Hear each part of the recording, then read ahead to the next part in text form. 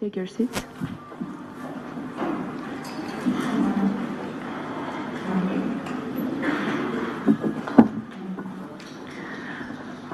So good morning, Your Excellency, dear guests, honorable delegates and friends. Thank you for being with us today on this Saturday morning. As many of you already know, I am Mary Baghdasaryan, the head organizer of Armenia Model EU Conference 2015.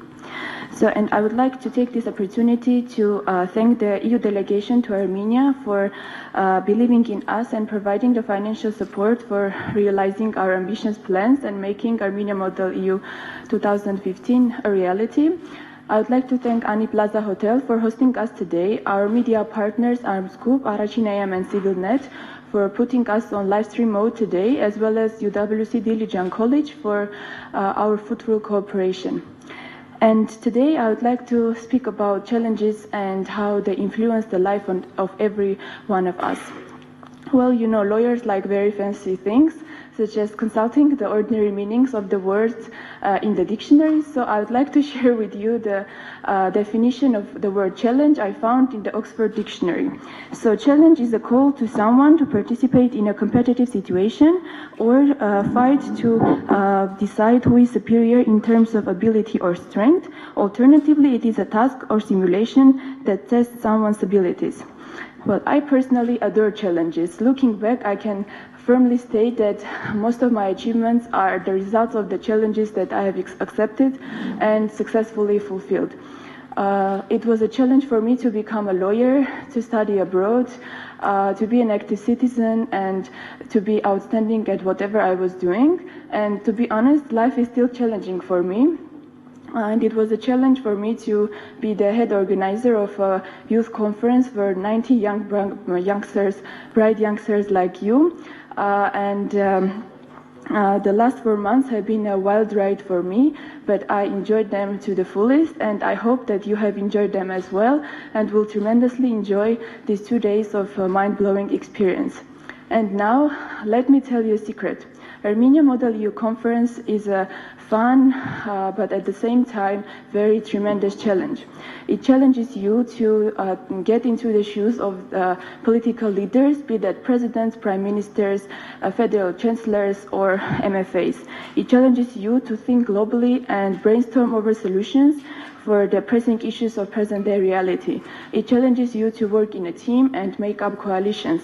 It challenges you to stand up to those values that you think are reasonable, realistic, and necessary in a democratic society.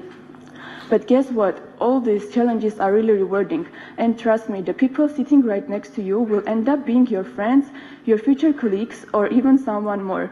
And the resolution you'll hopefully adopt at the end of the conference may someday become a real international document. And skills of negotiation, public speaking, conflict management, and much more will be a great investment in you as future professionals. So to put my long speech short, throughout this month, I have got to know many of you, and I can sincerely say that all of you are extremely unique, phenomenal, and charming people, and I wholeheartedly love all of you. So my message today is that you should accept this challenge, make the most out of it, and let it be a really magical experience. Thank you.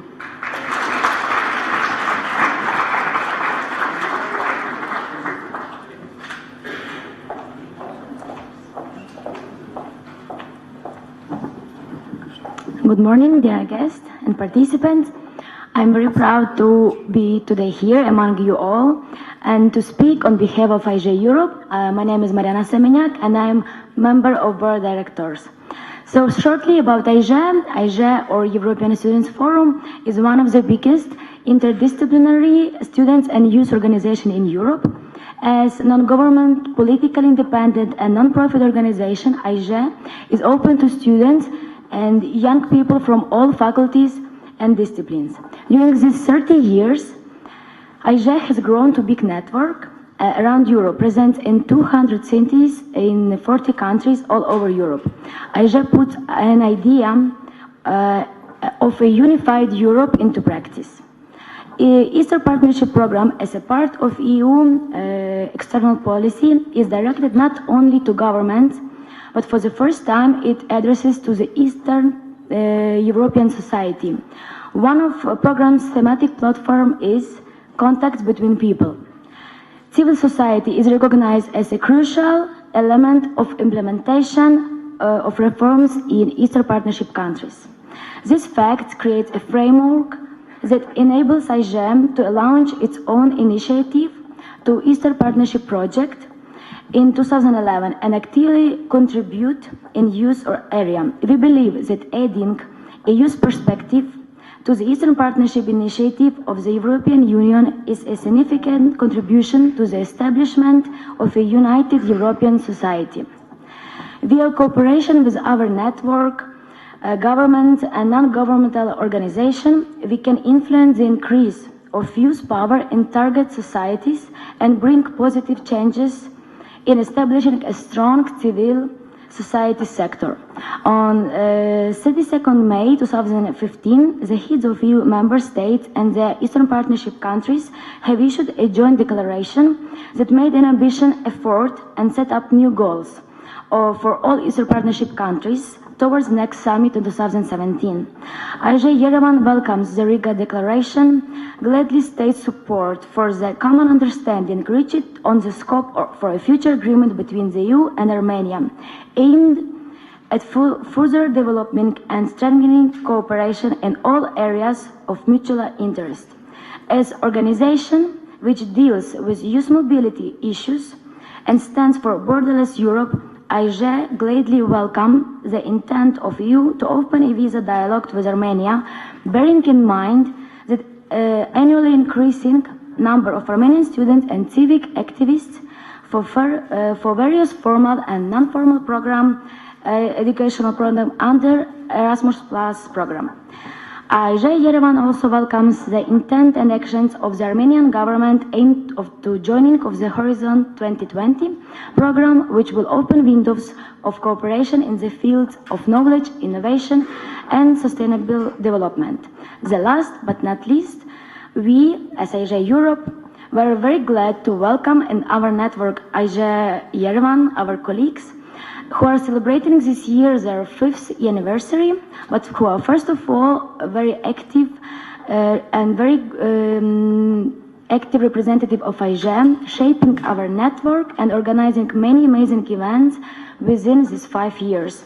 I would like to thank IJ Yerevan for organizing Armenian Model European Union Conference. Also thanks for the support of EU delegation to Armenia and for hosting us in Ani Plaza Hotel.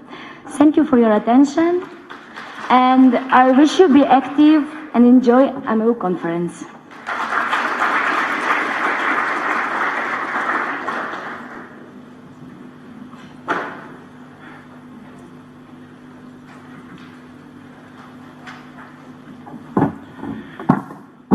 A very good morning to everyone. Well, this group really looks very nice and pretty, I shall say, so it's wonderful for me to be with you, all of you. My name is Armenian, just in case if somebody still does not know it, but what I want to do there is first of all to welcome by thanking EU delegation for extended support for organizing and hosting for the 5th time the Armenia Model EU Conference, and also our colleagues at Ani Plaza Hotel for providing today the facility as well. We are really very grateful. And the Ambassador, Mr. Ambassador, we are very pleased that you are attending the event and joining us today. And before we just get started, I want to point out that Armenia Model EU Conference is one of our first sustainable projects for the young leaders from Armenia and all over the world. As many of you know, Armenia Model EU Conference is one of the labors of my love, flavors that I have in Armenia. It's a result of some hard work that every year we put alongside with EU delegation to make this event happen. Seeing the incredible contributions that young Armenian leaders were making all over Europe, we actually back in 2011 thought that let's bring them all together here in Yerevan, just giving them opportunities to shape also the ongoing policy in this country, to have their contribution in public life of this country. And so we are really excited about that. So we thank the EU delegation for allowing us to use the EU financial resources for these outstanding people who are present in this hall. I just gave a very long speech, I think, but so because as far as you already heard my speech, it doesn't make sense for me to give a whole another speech. I'm really here, honestly, more to listen and to learn. But I do want just to make a couple of remarks and comments at top of this cake and talk about the vision, the aim and mission of Armenia Model EU Conference. Armenia, you know, has historically been a country of people who participate in the lives of their communities and their societies. But furthermore, Armenians are ready to sacrifice. And it's one of the things that make us, I believe, truly a very unique nation in the world. There is a famous English writer, probably you heard about him, Lord George Byron, who traveled to Armenian island of San Lazaros in Venice, and wrote a very famous book. It was called Armenian Grammar and English. And the point that he made in preface of his book during the course of his travels was that made Armenia truly a unique country. It was historically a country of people who participate in the lives of their communities and their societies. That was a society of joiners and volunteers and people who wanted constantly to be involved in making their communities better. And if there was an injustice somewhere, they wanted to do something about it. And even today, you know, almost all the progress that Armenia has made in expanding freedom and democracy has gone as a result of the bottom-up active participation of our citizens. The civil rights movements, such as the Electric Yerevan, or the women's rights movements, or the environmental movements, stand as a milestone in democracy promotion in Armenia. So many of these things, of course, arose because ordinary citizens like you started to get together and speak out and press their demands on the government. And eventually, you know, it worked. Politicians responded. And I got my start, you know, in public life, not as an elected or experienced project organizer, but as a community organizer in a very poor district of Yerevan. And I would work with universities and student groups to try to improve the educational system, just trying to bring something new to our universities and also to bring maybe some higher scholarships. And honestly said, you know, I just want to say that it was not like always completely successful. Our campaigns were not successful at all, I shall say. But it taught me the importance of the voices of ordinary people. Then they come together to create a better vision for the future of Armenia. And that's why I think civil society and young people are so important in Armenia. And that's why I have emphasized it in this speech today. And this is something that I emphasize wherever I go. It can be US, it can be Brussels, it can be wherever you go. Democracy does not stop on election day with going to electoral posts and just making a note there. For real democracy to work, it requires that people like you continue to participate.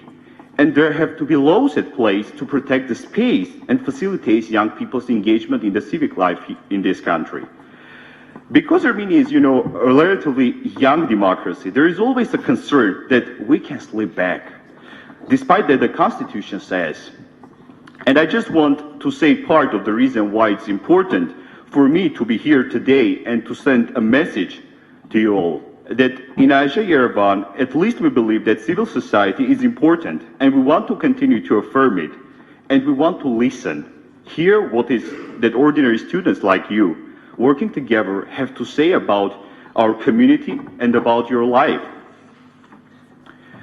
And if Armenia continued to promote these traditions of participation, as it was described by Byron, the values of active citizenship, freedom of expression, which are truly European values, then the country is going to be better off.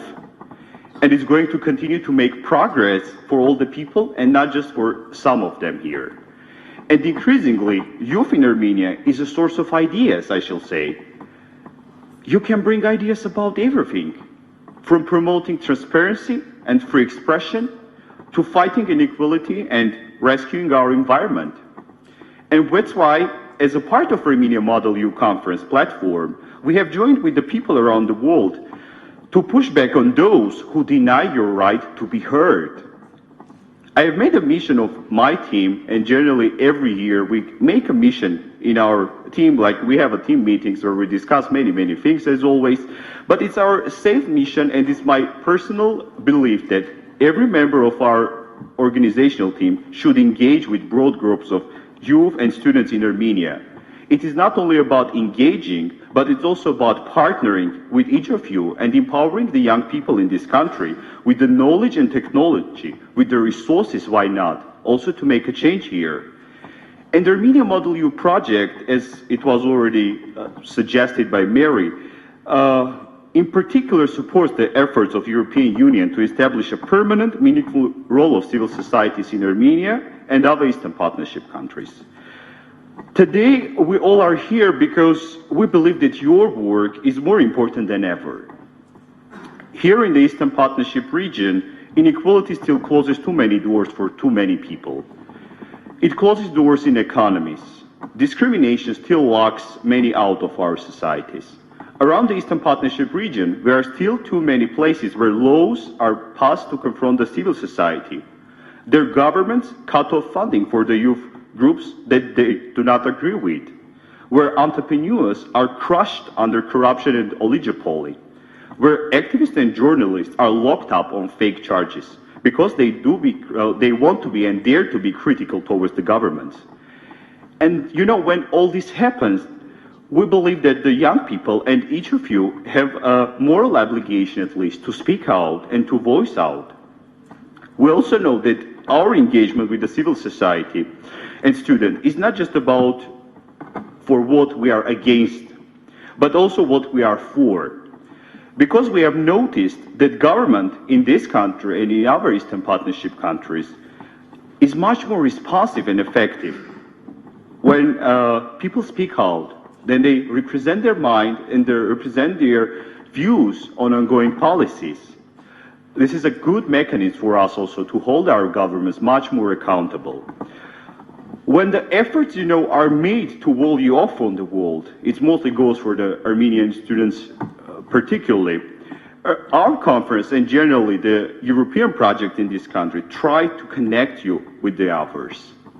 When you are silenced, this project and this platform will try to speak with you along. And when you are suppressed, Armenia Model U platform wants to help you to strengthen. As you work for change, the Armenia Model U project will stand up alongside you every step on your way. But what it does mean, mostly for me, we do have to be very clear that when we speak on our behalf or on behalf of somebody, we are not doing it because it serves our own interests. We are doing it because we think it's the right thing to do and to be done. And that's important as the mission of this project. Thank you very much, everybody, for coming, and God bless you all.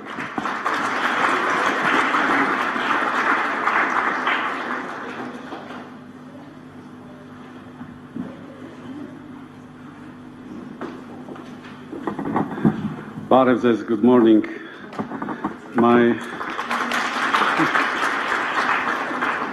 My name is Piotr Fitalski. I represent here the European Union, and for me it's one of the happiest days since I arrived in Yerevan.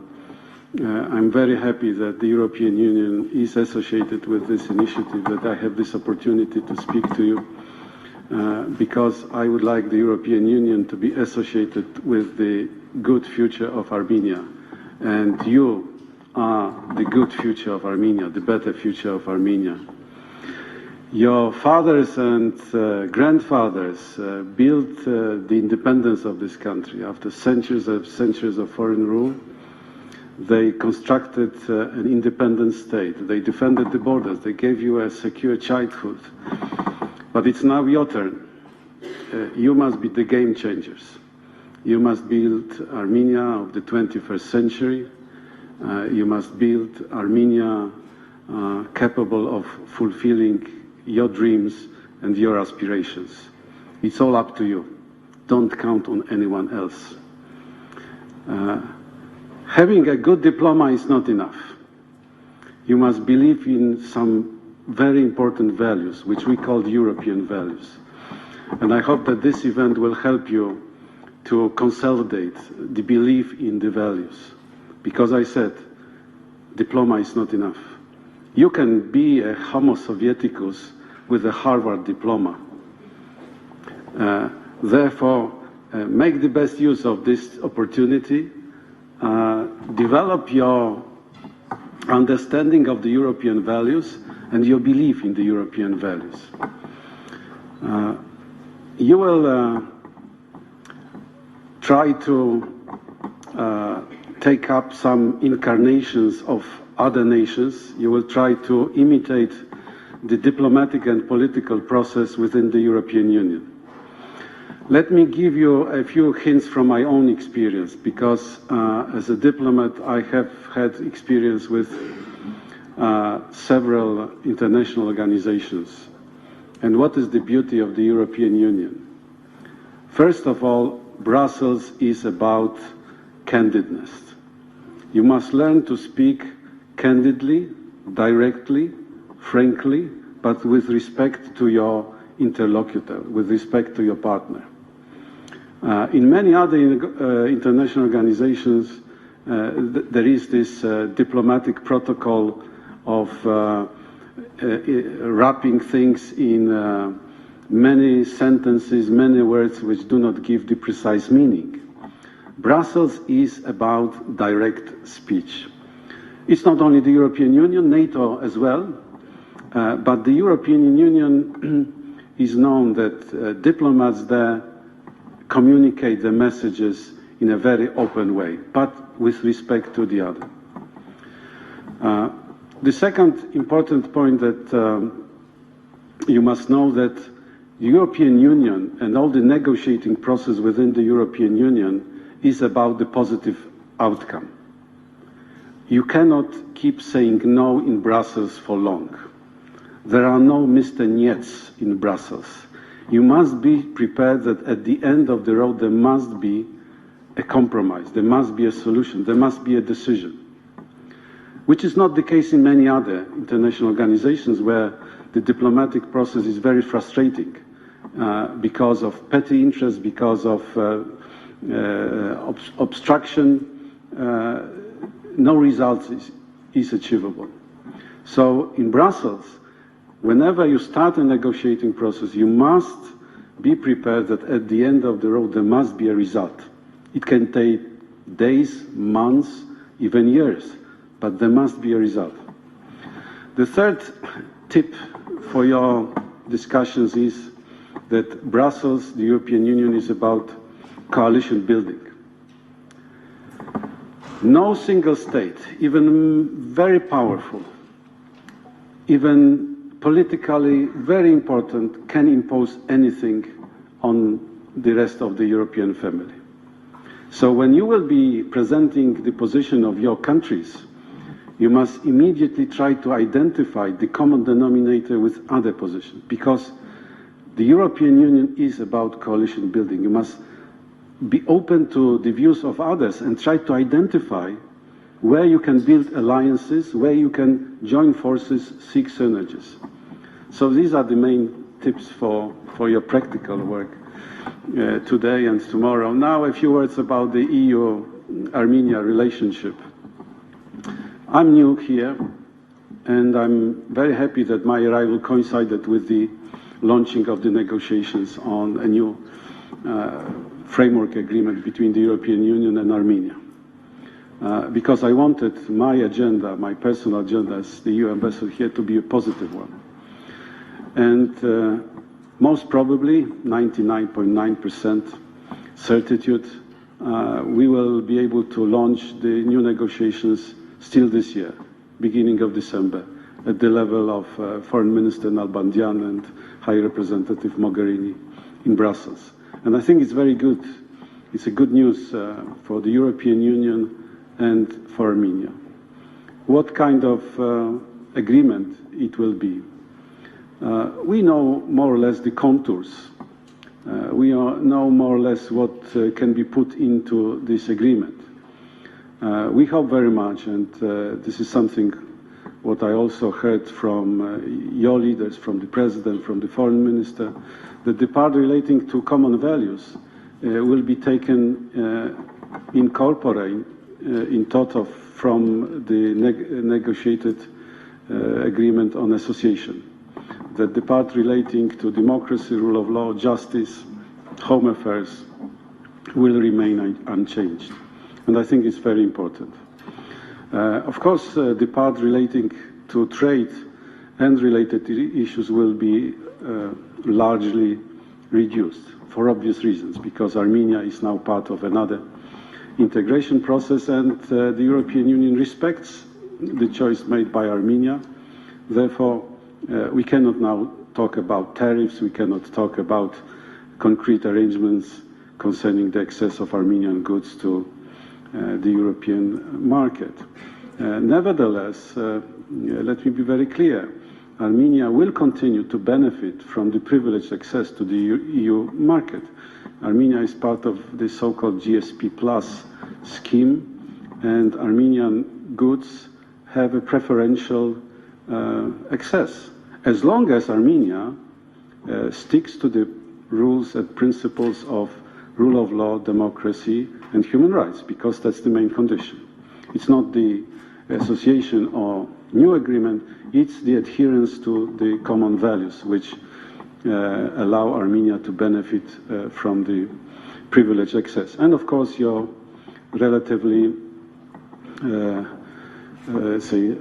low level of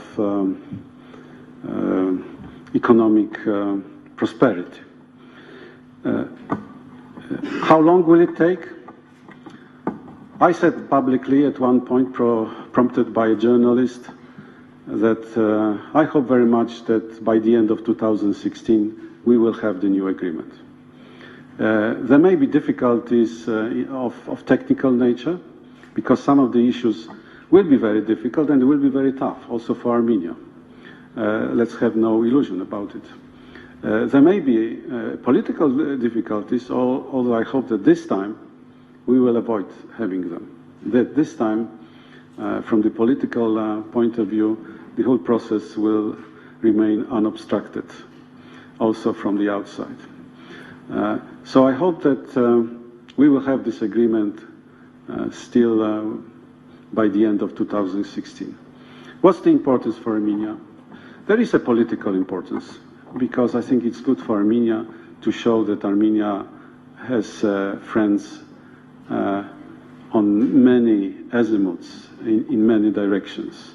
And I think this agreement will send a very strong signal that Armenia has friends in Brussels and in other EU capitals. There will be also immediate impact in the terms that every relationship benefits from solid legal basis. You as students, some of you with very solid legal background, you know that if you have a solid legal basis, then you can build easily all the other components of a productive relationship. Political dialogue, economic relations, but also cultural aspects, etc., etc. So I think that this agreement may have a beneficial role also for the European Union, and that the European Union will be able to develop its programs of assistance in Armenia. Some people, when I arrived, asked me whether these cooperation programs, assistance programs, will suffer because Armenia has changed its mind and decided not to seek association agreement. To some extent, yes, because there was money left for Armenia to help on this association path, but my colleagues were able to secure that at least some of this money can be used even now without having the association agreement. And it's good news, I think, for Armenia. As you know, the European Union is the biggest donor in Armenia. I sign every week 1 million euros to Armenian partners, the government, but also non-governmental organizations. And we invested in Armenia through our assistance more than €500 million since the independence of Armenia. Sometimes maybe you are not able to notice it, and it's true. there are very few, if any, EU flags and plaques, in particular in Yerevan. Although there are EU flags and plaques in such places like Tallinn, or yesterday I was in Vanadzor. But I hope that even in Yerevan we will be able to see some at least modest expressions of the EU contribution to the life of Armenians.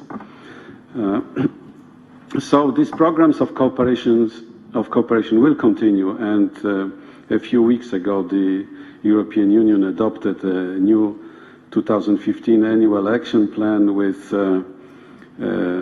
more than 30 million euros for programs in such areas like creating new jobs, better qualifications for better jobs, like finance, public finance reform programs, like civil society facility, and others. In short, the message is very simple. The European Union is committed to stay in Armenia, to stay engaged in Armenia, to help the reforms, and to help, in particular, the young people to shape their future in Armenia and not outside Armenia. And we will be continuing in our efforts to help your country to modernize its governance, its economy, its social life. In short, you can count on the European Union. And I'm very happy to note that since my arrival, I have been received with very friendly feelings. I can tell you that your authorities, your government is very open to contacts, and some of my colleagues, EU ambassadors in other countries, really envy me that my counterparts here, government officials, are so accessible, and they are so open, sometimes even to hear critical comments from me. And I think it's a very good sign, and it's a very encouraging element for my mission here. But also I'm very grateful for my contacts and the openness of the civil society, of people I meet every day in different corners of Armenia. As I said yesterday, I was in the Lori district with wonderful meetings with wonderful people who were telling me about their experiences. And this occasion today is another opportunity. So thank you very much. I will not bore you with a long and complicated lecture. I think you have enough of it every day at your universities. Now I am open to your questions. Be frank and be provocative. Thank you.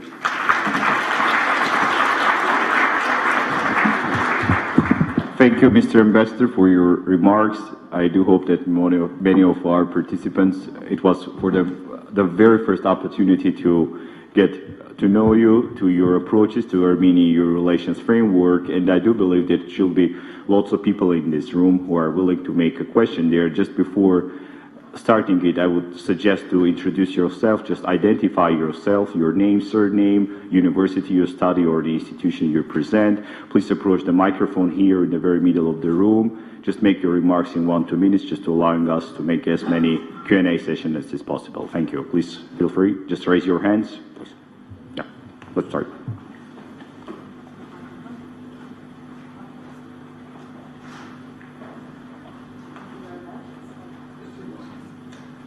Thank you very much, Ambassador Spitalski. Before going to the more political questions and about Armenian-EU relations, I would like to ask a personal question to you. What is the most challenging part of your job, and do you have to sacrifice something or anything somehow to forget your principles when you're working in politics? I'd like to ask, is it easy to work in international political system? Thank you. And I am Victoria Muradian from French University in Armenia.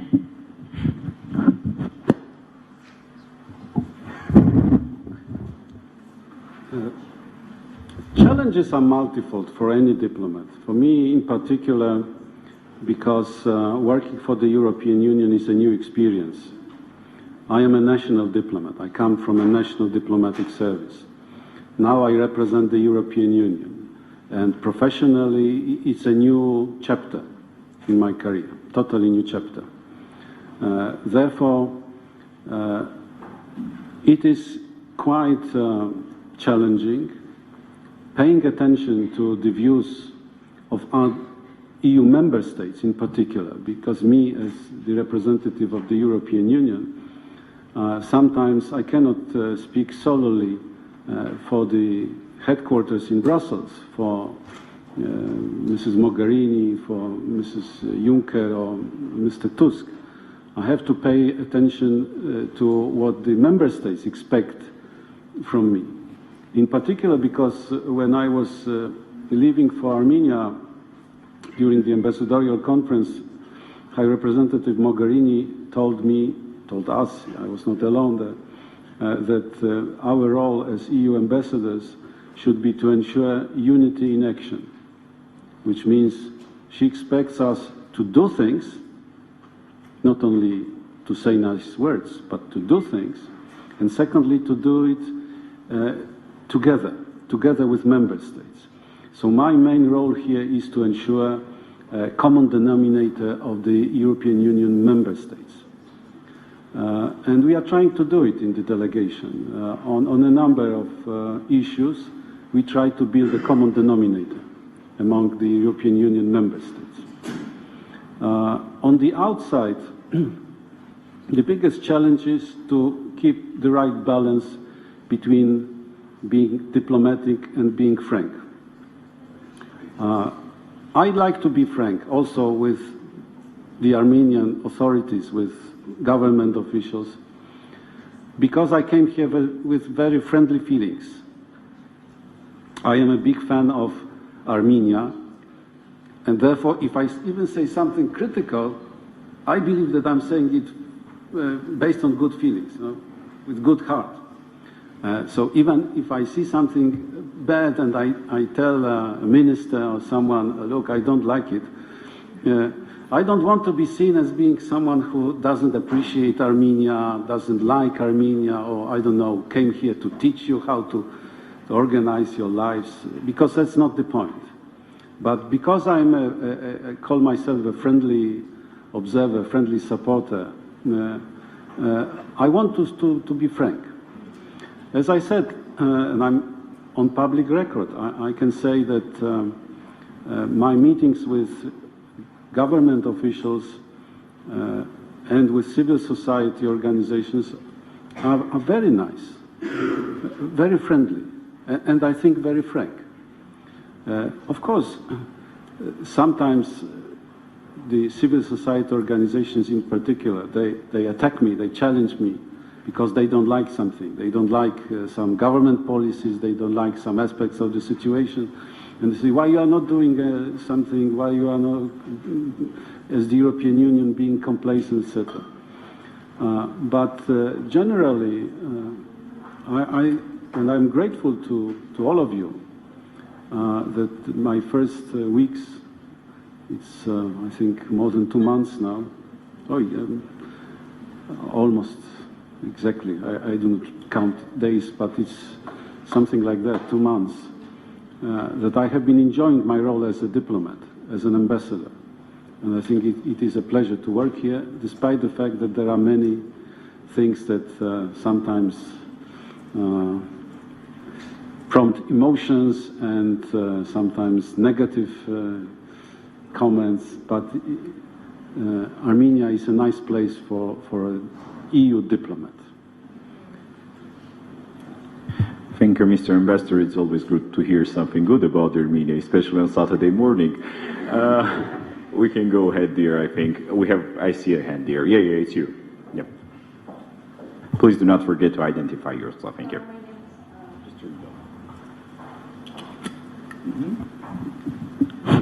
Okay. My name is Arpi Kirkorian, and I am an intern at the Regional Studies Center. I represent the delegation of Czech Republic.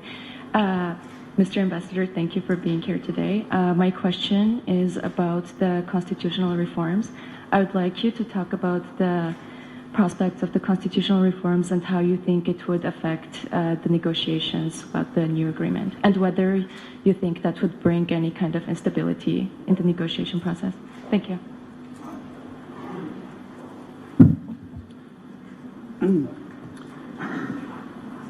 We are, as the European Union, we are not taking any sides on the constitutional reform.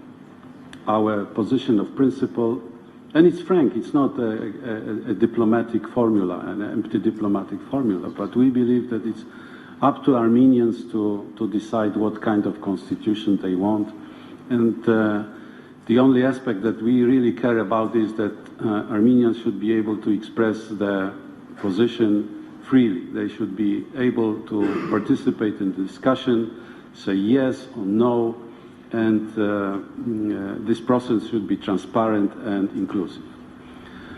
What I can say, looking back at the constitutional reform the past months, one thing is clear, and I'm saying it even in the presence of guys who do not like the constitutional amendments, that the Armenian authorities cooperated very well with the Venice Commission. I have friends in the Venice Commission. I worked before in the Council of Europe. I know them personally, and I started paying attention to the constitutional changes even before I got the job. And I can tell you, guys in Strasbourg, they say Armenia cooperates in some ways in an exemplary fashion with the Venice Commission. Of course, it doesn't mean that they are happy with everything, because most of the comments that they made were taken on board, but some not. And even now, when asked, I say, oh, there are things that we believe could have been incorporated into the changes. Give you very few examples, like we believe that people with double citizenship should be able to vote. Like we believe that there should be a provision in the constitution allowing Armenia to join the Rome Statute, the International Criminal Court, etc., etc. So we as observers and the Venice Commission still, they are frank in saying, okay, we are glad that most was agreed upon and incorporated, but there are still some issues that we believe could have been done better. Nevertheless, the final outcome should be with the Armenians. Having said this, of course, for us what is important is a long-term process. For us as the European Union friendly observer, what counts is not what happens on the 6th of December and afterward, but we want a vision for Armenia. Therefore, when people ask me, so what do you think about the constitutional changes? What kind of impact these changes may have on the future of Armenia? I say, give me time. I will be able to tell you in April, May next year what kind of impact your decision on the 6th of December will have. When I see what will be happening to the electoral code, when I see what will be happening to other aspects of, say, modernization of the democratic governance in Armenia, then I will be able to tell you what kind of influence your decision on the 6th of December will have for the future of Armenia. So this is a very fair statement on my part, and I will end up repeating. It's up to you. It's your future. It's not the European Union. From our perspective, whether you are a parliamentary republic, whether you are a presidential republic, whether you are a monarchy, everything is possible. In the European Union, there is a country which has no constitution at all. And they are happy. And they have a strong democratic system. So that's the message.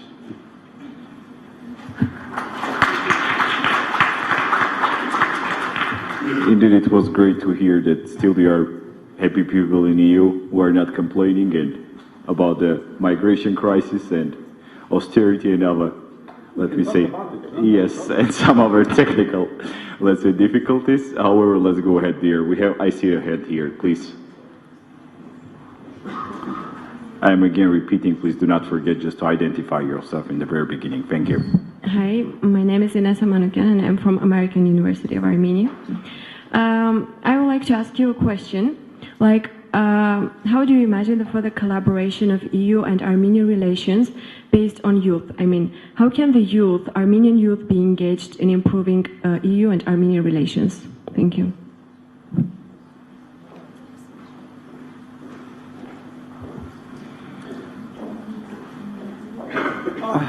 I hinted how I look at the youth in Armenia, in particular, young Armenians being the strong link between the European Union and Armenia. And I really believe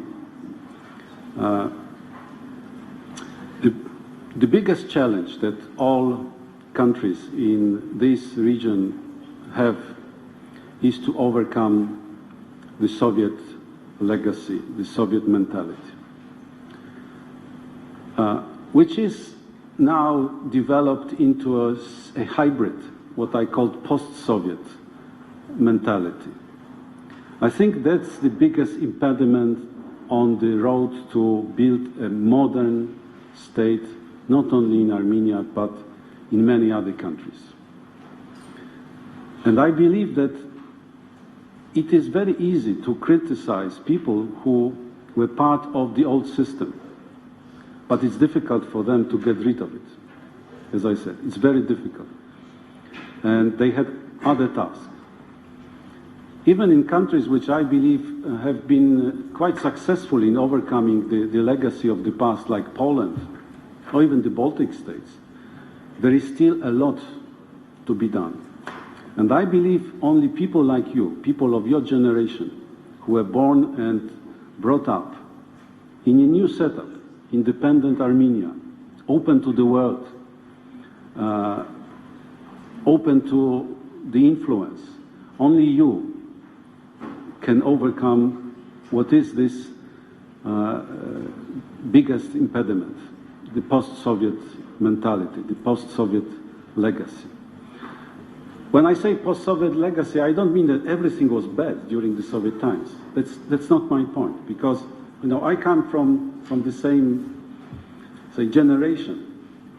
I lived a lot of my life in the socialist countries, so, and I'm not saying that everything was bad. No, there were good things as well. But nevertheless, I think that this legacy is something that has to be overcome if you want to build a modern state, a modern society, etc., etc. I can develop it into a big lecture. And in fact, I delivered here, I think 2 years ago, a lecture on this in the Yerevan School of Political Studies. I don't want to repeat it now. And therefore, when I say the role of the young people, yes, I believe it's very important.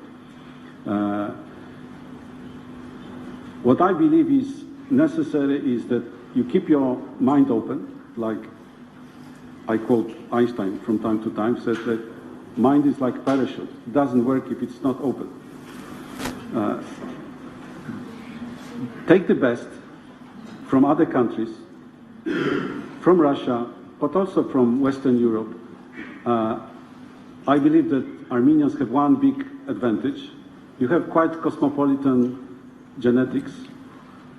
Over the centuries, you were very easy in absorbing the foreign world, in going abroad, settling down, and still preserving your identity, your language, your culture, everything, which is, I think, very important.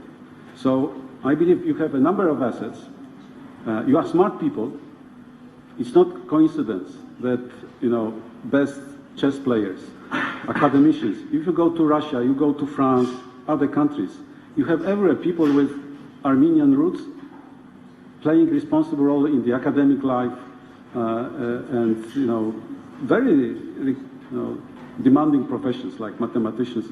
Once I joke, I think, when I arrived that Armenians are very smart. To me, even the word mathematician sounds like an Armenian name.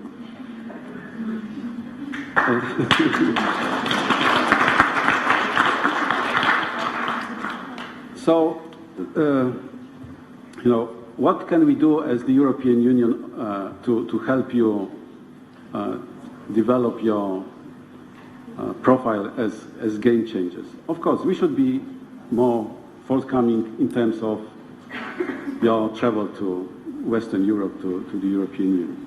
Although it's not easy, I can tell you in secret that when the EU member states issue too many visas, your authorities criticize us that we promote brain drain and migration. When we are tough on visas, we are criticized. Even last week, your minister criticized Director Vigan during the cooperation committee that we have complaints that it has become more and more difficult for young Armenians in particular, because you are supposed to be the privileged category to travel to West. And it's true. Minister Nalbandian was speaking the truth. But you know why? You are watching television. You know what kind of tensions the migration crisis is bringing on Europe. You will not find a politician now in any European country saying, oh, we should open now our borders and allow guys from other countries, even from neighborhood, to come in big quantities to Europe. Nobody will risk its political life by saying this. But I hope that we will be consistent in it. What I can say, what I can promise here, that we will be ready, most probably. I will do my best, at least, to move 2016 to visa liberalization dialogue with Armenia. It's not easy, because we have to persuade member states. We have to persuade our Commission agent responsible for that, meaning DG Home Affairs. But we as the delegation, and you know, Anna Hit is here with me, she can confirm. I am adamant to move our dialogue next year to visa liberalization. It will not be easy, not only for us, for the European Union, but also for your authorities, because visa liberalization dialogue is linked to some tough discussions on some of the issues which are very important, like fight against corruption, like non-discrimination, like democratic governance, etc.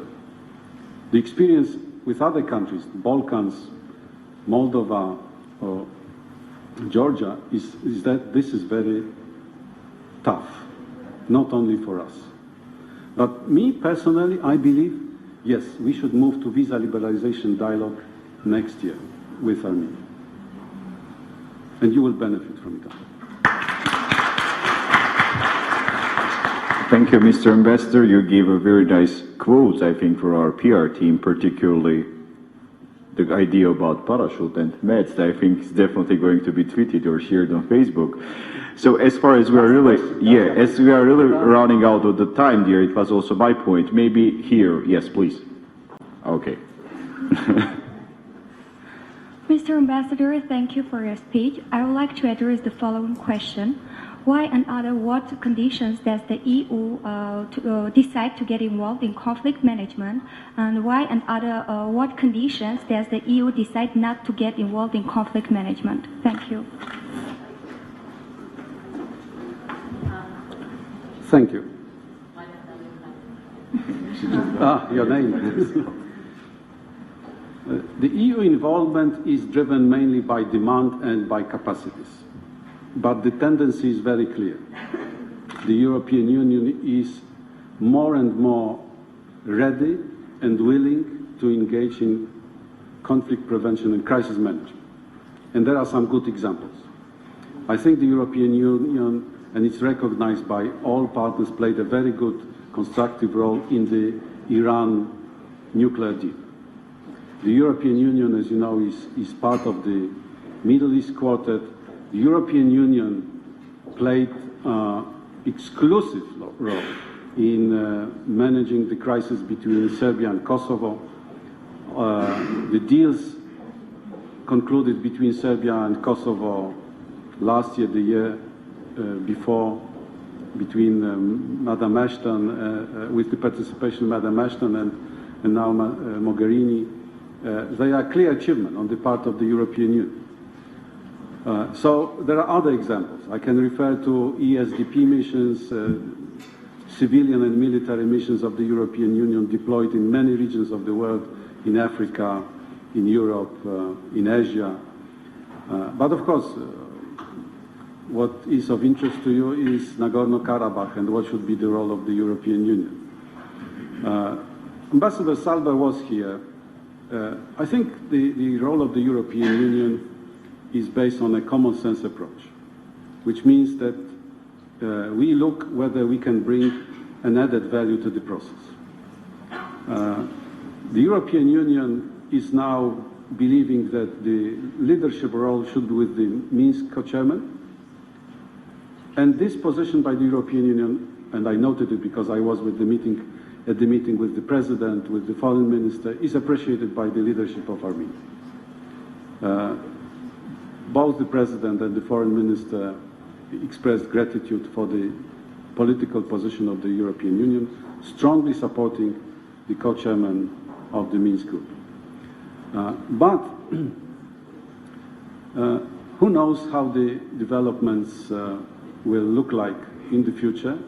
And the European Union, some people say, oh, you are not doing enough, you could be doing more, etc., etc. But the main objective now is to be ready, to be prepared.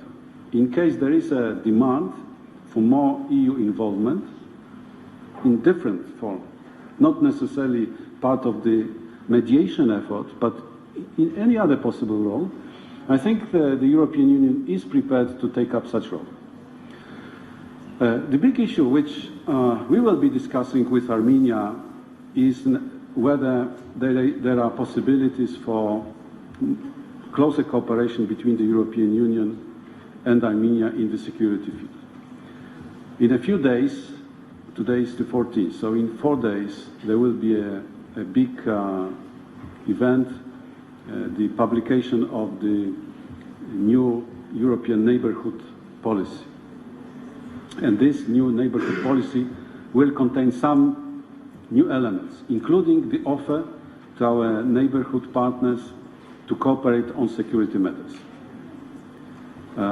Of course, when we say security matters, we do not necessarily mean hard security matters, and in particular here in Armenia, because Armenia is part of the CSTO organization. Armenia has military alliance with the Russian Federation, and everyone respects it.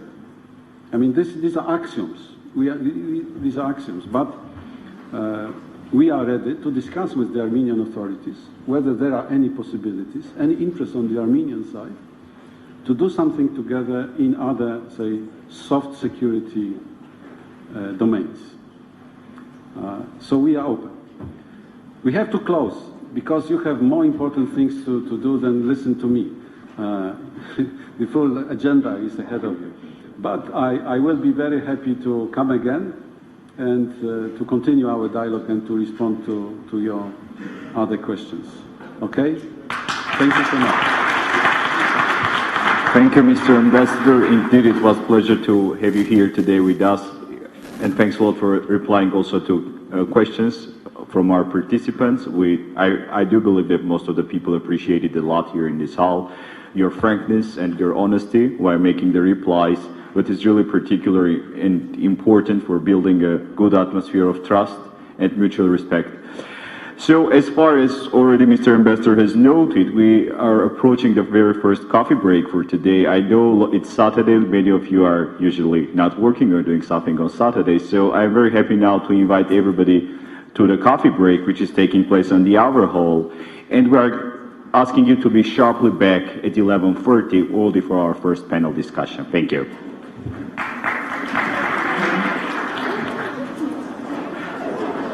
Thank you. I'm running. Thank you. I'll come tomorrow. Yes, I'll come tomorrow. What time do you expect? Around 5 o'clock. Okay.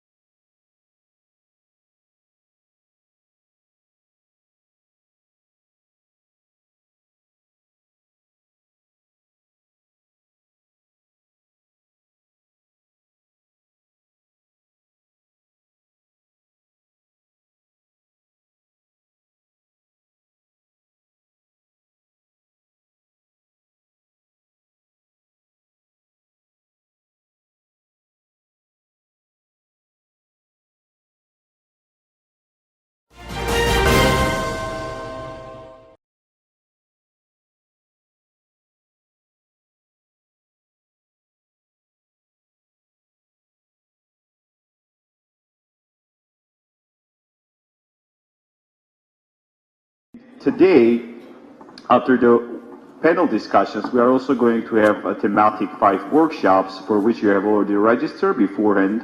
So accordingly, let me just start this panel with some kind of a short remarks in regard of our panelists. If you don't mind, of course, I'm going to make my remarks on the sitting place there, if you don't mind, everybody.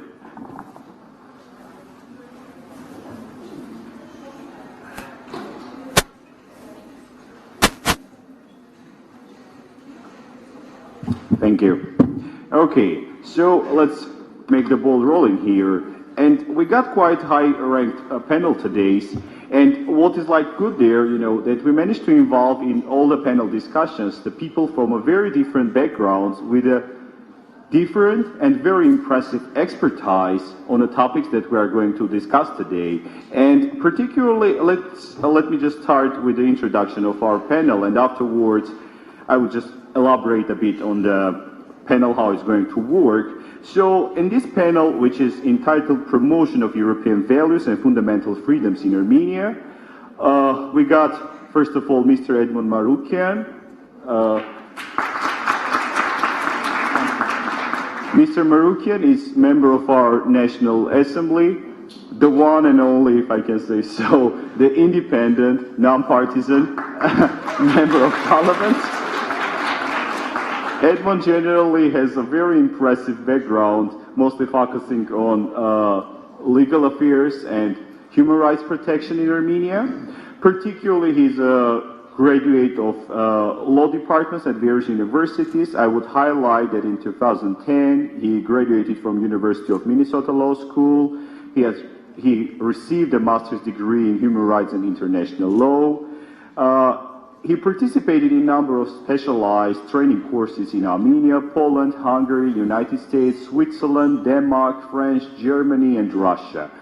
On the other hand, of course, Mr. Marukian, he got also a very impressive background. First of all, that he was elected as a member of parliament from the city of Vanadzor, the third biggest city in Armenia, with a population of around 100 and more thousand people, right?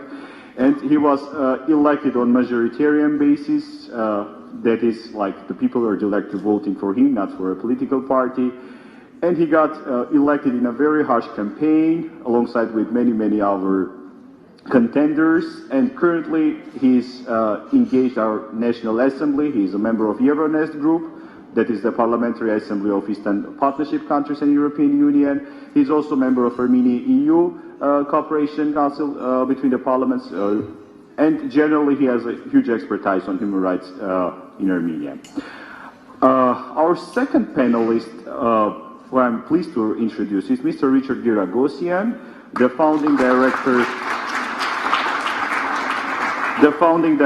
of the Regional Studies Center, RSC. In my belief, honestly, Richard, I don't know how much you will agree or no, probably it's the best think tank in Armenia, giving a very high expertise on all the policy matters. Like I do always enjoy reading out your policy memos, everything that prepares and goes from your staff. It's really always very impressive to read out such a deep strategic vision in Armenia generally, and to have it like here. We have generally with Richard, we are partnering, we are cooperating on many occasions, like AG and Civic Forum NGO, as well as Regional Studies Center. We are usually having some kind of a panel, some kind of a meetings, and we are regularly meeting each other there. It's great to have Richard here, but much more impressive, like Mr. Giragosian's experience. In 2002 up to 2006, he was serving as a guest lecturer at the U.S. Army's John F. Kennedy Special Warfare Center and School at Fort Bragg, AC, and has participated in various research projects in the U.S. State Department's Foreign Center for Security Studies. His impressive background also counts activities in regard of Armenian-Turkish relations. He's a regular commentator on world's almost any important newspaper, journal, whatever you can consider to be important actually, and he's kind of the top name generally in research and generally strategic thinking in Armenia. So our third panelist, whom I'm pleased to introduce, is Ms. Anahit Manasyan. She sits now left to me, as you see. Anahit is probably the youngest panelist among our speakers at this panel. Anahit actually serves now as the senior advisor to the president of the Constitutional Court of Armenia.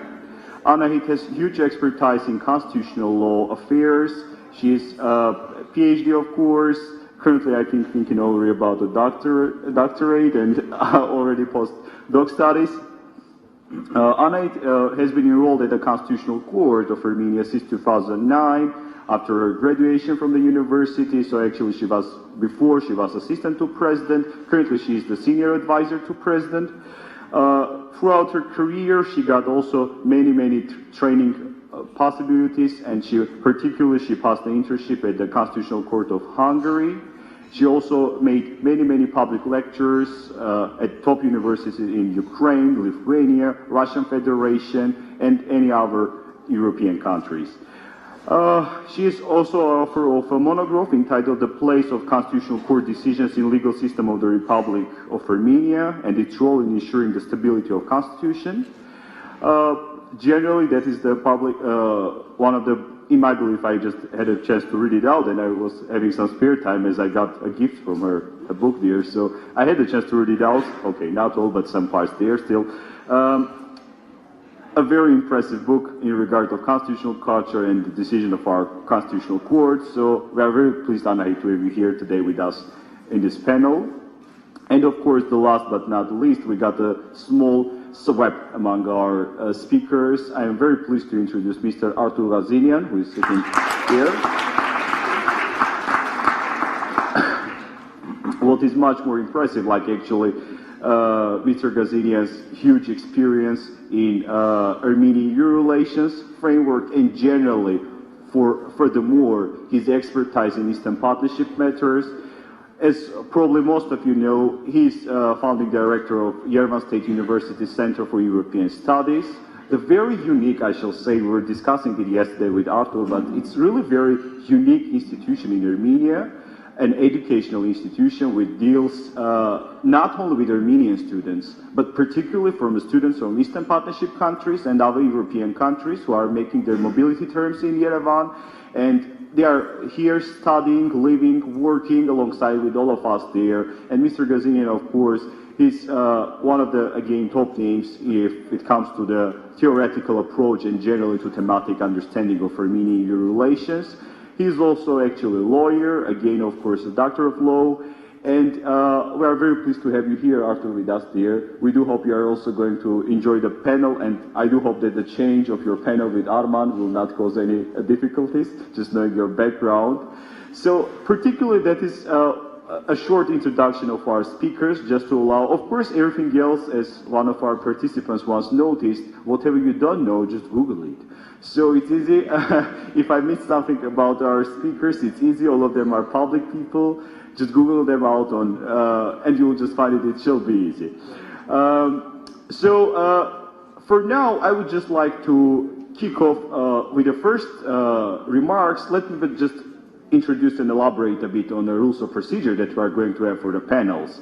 Our panelists are already communicated. They will make their remarks in the time frame of 10 minutes. Each of them will be asked some kind of an opening question from my side. They will just elaborate already on the topic, how they see the topic itself there.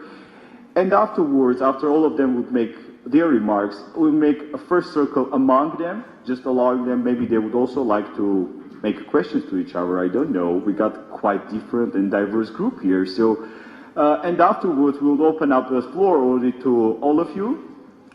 And at this time, you will be able already to address your questions. I would once again elaborate at this point how we are going to deal with it.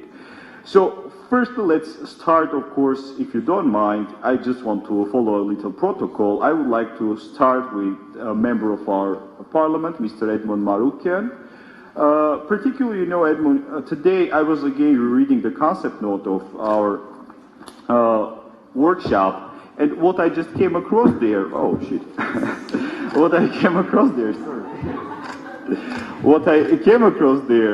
that actually, you know, whenever we talk about European values in Armenia and fundamental freedoms in Armenia, we always come to the situation when we are just getting to one wall, which is called September 3rd. And we are stuck on this wall, just getting there, and it's very difficult after that wall to get through there. So my question would go in this way. As a member of National Assembly of Armenia, parliamentarian, how would you elaborate on failure of Armenia, but not in a way that how it closed all the doors or something there for Armenia, but generally, how would you see the failure? Why we didn't manage to come through there? And actually, the meaning of the failure and your vision on the future of Armenian relations, as consequently, the promotion of European values and fundamental freedoms in this country is almost non-possible without strong and solid legal ground, as Mr. Ambassador has noticed already. And how do you see, like, the young people also here, who are really interested with Europe and European Union and Armenian relations, how do you see their engagement? So if you just can elaborate on it, I would be very grateful.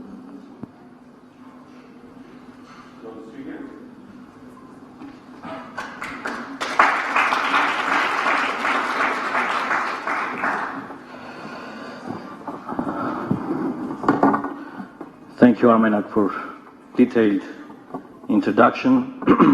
Hello, everybody, and I'm very proud to be here with you and to speak in this venue about European values. I think the topic is very interesting and very actual one for Armenia and for all of us nowadays. I will divide the topic before September 3rd, 2013 and after, I think. So the question was posed like that. So I should say that Armenian society was not prepared for association agreement, was not prepared for DCFTA, so was not prepared for deeper integration. So you said failed. So why we failed? So my opinion, my analysis shows that we failed because our actors, starting from the civil society field, finishing in political field, did not work with Armenian people, with our citizens, with our institutions, and we were not prepared for the European values. And on the other hand, European integration were shown like it's like something anti-Russian, something anti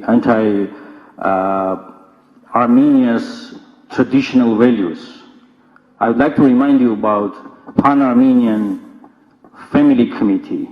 These kind of committees were founded in all Eastern Partnership countries, in Ukraine, in Moldova, in Georgia, and they were like trying to defend family values, and because of this propaganda, they managed to associate somehow EU values with, let's say, legalization of incest and something like that.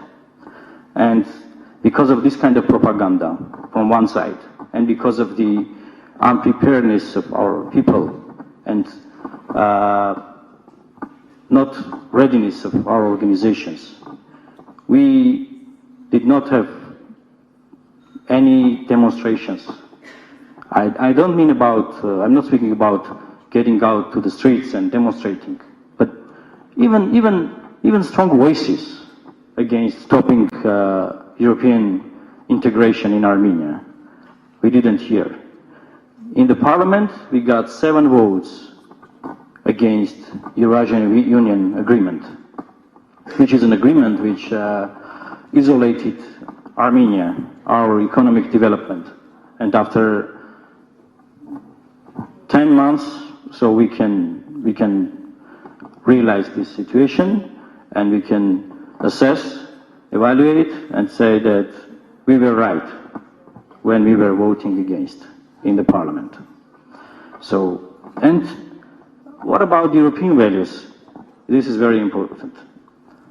For me, European values are values of human rights, fundamental freedoms, freedom of speech, media pluralism, fight against corruption, competitive business environment, democratic, fair, transparent elections, strong checks and balances, and etc.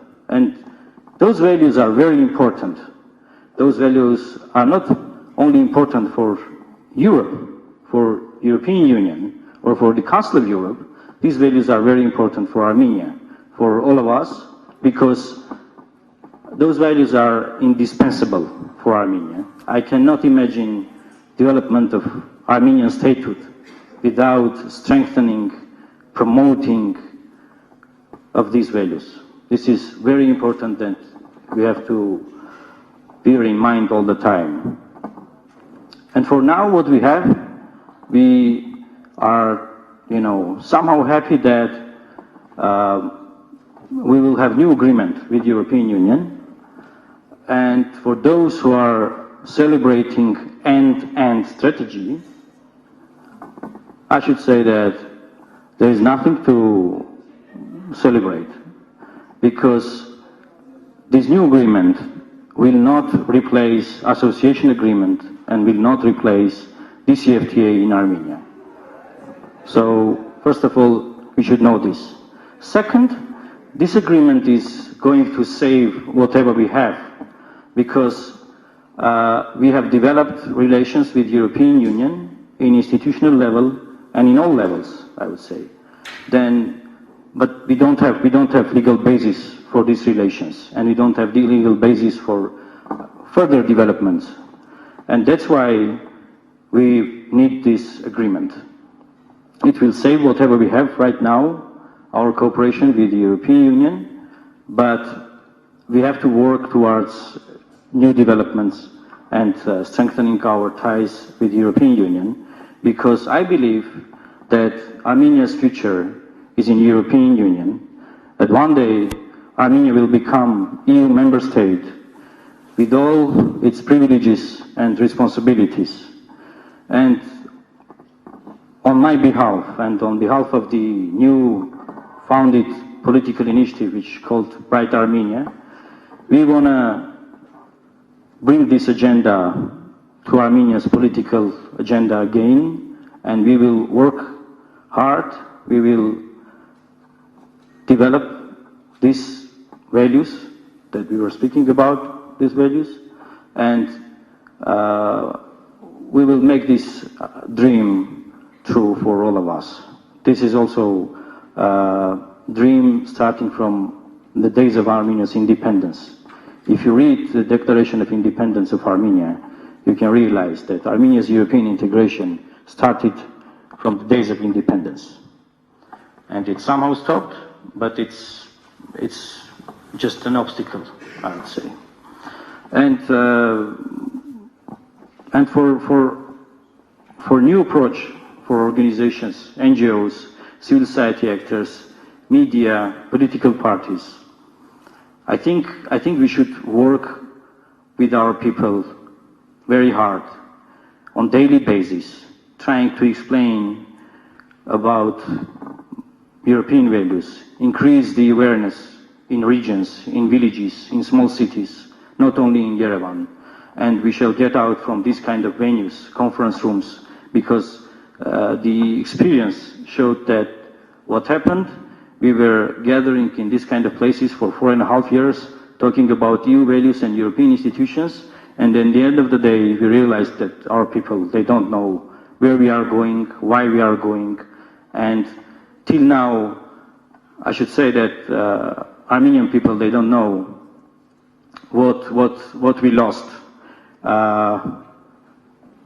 What we lost, that we didn't join the association agreement in a process, and what we gained in joining to Eurasian Union, they didn't know this also. This is very tricky thing, but it's the reality.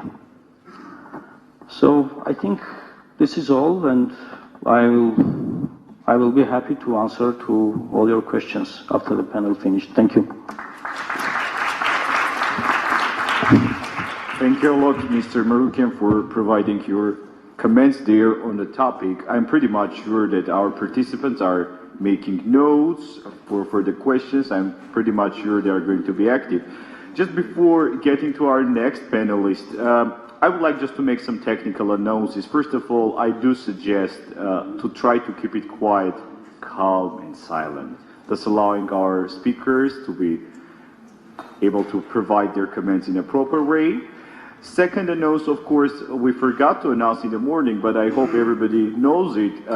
For any type of a publication, post you make on a social networks, it can be Facebook, Twitter, Instagram, or maybe you use the Russian-related media, Vkontakte, I don't know, Odnoklassniki.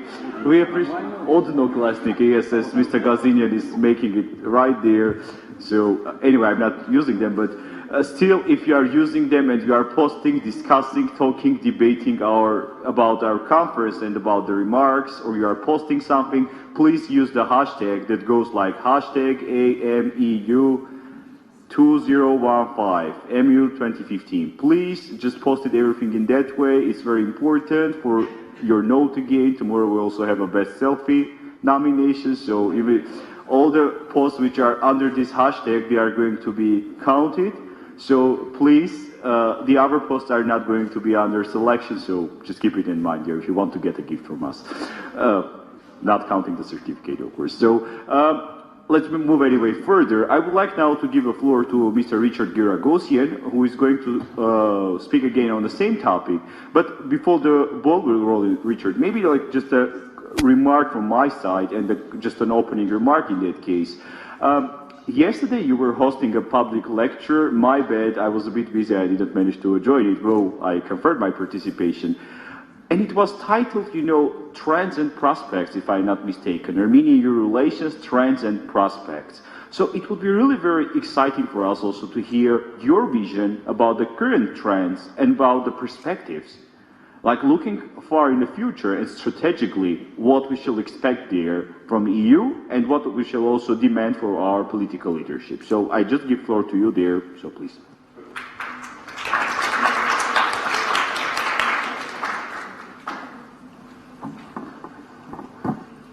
Good morning.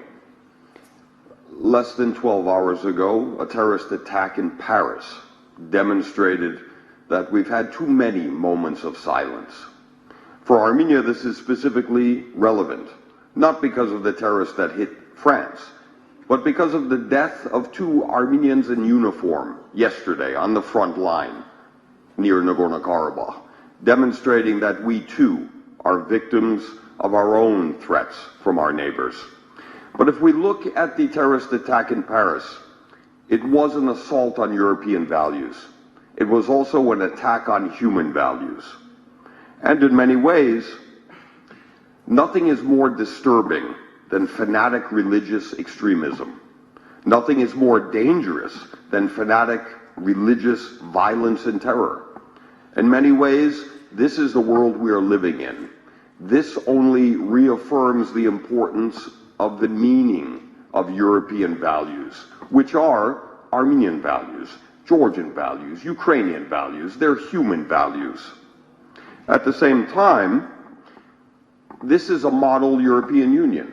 It's very appropriate, as the European Union itself is a model or a project. It's a project of promise for development and democracy.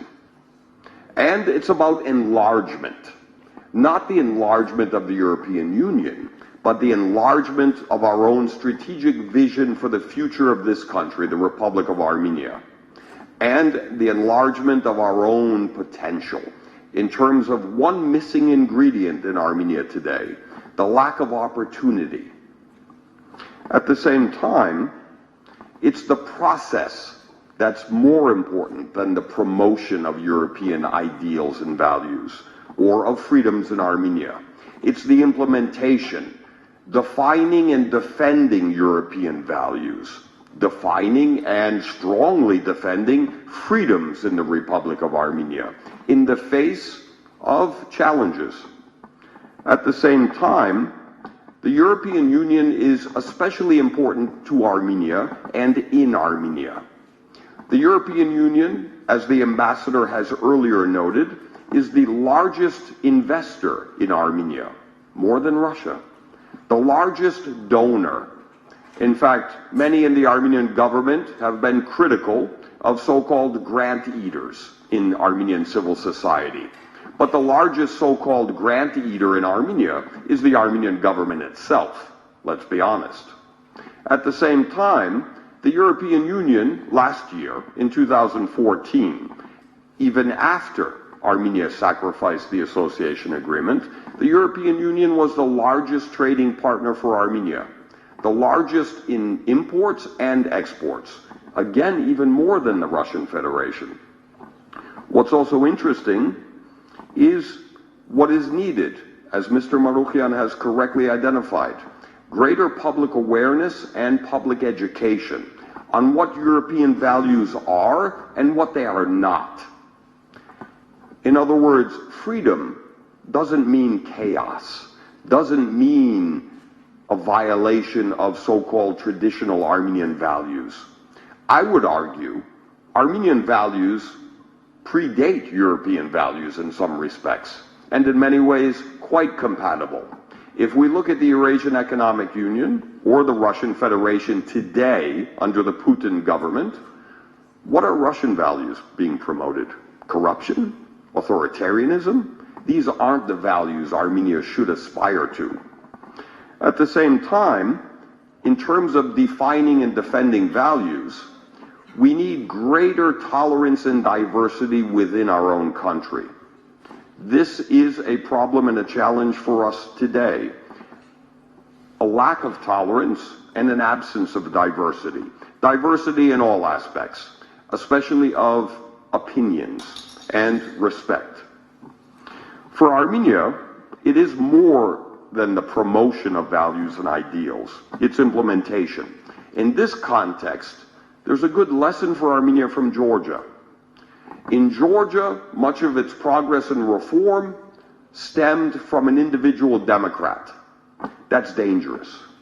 Individual democrats are good, are welcome, are needed, but democratic institutions are much more important than individual democrats. And institutional democracy is needed much more in Armenia than individual democrats. At the same time, an indictment of Armenian politics is that it's too much about personalities, not enough about policies. What we also see is accountability is key. Accountability in terms of a government that governs the country, doesn't rule the country, based on consensus and compromise.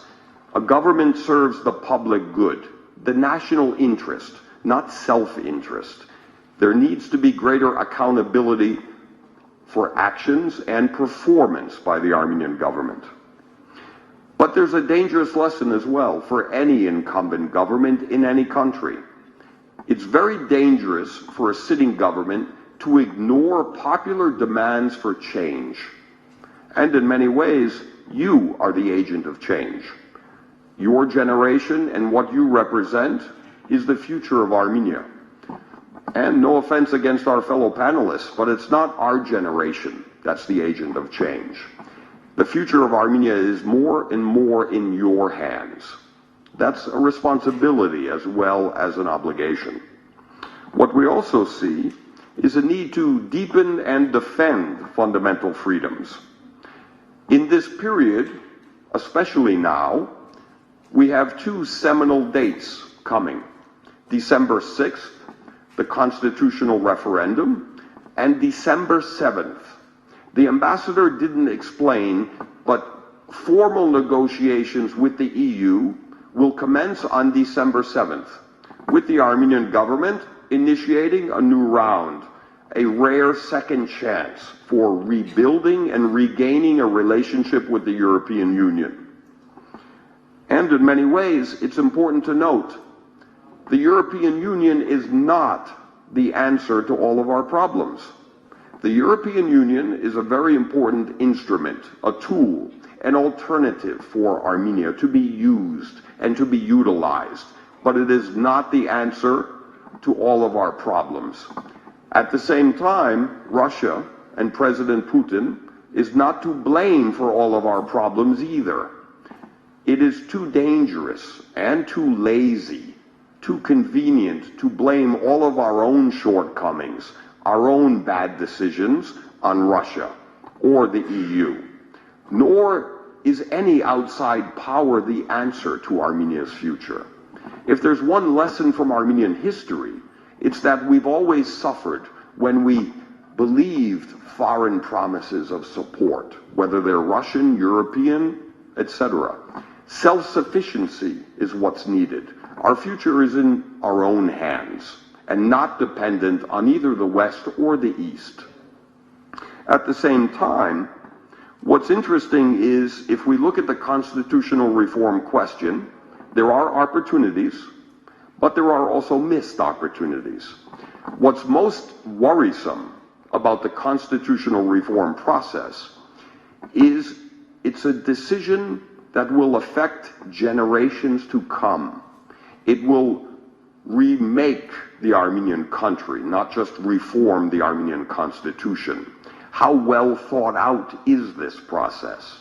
Moreover, decisions taken by the Armenian government in a wide range of areas are usually based on short-term gain, not long-term interest. And decisions taken today will affect the generations to come. This is an important note to remember. This is also why citizen engagement and civic activism are even more important. But one criticism of the so-called opposition parties. In Armenia, it's no longer enough to simply oppose. There's a need to propose alternative policies and alternative views. It's sadly been missing. If anything, we see a largely discredited opposition in this country. We deserve better from our government, but we deserve better from our own so-called political leaders and political parties today. There's a need for ideology and policies, not personalities and fan clubs. Moreover, politics in Armenia has sadly become too much of a hobby, not a professional campaign. What we also see is the power of ideas. There is a triad of important tools: education, engagement, and empowerment. Education in terms of building a country for the future, not for the past, and relying on the power of new ideas. At the same time, engagement is about constructively participating in public policy, working with the government, even if you oppose the government, in a constructive way, respecting the position of the presidency, not who holds the position or who sits in the chair, but the position itself. Constructive engagement and empowerment is as both important in terms of individual responsibility and commitment for us as citizens of this Republic of Armenia. And in terms of education, the reason it's key is it is true, knowledge is power, but knowledge is only powerful if it's shared. At the same time, what we also see is optimism. I'll give you a personal example. I chose to live in Armenia. I wasn't born here. I voluntarily chose to come here. And I wouldn't stay if I didn't have solid grounds for real optimism. But the optimism is due to your generation. Armenia, in many ways, is too small to fail. What I mean is, Armenia is very small demographically in terms of population, territory. That's not necessarily only negative. The positive element of being so small is that it doesn't take much and it doesn't take many for real change. And you are the agents of change, or as the EU ambassador has stated, the game changers. I don't like the game, so let's change the game together. We also, in terms of optimism, see a new opportunity. The current Armenian government, in many ways, is the last of the Mohicans. A new transition is starting. In Azerbaijan, it's about Shakespeare, father to son power, Lady Macbeth. In Armenia, it's last of the Mohicans. Transition is beginning to a new political elite. We need to open the playing field in political terms. With the coming elections in 2017, this will be a watershed, seminal moment for the future of Armenia. And in conclusion, it's most important to say that there is no conclusion. We're just starting. This is a dynamic, not static process, and we have a lot of work to do together. Thank you.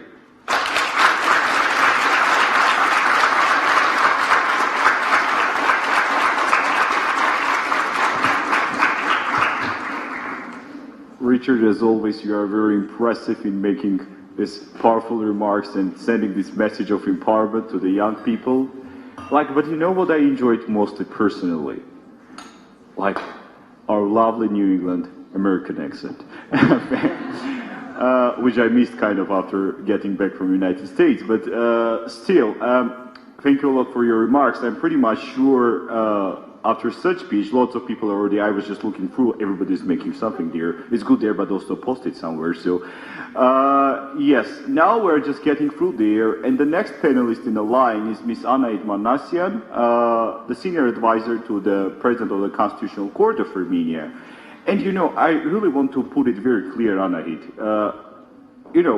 Since the morning, we got even a question to the ambassador in regard to constitutional reforms. I do not want to be so trivial and to make the same question to you there, because it's an obvious question that you should probably receive. But generally, my question would be the following. We always consider the protection of human rights and fundamental freedoms, as well as the principle of supremacy of the principle rule of law, as a key European value, which shall also be promoted in this country.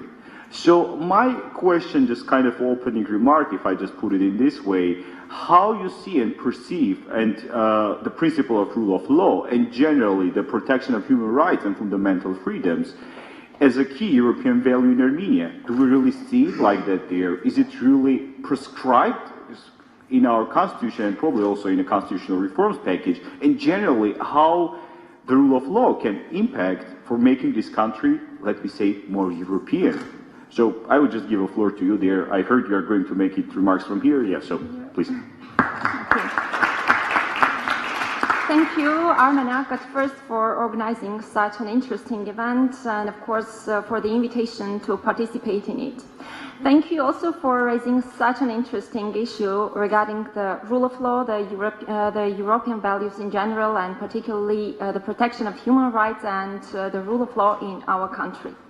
Actually, the rule of law is one of the most important fundamental principles of the modern democratic state. But unfortunately, it is not often perceived properly. It is common to present the principle of the rule of law as just the supremacy of the written law, and that's all. And for example, it can also be evidenced, for example, by the Armenian translation of the mentioned principle, which is very often translated as Orenki Gerakayutsun, or the supremacy of the written law, and not Iravunki Gerakayutsun, as it should be the rule of law. However, I believe that the essence of the mentioned principle is something other than the supremacy of the written law. Maybe my answer will be a little philosophical, but anyway, the essence of the rule of law, to my mind, and I believe that it should be so, is the following. The rule of law is a situation when we make the human being, his dignity, his rights and freedoms as the highest value in the state within the frames of the society, as well as when we are able to create such a situation when any individual can be really self-realized and self-expressed, which means that we should create such a situation for each individual when he or she has a real opportunity to be self-realized and self-expressed. I believe that this is the most important thing to do in order to strengthen the rule of law in all the societies, should it be the European societies or the American ones or also the Armenian society. The Armenian constitution states the mentioned principle describing that the human being, his or her dignity, fundamental rights and freedoms are the highest value. Hence, the next most important issue to discuss here is the following. Is the mentioned principle also integrated in other constitutional legal regulations? And what is more important, is it realized in law enforcement practice? That's why I think that maybe it will be better to speak a little also regarding the constitutional reforms process which are ongoing in the Republic of Armenia nowadays, because I'm sure that all of you read both the concept paper of the constitutional reforms and also the draft constitutional amendments of the Republic of Armenia. And you could see that one of the main and most important trends of the constitutional reforms process in the Republic of Armenia is strengthening the rule of law, is strengthening the principle of rule of law in our state. Of course, at first I'd like to mention that I'm not going to speak about the political issues regarding the constitutional reforms process, because I consider myself as a specialist in the sphere of constitutional law, and that's why I'll just speak and emphasize several legal issues regarding the mentioned process. At the same time, I'm not going to speak about just such legal issues which require a deep legal knowledge in the mentioned sphere, and I'm going just to emphasize several main directions of the constitutional reforms process which are really important for strengthening the rule of law in our country. One of them is, for example, the limitation of the fundamental human rights and freedoms, the Institute of Limitation of Fundamental Rights and Freedoms.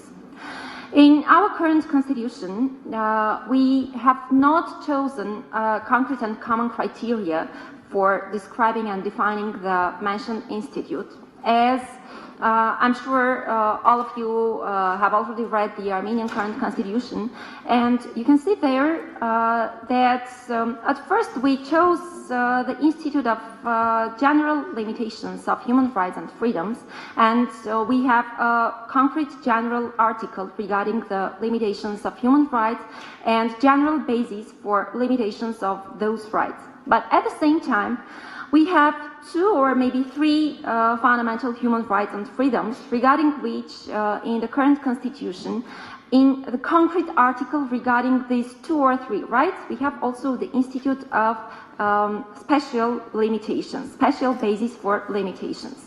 And it is obvious that from the legal or professional point of view, we don't have a common criteria for limitation of fundamental human rights and freedoms, which is one of the most important issues regarding the protection of human rights or regarding strengthening the rule of law in our country via the protection of human rights.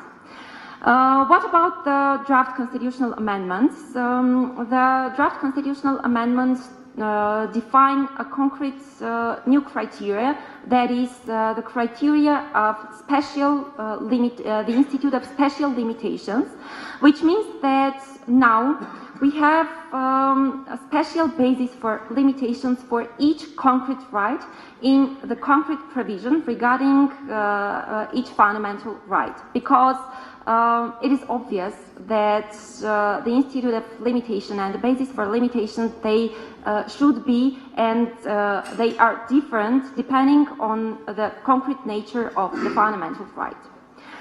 The next most important issue, I think, regarding the constitutional amendment process, maybe the issue regarding the judicial power, or regarding insurance of the independence of the judicial power.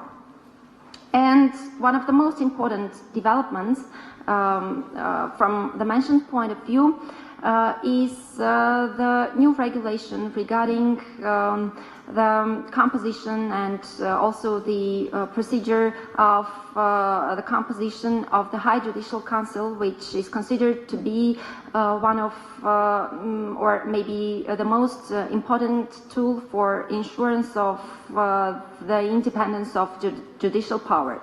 Now we have this institute, which is called Judicial Council, and it is composed mostly of judges.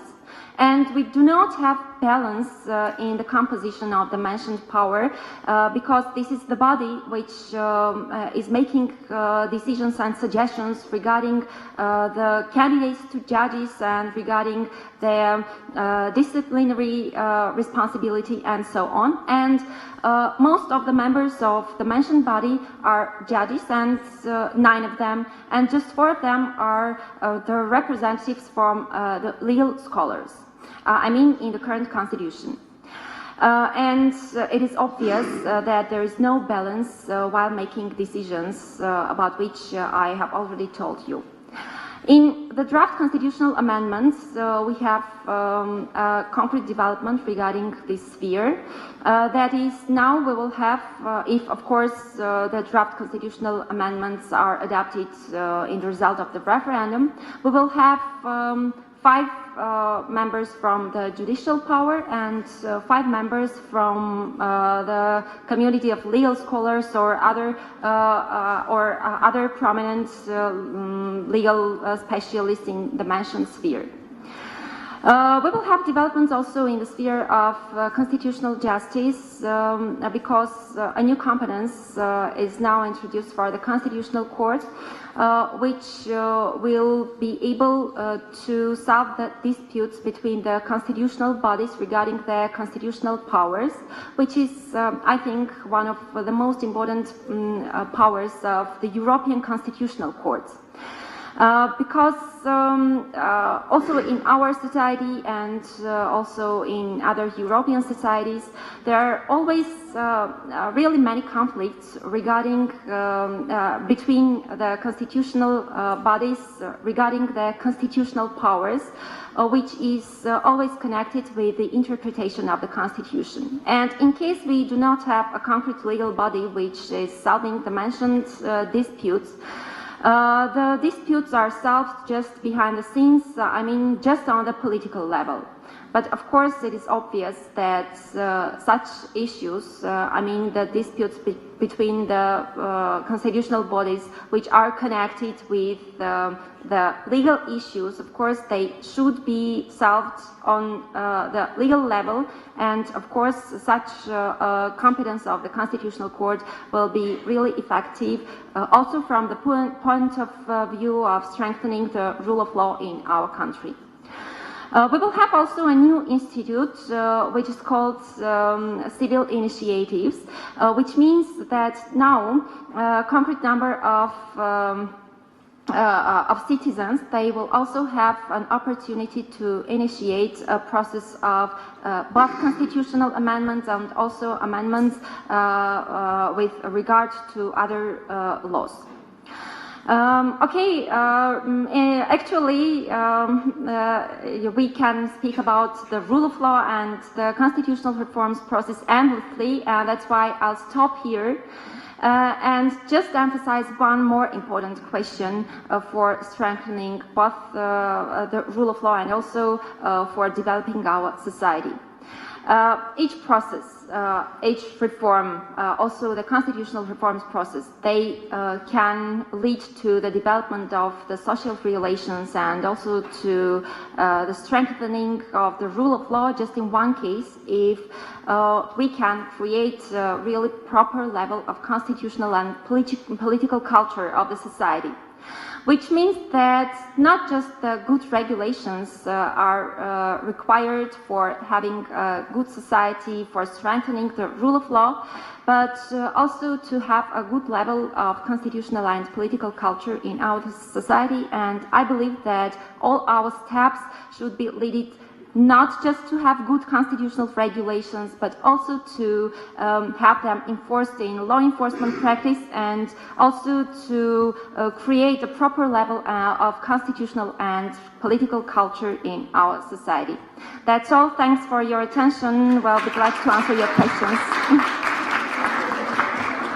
Thanks, Anahit.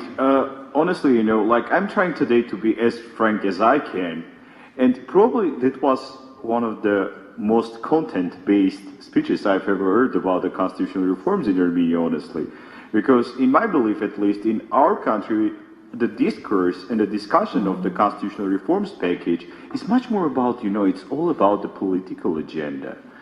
That is and we are, I was just observing and I was making a note. Honestly said, I did not have time till now just to read out the concept, but of the reforms and draft. But generally, I was just making a note there, and it was probably the first content-related speech I've heard during this last few weeks there. Thanks, Anahit, a lot. Indeed, the principle of rule of law is a key European value, and the European Union is spending every year, I would dare to say, Ambassador and guys from EUD are not here, I would say millions on promotion of independent judiciary, promotion of the principle of rule of law, and protection of human rights and fundamental freedoms. Of course, it's up to them to decide about the management of the provided resources. However, these are the principles that the EU is standing for, and the EU is really thinking about strengthening them in Armenia.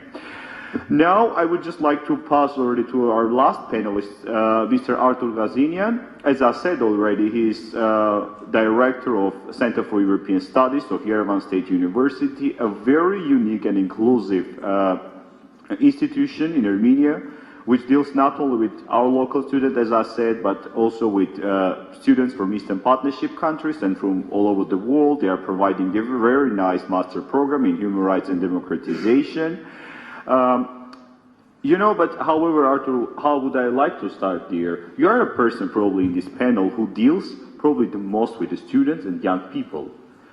And for me, it's and I think also generally for public presented here, it's very interesting to know how you see Armenian youth, as well as the young people from Eastern Partnership countries, standing for European values, and generally, as we already talked there, Richard has already mentioned about the empowerment, and Edmond has talked about the failures of previous experience of Armenian relations. It's just interesting to know your reflection on the same topic, how successful it can be during the upcoming new talks there, and what we shall expect the most notably already. Thank you very much. Good morning. Good morning, everybody. Dear colleagues, of course, the morning is good, sunny here in Armenia, but the morning is not, so it's very bad and tragic for people who are having their Friday evening, enjoying their weekend, and of course, cheering for their favorite national team and listening to music, and the most secure and safe city, the capital of Europe. And what happened, we all know about this. Of course, my heart is with all the relatives, and also my sympathy. And what the lesson of this that we can learn, actually, the values, of course, we all believe in these values, so we all are ready to struggle for these values.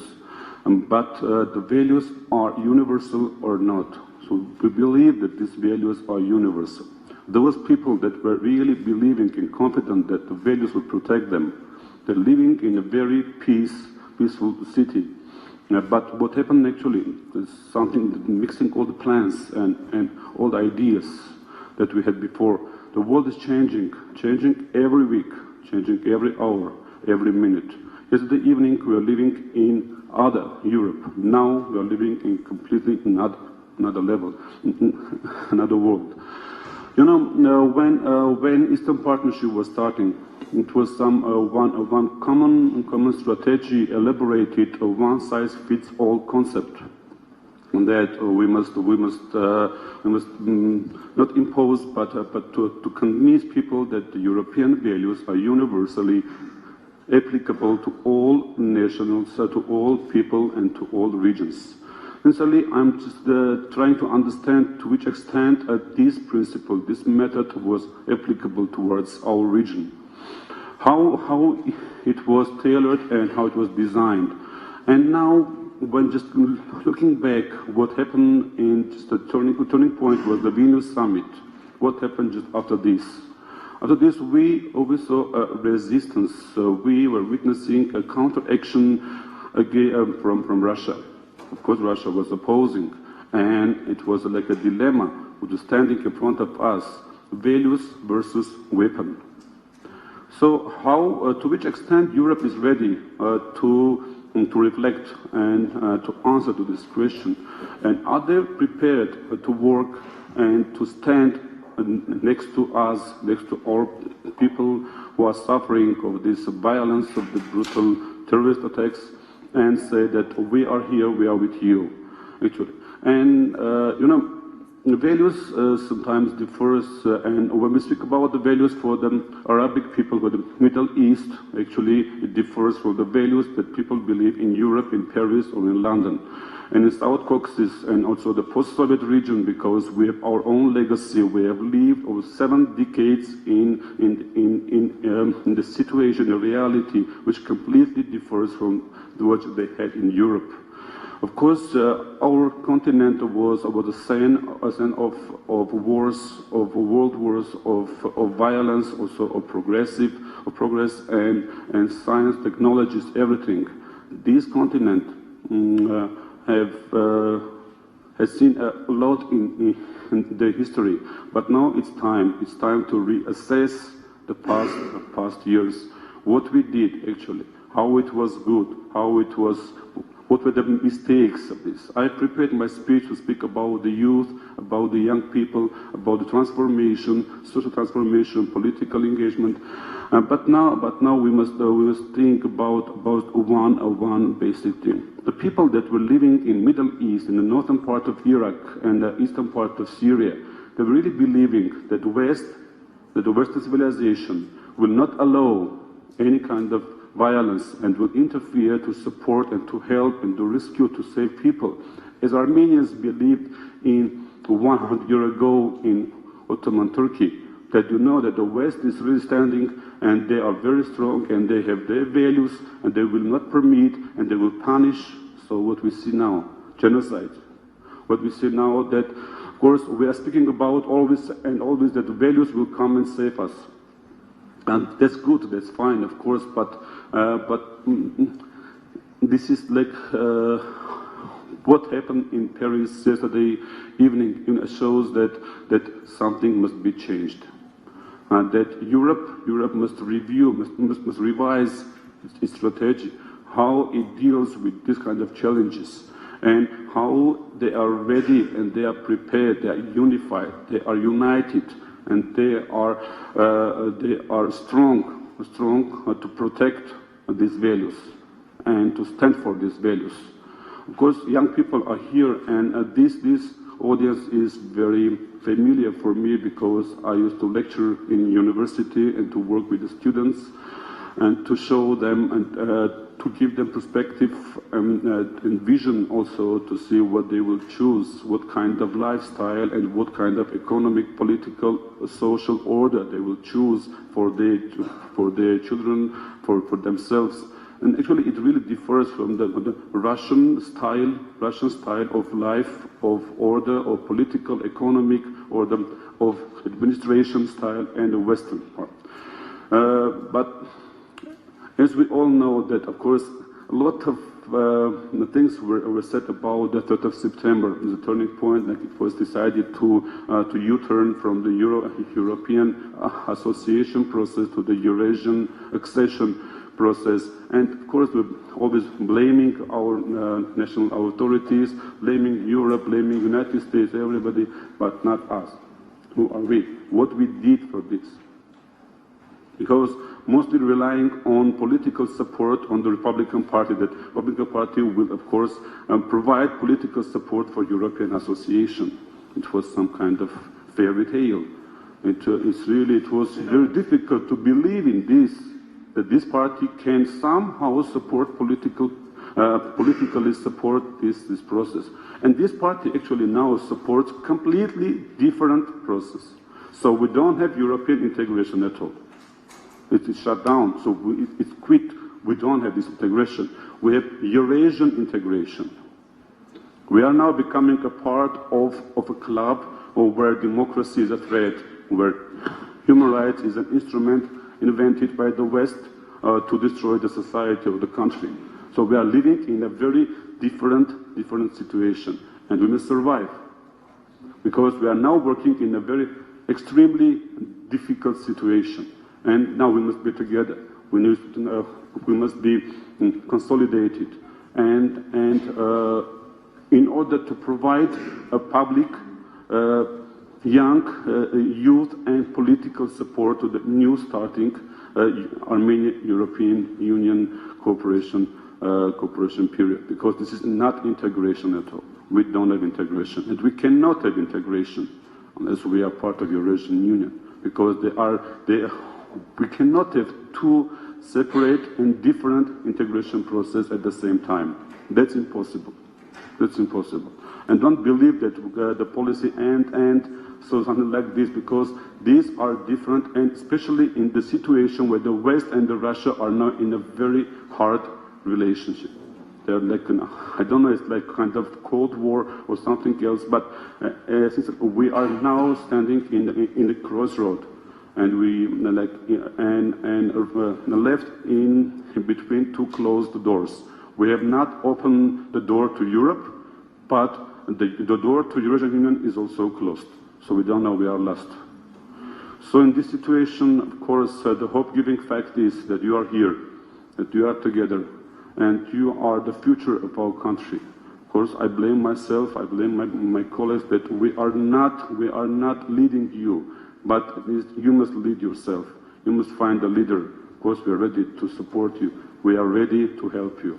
We are here to show you the right way to get your ideas to become true. So, thank you very much. It was like a bit impressive, but thank you. Thank you, Arthur, a lot for attending the event already for the second year in a row and joining our discussion there. It's really very important matters that you mentioned, particularly regard the situation in the Middle East and the developments there, which in my belief are very similar to the things that were happening 1 century before. Once, you mentioned, like I remember it was 2 or 3 years ago, you were the head organizer of the meeting with the President of the European Council. I think it was Erman Rumpai visiting Yerevan, and it was a very nice and lovely flyer. I just found it, a few days ago when we were preparing our info packs. This was a very nice quote that you also coined at one place there, I remember, that probably best describes the situation. Europe is not a geography, Europe is a value. And that is like the way European Union shall be perceived in many cases there, also including in this country. So as far as we reach already the part of Q&A session, first of all, let me facilitate again about the procedure. If the panelists, colleagues, you have questions to each other, first of all, we are opening room for you. If something particular that raised among yourself, any question? No. In that case, we are giving the floor to you. Let's agree in the following way. Yeah, we see all the heads here.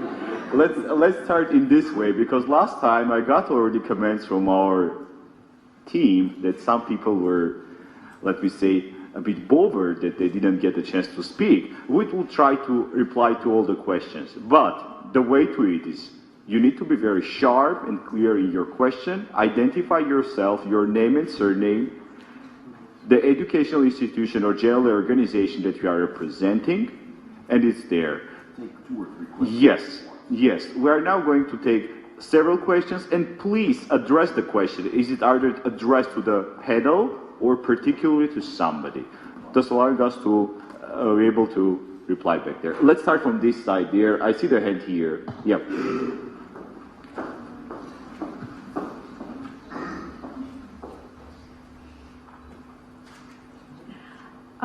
Thank you for your speeches. I'm Avnik Melikian from Yerevan State University, Faculty of International Relations.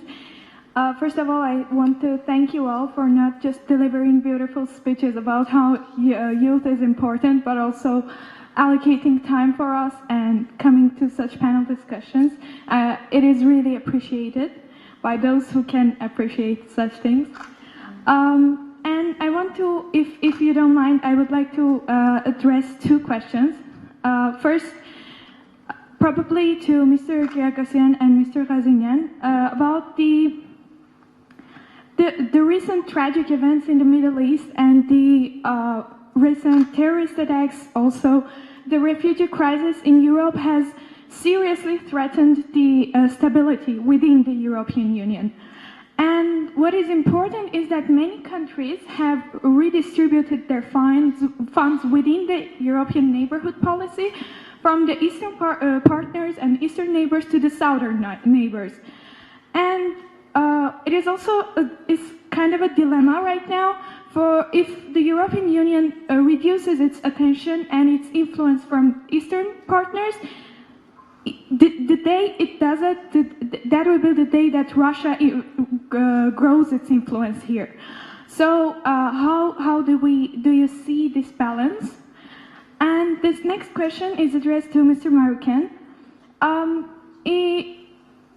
In the continuation of the constitutional reforms, the topic of constitutional reforms, if I'm not mistaken, I'm not mistaken, but I'm sorry. Officially, you're against the constitutional reforms, right? I'm not wrong, yeah? Yeah, okay. So there are two contradicting factors which I cannot understand. First, that is, you are a member of the of those parliamentarians who do not accept the constitutional reforms, but on the other hand, all these years you have been a non-partisan parliamentarian. But just recently, you initiated your party. Is it a kind of a safeguard for you for future elections? Because we know without a party, you will not be able to be re-elected in the parliament, or is it not? Or do you have a clear vision of your party and the bright Armenia? Thank you very much. Thank you, Avnik, for your questions. Let's take a few more questions. I would suggest, guys, to follow, please, let's make it in this way here. We're starting from that side and we're circling there. So, yes, the girl there.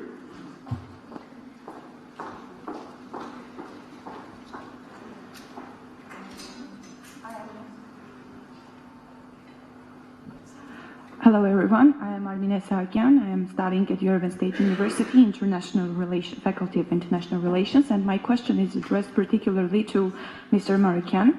And I'm going to continue the topic of the constitutional reforms and the ongoing process. In one of your interviews given to Azad Butun, you mentioned that you and your initiative, Bright Armenia, is concerned particularly about the chapter of the draft constitution concerning human rights issues. But Ms. Manasyan elaborated quite a detailed speech on the positive changes in the chapter concerning human rights. So would you elaborate what are you against particularly and what is bad about that? Thank you. Thank you, Armenia. Let's go ahead there. Yes, the girl sitting there. Yeah, your place.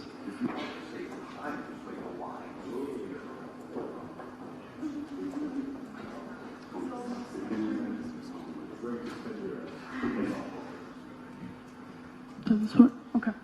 Good almost afternoon, everybody. I'm Nune Harutunian. I study at the American University of Armenia, and my major is English and Communications. My question is addressed to Mr. Richard Grigorian. First of all, oh, sorry, Yagosan, sorry. First of all, thank you so much for your speech and for your positivism. My question is about you mentioning that EU is the biggest investor in Armenia, and you also mentioned the great value of education. For my personal beliefs, I believe that education is the most important and the most powerful weapon, and both for the constitutional reforms and also being an active citizen, it is very important to know your the laws of the country you live in and your rights and your responsibilities. How do you think the EU can invest in this process of educating young people and also the people who have just gotten out of the Soviet mind and Soviet concepts, and in order to be a good and active citizens? Thank you. Thank you. As Richard made a very nice suggestion, what I would suggest now, just to make a line here of the people who are making questions, it will also boost the hours to be a bit faster. So let's just finish up this section. You guys, you're free probably. There are 3 people. Yeah, just approach the microphone, just make a line and make questions there. And after this part will be done, there we'll have already the replies and we'll pass to the second section. Yeah, please. Okay. Calypso Buznuni, 114 High School, and my question is to Mr. Richard Giragosyan. You say the European Union is not answering all of the questions that need to be answered, and I would like to elaborate on one big problem that is still unanswered. You say that the European Union is better than Russia, and I think that all of us agree with that since we all are here. But the problem is that EU fails to provide anything when it comes to security of the countries such as Armenia. And we all know that Russia has supported Armenia and continues to support it with military forces. And this is mainly one of the biggest reasons why many Armenians are pro-Russian, not for EU. And I would like to know your opinion about how European Union is going to deal with this problem. Thank you. Can I ask another question? Yeah, but just try to keep it short and the question if it's possible. Okay, Mr. Edmond Marukian, I would like to know what differences are going to be in the new agreement comparing to association agreement and the CFTA. Thank you. Thank you. The next in the line, please. Hello everyone, my name is Victoria Muradian. I am from French University of Armenia. I would like to address my question to Mr. Hazinian. As we know, many countries nowadays put a special emphasis on their educational opportunities all over the world. And as we know, Armenia has a great potential and has started to become a more popular destination for international youth. But still, it can't compete with countries like Germany, UK, and even Turkey. And I would... Yes, of course. Because as I think that we have a full potential. What is the greatest obstacle that interferes Armenia to become a desired destination for international youth in the educational sphere? Thanks. Thank you, Victoria. We got the last question in this section. Yeah, please, gentleman there. David Pipoyan, Head of Information Analytical Center for Risk Assessment of Food Chain. So my question is for Mr. Edmond Marukian. So in European Union, particularly the hierarchy and executive political power of EU institutions is a model and is a power of EU. So in Armenia, I have noticed that sometimes it's really a very unclear situation, and our parliament and our government are working as a separate institutions. So, for example, yesterday you have seen that it's possible to have a draft of the law without any public hearings, and you have noticed very well that even civic society, NGOs are against for that legal act. And the second one, which is more important by the point of view of legal hierarchy and executive political power. So our parliament is adopting laws, and after our government, without any actions, is not adopting legal acts, and it means that sometimes our parliament is only adopting laws. So my question is that in European Union, while the member state is not adopting government decree or decrees, so they are taking actions. In an Armenian case, I have never seen such kind of actions against our government. So what are you thinking for this case? Thank you. Thank you a lot for your questions. What I would suggest now is we got already a bunch of questions here, just to try to reply them back. If you can just consolidate some of them in one remark, it would be great. Like, who would like to start? Edmond? You are volunteering? Yeah. I got, I think, 4 questions, and I'll try to. First one was about Bright Armenia initiative, why I initiated, why we initiated, and is it because of my place that I'm going to lose in Vanazor because of the constitutional reforms, or is it just for general politics? I should say that the idea of creating and starting new initiative and Bright Armenia, so it was before I had this idea, before the constitutional reform talks even started.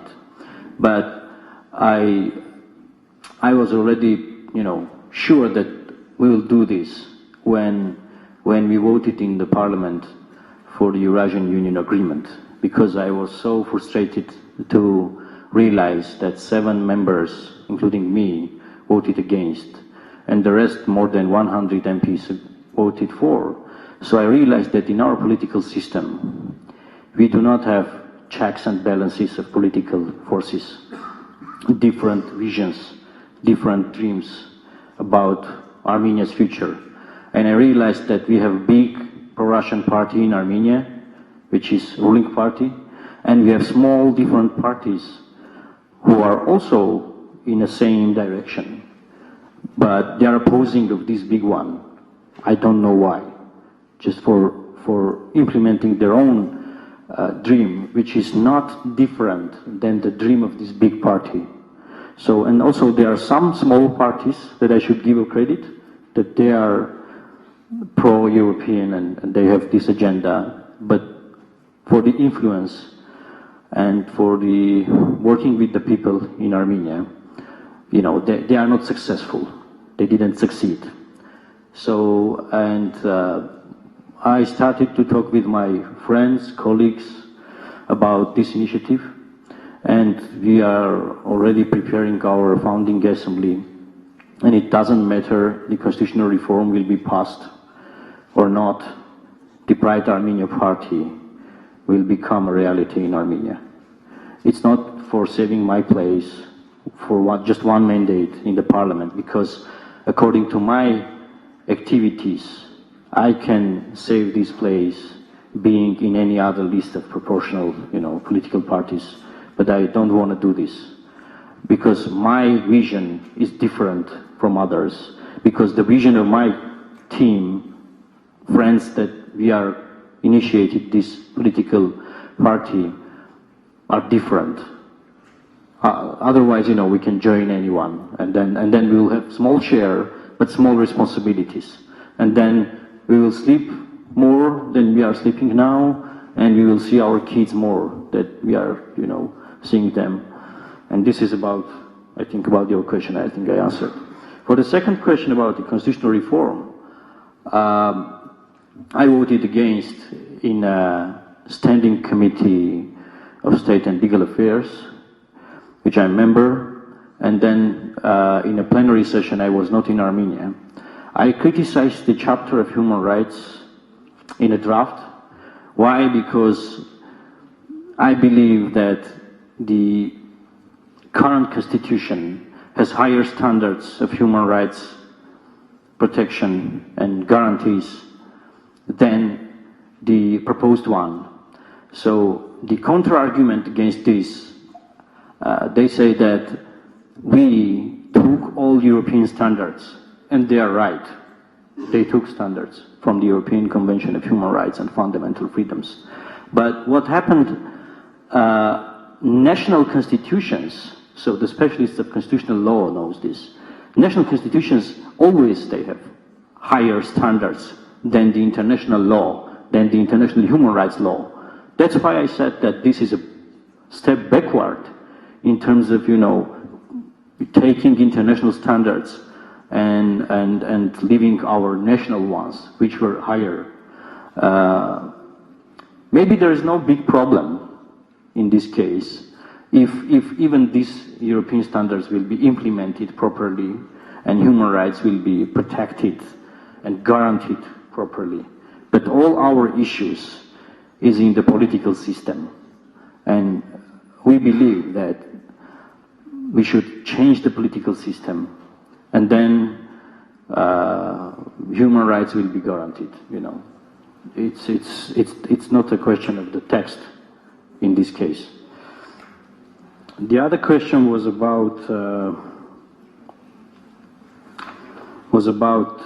differences between today's negotiations and like the legal basis, the new legal basis, and the association agreement and DCFTA. So association agreement includes DCFTA, Deep and Comprehensive Trade Agreement, which was giving Armenia access to 500 million market, and also which will create in Armenia an aura of a free, competitive economic place. And then we will get foreign direct investments. But we lost this chance. This new agreement will not give this opportunity, will not create an aura.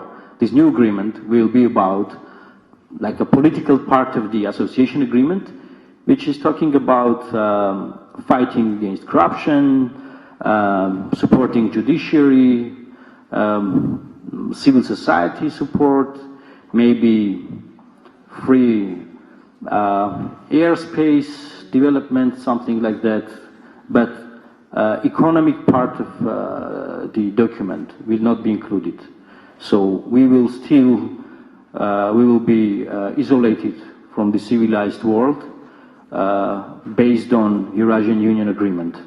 And it's a big difference. And I said that it's not going to replace the association agreement or DCFTA. It's just something. It's just a small candy instead of a big cake. So we'll you know, try to survive with this small candy and be happy until something will be changed. And we are the changers. We will change, really. I believe in it. So about the same question, where I see, or have I a clear vision about Bright Armenia initiative? Sure, you know, whatever we start end goal in mind. So the end goal of Bright Armenia is European model state. We want to develop European model state in Armenia, and to develop our statehood, you know, through this channel, because we see the development through this channel only. We don't see any alternatives in terms of Eurasian Union or in other regional frames. We don't see. So we believe that we will have a good parliamentary faction in the next parliament, and it will be very strong oppositional power there. It will challenge others. It will bring a political balance, bring a different vision and dream about Armenia's future. So this is our vision about Bright Armenia Party. And for the Armenian parliaments and the executive branch cooperation, I would say, you know, I would argue that in Armenia, what we got very weak legislative branch, we got very weak judiciary, and very strong, powerful executive branch, which is controlling everything and which is not under any surveillance, which is not challenged by the judiciary, which is not challenged by the parliamentary branch. And that's why we have these kind of problems, and we have these kind of problems every day. And, you know, MPs who are concerned about this, my colleagues and me in the parliament, we did everything for somehow fixing these issues. But it's not possible in this kind of political system. So we have to change the system first. We have to bring checks and balances in political level. Then it will have its influence on the level of the constitutional branches of the government.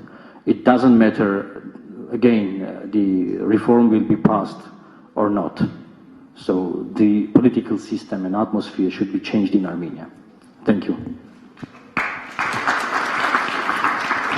you, Mr. Marukian, for very valuable remarks. Just a technical announce. Have you decided who is the next to speak? Yep. Okay.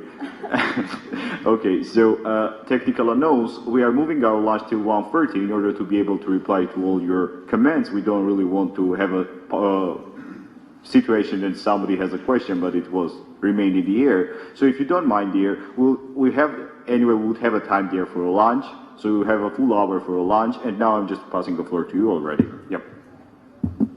Thank you very much for a set of interesting questions, but I do apologize for the delay of eating. We were standing between you and your lunch. But the first question was very interesting in terms of a change of priorities within the EU. Will attention and focus be shifting, obviously, to the south rather than the east? I would argue, yes, that's a danger. But interestingly, about a month and a half ago, I had a meeting with Mogherini, the EU Special High Representative. And I found the opposite. I found Armenia has actually more strategic significance now than before, for two reasons.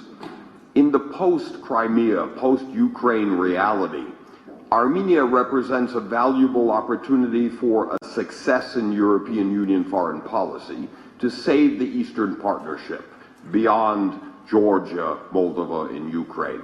Secondly, Armenia has three unique advantages that our neighbors don't have: predictability, reliability, and stability. If we look at our immediate neighborhood, Azerbaijan is going in its own direction, like a Central Asian state. It's not interested in the EU. That's actually not something to celebrate. That's a threat to us. Whereas Turkey is undergoing a revolution within its own country in terms of Sultan Erdogan. In Iran is struggling to overcome its pariah status and re-engage. Georgia has kindergarten politics, vendetta politics between its own oligarch. Armenia, to its credit, is much more predictable, reliable, and stable. This is very important. Now, the second question regarding education. To be honest, Armenia has two benefits. It has already, years ago, committed to the Bologna process and to the Horizon 2020 process. Actually, reforms aimed at elevating Armenian higher educational standards with the EU. The second advantage is our own Minister of Education is very ambitious. Armen Ashotyan actually is ambitious, has a bright future. This is an incentive. This means that education is a good chance for him to demonstrate progress. The third reason I'm optimistic is what we're working on with the EU. I'm lucky and fortunate to work with Professor Dr. Gazinian and his center, but I'm actually fortunate to focus on a missing aspect of education policy. Nothing to do with your classes or curriculum, but what to do the day after you graduate. The day after you graduate, there's a tremendous lack of opportunity for intellectually challenging jobs with mobility and a future, especially given gender imbalance. I mean, whether it's the workplace or the education market, it's not about making coffee for some director of an office. That's a Soviet practice that needs to be banned. Moreover, we need opportunity for decent paying, intellectually stimulating jobs. This is what's missing, opportunity. The final question was regarding security. This is a very good question, because the Armenian government's defense of its decision in September 2013 is articulated on the grounds of Armenian security imperatives. I would argue no. It wasn't about security, it was about our insecurity. Unfortunately, it was the relationship with Russia that is actually a bigger challenge. Because in many ways, we have an obvious enemy in Azerbaijan, but we have an unreliable ally in Russia, and that's a more dangerous challenge. Moreover, Armenia's relationship with Russia is very important and always will be. But I have a problem with the terms of the relationship. The arrogance in which Putin and Russia takes Armenia for granted, and we get far too little in return in this relationship. The asymmetry. In fact, the Kyrgyzstan people and government receive millions of dollars every year from Russia, who rent their base in Kyrgyzstan, whereas we actually pay for the cost of the Russian base in Armenia. It's an insult to our sovereignty and independence, just as the case that Russian border guards have 2 of our 4 borders. That's an insult to our independence. Moreover, if we look at the asymmetry, it's Russian weapons used by Azerbaijan that's killing Armenian and Karabakh servicemen. In other words, I would rather face a predictable, obvious enemy than deal with the challenges from a very unpredictable and unreliable so-called partner and ally. But finally, the EU never tried to offer Armenia security guarantees. It wasn't a contradiction. It wasn't any threat to Russia. In fact, I would argue Russia's decision, or the U-turn in policy, the U-turn in policy, by the way, happened in Moscow before Yerevan. For 3.5 years, the Armenian government was briefing the Russian government on its association agreement. Russia never said no until the very last minute, where Russia decided, not because of Armenia, but because of Ukraine, to send a strong message and to push out the Europeans. But it was about Ukraine, not Armenia. We were the sacrificial pawn. The good news is that's why Russia will allow Armenia to go forward with the EU, just as Kazakhstan has accomplished only days ago.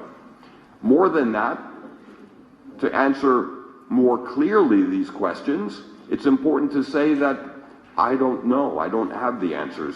It remains to be seen. And in many ways, I'm a little concerned in terms of this external environment. I'm also a little bit concerned that perhaps we put too much faith and confidence in the European Union as we do in Russia.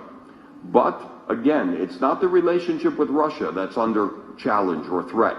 It's the terms and the insulting arrogance and being taken for granted by Russia. That's the problem.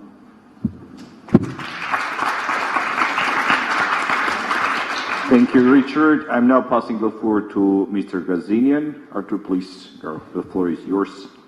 Okay, thank you very much for your questions, interesting questions. And I would like to start from one point about the right, the freedom and to access. So in Europe, we have access to justice. In Middle East, they have access to slavery. So in Europe, they have freedom of speech, and in Middle East, they have freedom to kill and freedom to torture, right to torture. So the freedom and the access and also the right differs across the continents, across the regions. So that means that it must be interpretation and application of these kind of concepts that we used to sound every day and every time about the freedoms, about the rights and the access and the others must be strong and must be messaged very clearly. So what about the security component, about the question that security about the European Union? European Union does not have its own security system. It mostly relies on NATO system. And we know that they are part of the NATO. But what happened yesterday evening in Paris must compel the European Union at least to think about creating their own security system. And how to react and how to counteract of this kind of events. And mostly the ISIS is becoming the biggest threat for the civilization, for the European and the Western civilization. And especially my concern is my country, Armenia. And Russia is going to use its military base in Armenia to strike ISIS in Syria. It means that the military air force that is located now in Armenia, they're going to exploit these planes to strike for the airstrikes. It means that to a certain point, Armenia will become a target for the terrorists, because they are not considering that Russia is using its own military base. It's located in Armenia, and our people must be responsible for this. And I don't want, of course, to think about this, but we must think about this. This is a big threat. And the third question was about education and tourism, as far as I understand, why young people are not coming to Armenia as they are going to, they're visiting to Germany or UK or other countries. This is a very complicated question, because it is very strongly linked with other many things, like the logistics, the transportation, about the access to Armenia, and from the another side, it concerns to the educational system of Armenia, because in order to attract students from Europe to Armenia, you must have at least one very simple thing: English language courses. So this is the most important thing that we must have. Actually, in Yerevan State University, it's very difficult, because we are state university, and if we want to establish an English language course, it means that we must have a very high qualified lecturer who will be able to speak in English. And these people, of course, take the cost very high, and you must pay them. But university cannot pay these people, because they are not so rich as they can do, for example, afford themselves like French university or American university. So this is creating a very big problem, and actually I don't see the solution. Maybe EU can support some to establish new master programs or any English language courses that will attract students to visit to Armenia as a tourist. But now we have a regional master program in human rights and democratization, of which we have students studying there from Georgia, from Moldova, from Ukraine, from Belarus, from Russia, and they are coming here, staying one semester, and living here, studying in Armenia. And as far as I know, they are very happy with this program, and so we must take this experience and expand this experience to other YSU or maybe other universities master programs. The more we get students here, the more we will be famous among these people. And I'm really very optimistic that European Union will turn its face to education, because education is the source of change. So we must educate people, we must give them knowledge, give them ideology, and make them to think as they want to think. So that's it. Thank you very much. Thank you, Artur, for your remarks. We're opening now. We have actually 20 minutes. So we are now opening the very last session for this panel there. Let's start from there. Yeah, I see all the hands there. Yeah, guys, just make a line here if it's not difficult for you. Yeah, you can just come up there. Just make a line there, a straight line. Yeah, okay. Okay, let's agree about the procedure. Identifying yourself, making your sharp question. We do not need your remark. Sorry, just a question, just to be able to reply to everything. Thank you. I'm Armenian from Yerevan State College of Humanities from the Department of Tourism. And my question is to Mr. Edmond Maroukian. And what would be the perspectives of the new agreement for the government and also for the population if Armenia signs it? Thank you. Thank you, Marina. The next one, please. Good afternoon. My name is Katie Gurieva. I'm studying in UWC Diligen. I have a question regarding EU-Russia influence in Armenia. And I was wondering, to what extent does the arguable deterioration of relations between the EU and Russia complicate Armenia's attempts to integrate into the EU? And if there are a set of universal values, which I believe there are, instead of polarized EU values versus Russia values, do you think it's possible for Armenia to balance both, or do you think that it will have to reach a choice at some point? Thank you. Thank you a lot. The next one, please, in the line. Thank you. As we know, Armenia is a member of CSTO. Please identify yourself. Oh, sorry. My name is Aslık Nadirian. I am a student, MA student from European Center for European Studies program. So, as we know, Armenia is a member of CSTO, but it doesn't keep away Armenia from close cooperation with NATO. As we know, Armenian peacekeepers are in Afghanistan and Kosovo, and where they are participating in peacekeeping operation KFOR and ISAF. So my question is to Mr. Razinian. As we see, Armenia incorporates the membership of two different defense organizations. So what do you think? Is it hopeless for Armenia to incorporate European Union, Eurasian Economic Union till the next generation comes and changes and makes it democratic choice? Thank you. Thank you. The next one, please. Thank you. I'm Ms. Badasaryan. I'm studying at Yerevan State University International Relations faculty, and I want to my question is directed to Ms. Manasyan.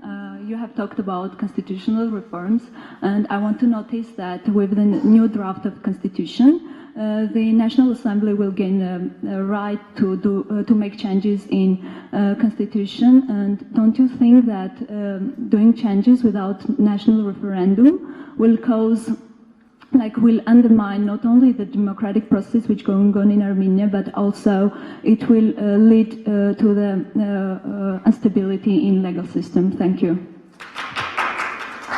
Thank you. The next one, please. I'm Margarita Parsamian from UWC Diligent, and I want to ask a question to Mr. Marukyan, if you're not against.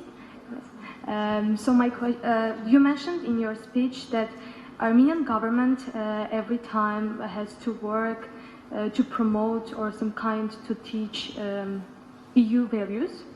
But my question is this: how can our government promote and some kind of teach EU values if our government doesn't even share it, as we can see in our life? And as Mr. Ghazinian, I'm so sorry, says that we share more Eurasian values. That's why we are right now in Eurasian Economic Union. Thank you very much. Thank you. The next one, please. Hi, my name is Tia Hardiman. I study at UWC Dilishan, and my question is related to some things that were said today. We talked a lot about improving tolerance and diversity in Armenia, as well as working together.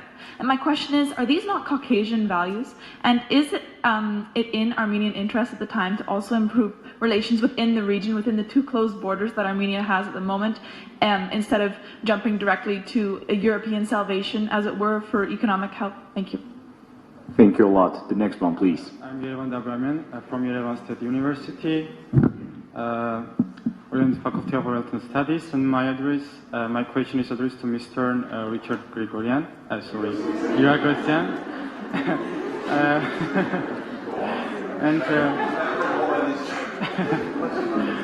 And all we know that recently the relationship and initiations between Iran and the European Union are getting into action and are developing. I would like to ask, how can Armenia or even Caucasus affect and become somehow the tool between relationship between Iran and the European Union? Thank you.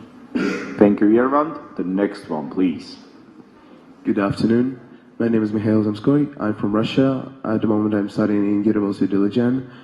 And my question is for Richard Girgasian. What do you think? Does Armenia have an ideology nowadays? If yes, could you describe it, please? And could you predict what kind of changes in ideology can we expect in future years? Thank you. Thank you a lot. The next one, please. Good afternoon. My name is Igor Mirzakhanyan. I'm from Yerevan State University, law faculty. I would like to address my question to Ms. Manasyan regarding constitutional reforms.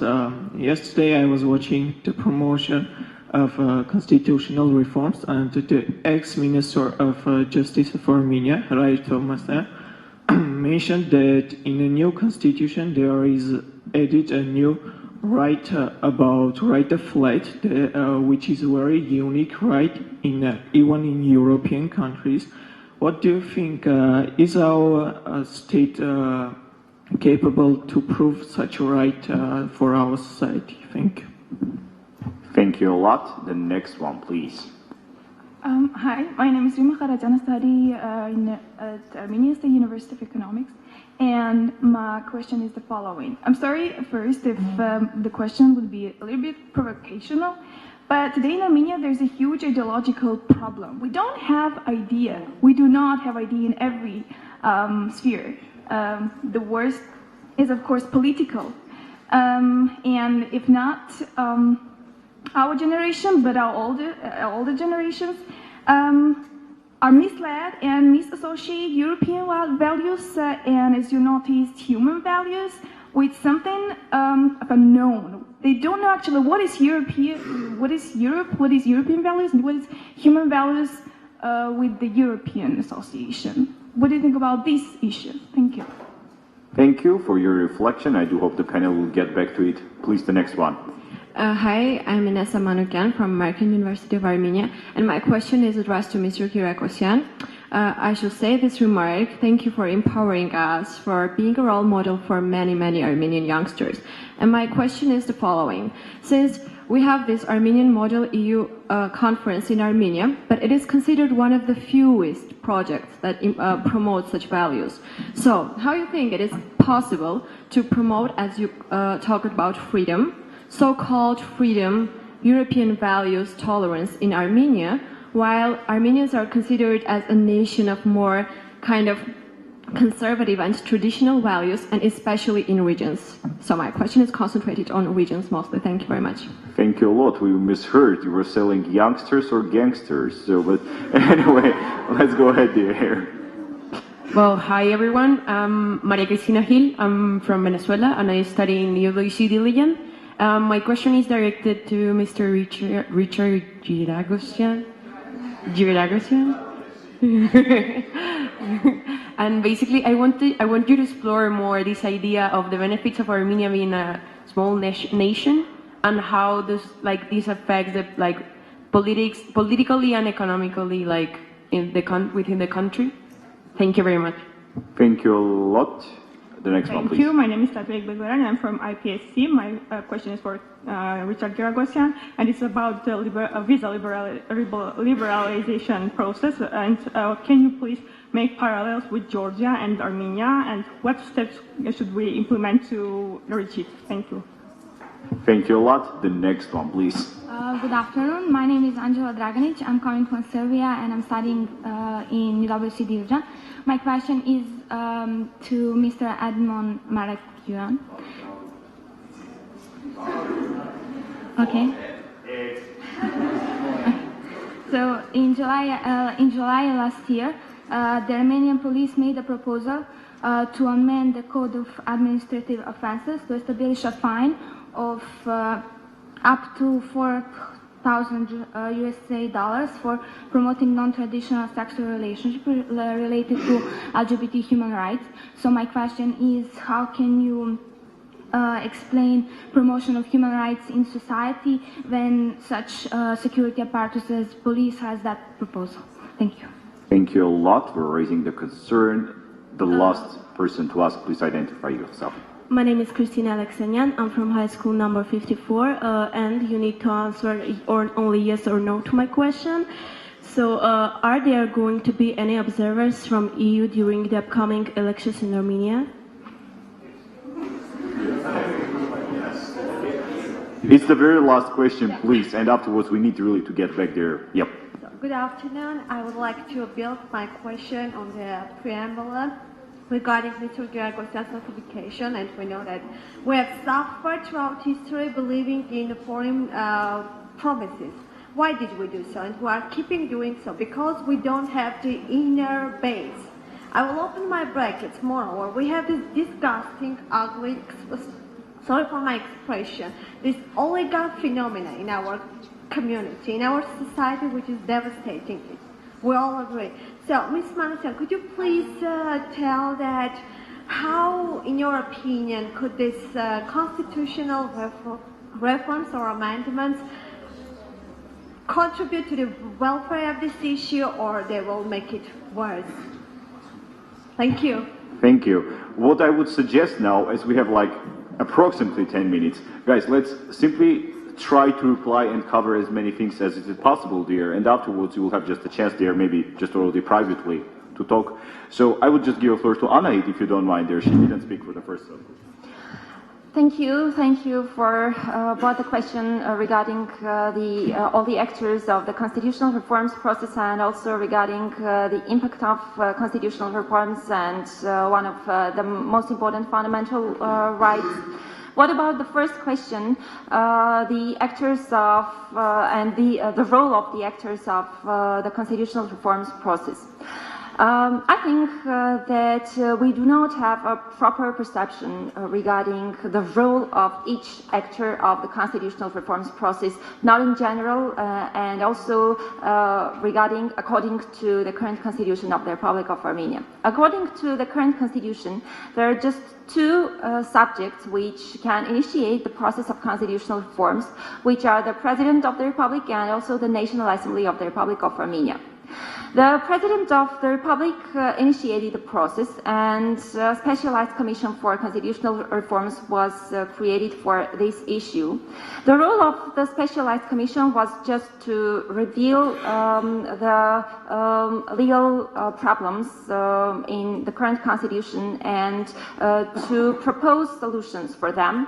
And then it was the role of the National Assembly just to give the consent regarding the draft constitutional amendments, only after which the President of the Republic could initiate or could appoint the referendum for constitutional reforms process for constitutional amendments. That's why the National Assembly didn't adopt the draft constitutional amendments, and the amendments to the Constitution, according to the current Constitution, can't be adopted just by the National Assembly, but the National Assembly just give the consent for the draft constitutional amendments, and then the President of the Republic appointed the date for the national referendum, during which the draft constitutional amendments can or not be adopted by our nation. But at the same time, there are also changes in our constitution, in the draft constitutional amendments regarding the mentioned issue, as in case if the draft constitutional amendments are adopted in the result of the referenda, we will have also the institute of the amendments to the Constitution by the National Assembly. To tell the truth, as a specialist, as a representative of the legal scholars of the constitutional law, I don't think that the referenda is the only way to have a democratic constitution, because also according to the international organizations and the documents, there are also several other ways to have a democratic constitution, and not only the constitutions which are adopted by the referenda, but also the constitutions which are adopted, for example, by the parliament or by a concrete body which is established for just for adopting constitution or constitutional amendments. And this kind of constitutions, they are also democratic.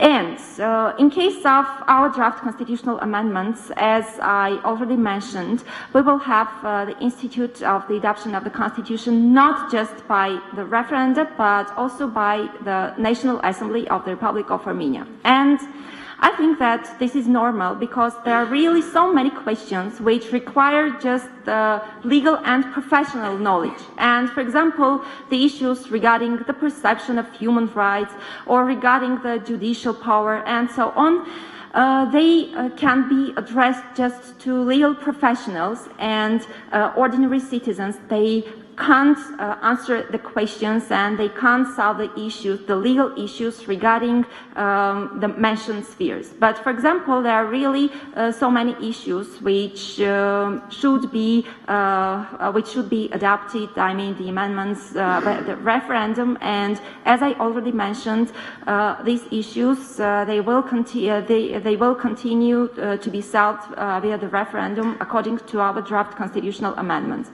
And as I already mentioned, we will also have the Institute of Civil Initiatives, in which case we will be able, or the people will have also an opportunity to initiate the process of both constitutional reforms and also the reforms in other laws.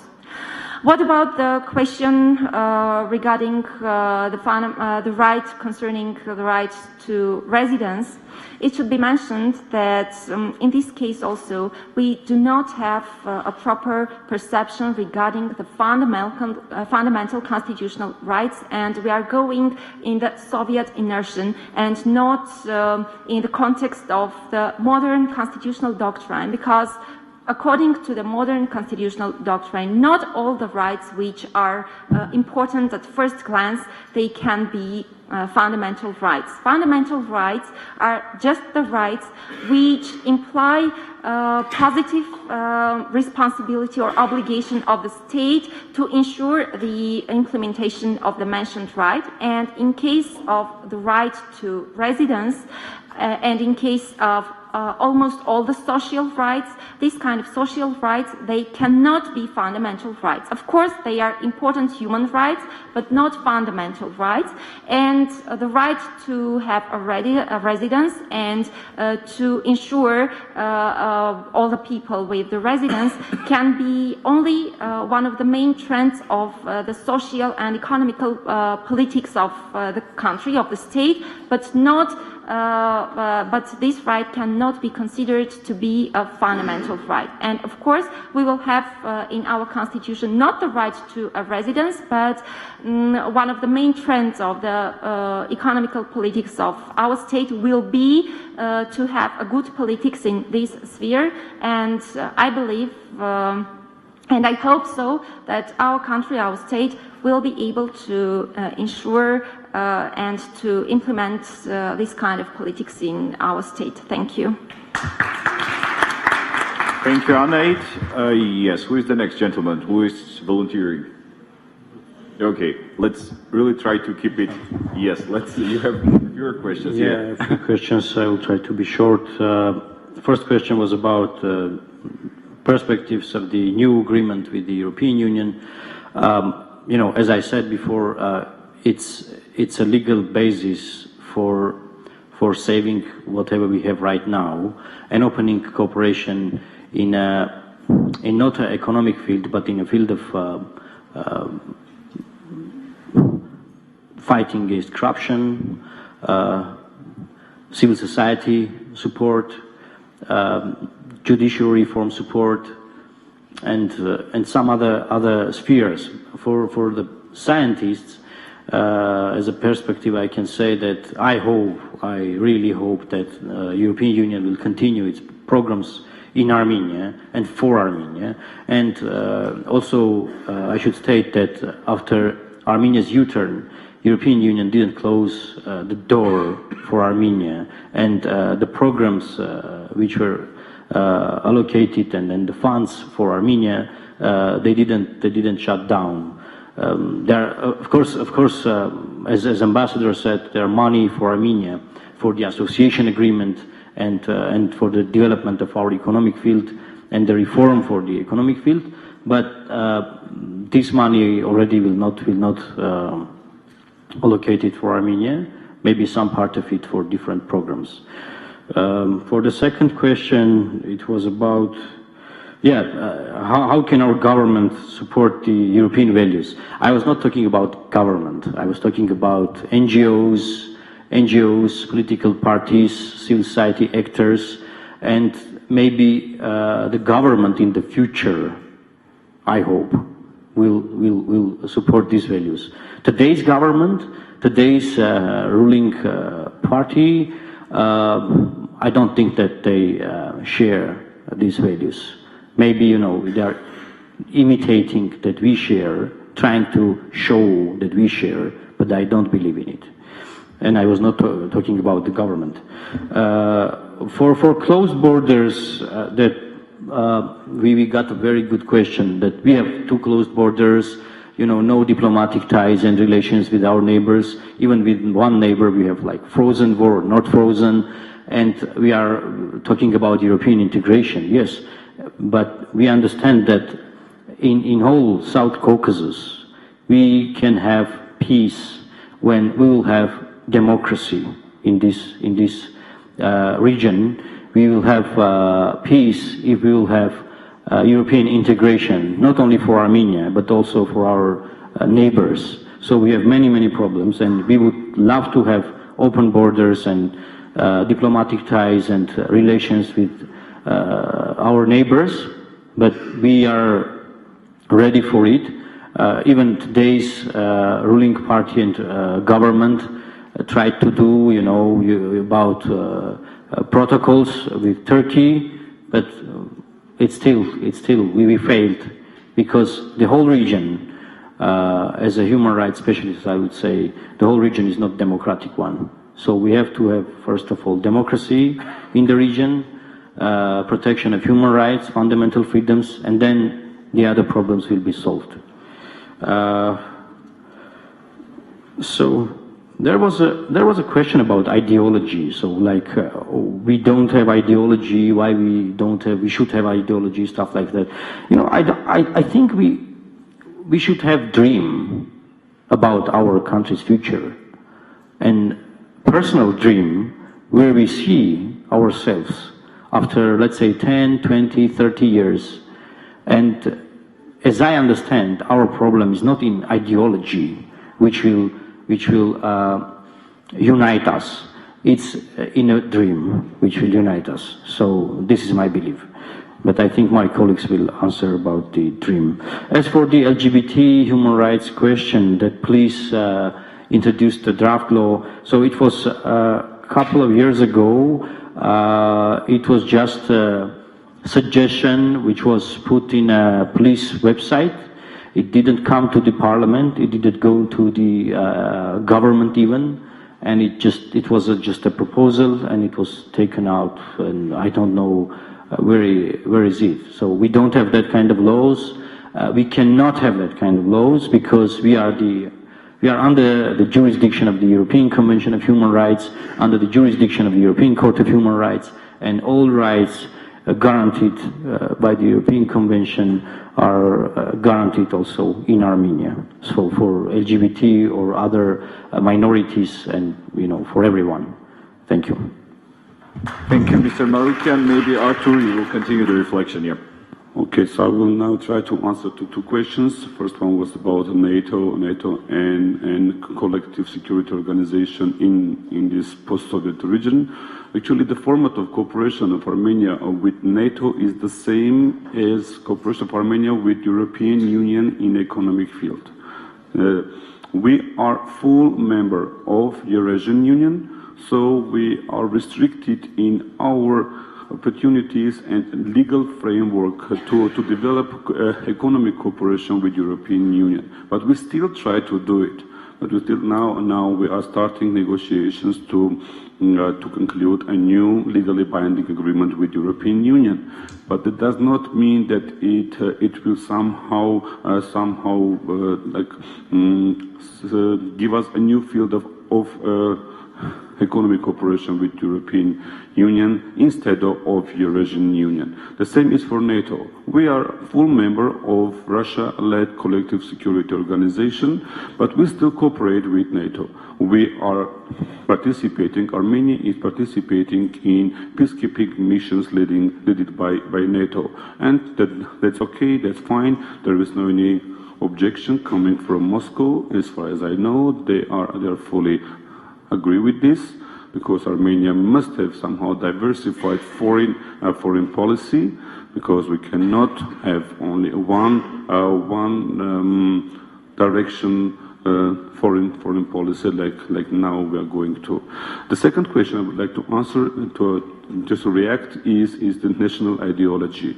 That's really very, very interesting, because once this question was given to our first president, Levon Petrosyan, about the national ideology and how he qualified it as a false category, because it's impossible that everybody believes in one ideology. That's not possible. So it's possible if you live in North Korea. if you live in Stalin time. Of course, they can compel you to believe in one thing, or in Baku or in Azerbaijan. But in democratic societies, that's impossible to impose people and to compel them to believe in one thing, national ideology. Maybe you are just confusing the national ideology with the national agenda. National agenda is something another. Public agenda is another. Youth agenda is also something another. So I think that in order to bring about the dreams, we need to have agenda to elaborate the points and the points of agenda and follow and pursue the implementation of this agenda as we want it to be implemented. I think Mr. Giragosyan will sum up all these ideas and give a very precise picture about the national ideology and also NATO-Armenia cooperation as a sound expert in this field. Thank you. Okay, and as we already talked about candies, let's again talk about the sweet stuff there. So cherry on top of our cake. Richard, please. That sounds weird, okay. Thank you, I guess. Okay, thank you very much for the specific questions. To be brief, yes, no, yes, maybe. But to be serious, as the last speaker before lunch, I just want to answer in sound bites. There was an interesting question regarding the conflict or tension between the EU and the Russian Federation and how that impacts Armenia. I would say actually today, my participation, my presentation, I'm not pro-European, nor am I anti-Russian. I'm pro-Armenian, and there's a big difference, and it's been missing for too long in Armenia. And my point is, we need to use the EU in terms of more options for Armenia and to strengthen our bargaining power with Russia. In other words, we get more from Russia when we act from a position of strength, not weakness. And in many ways, we are returning to our natural position, the default position, which is balance, complementarity, being pro-Western and pro-Russian.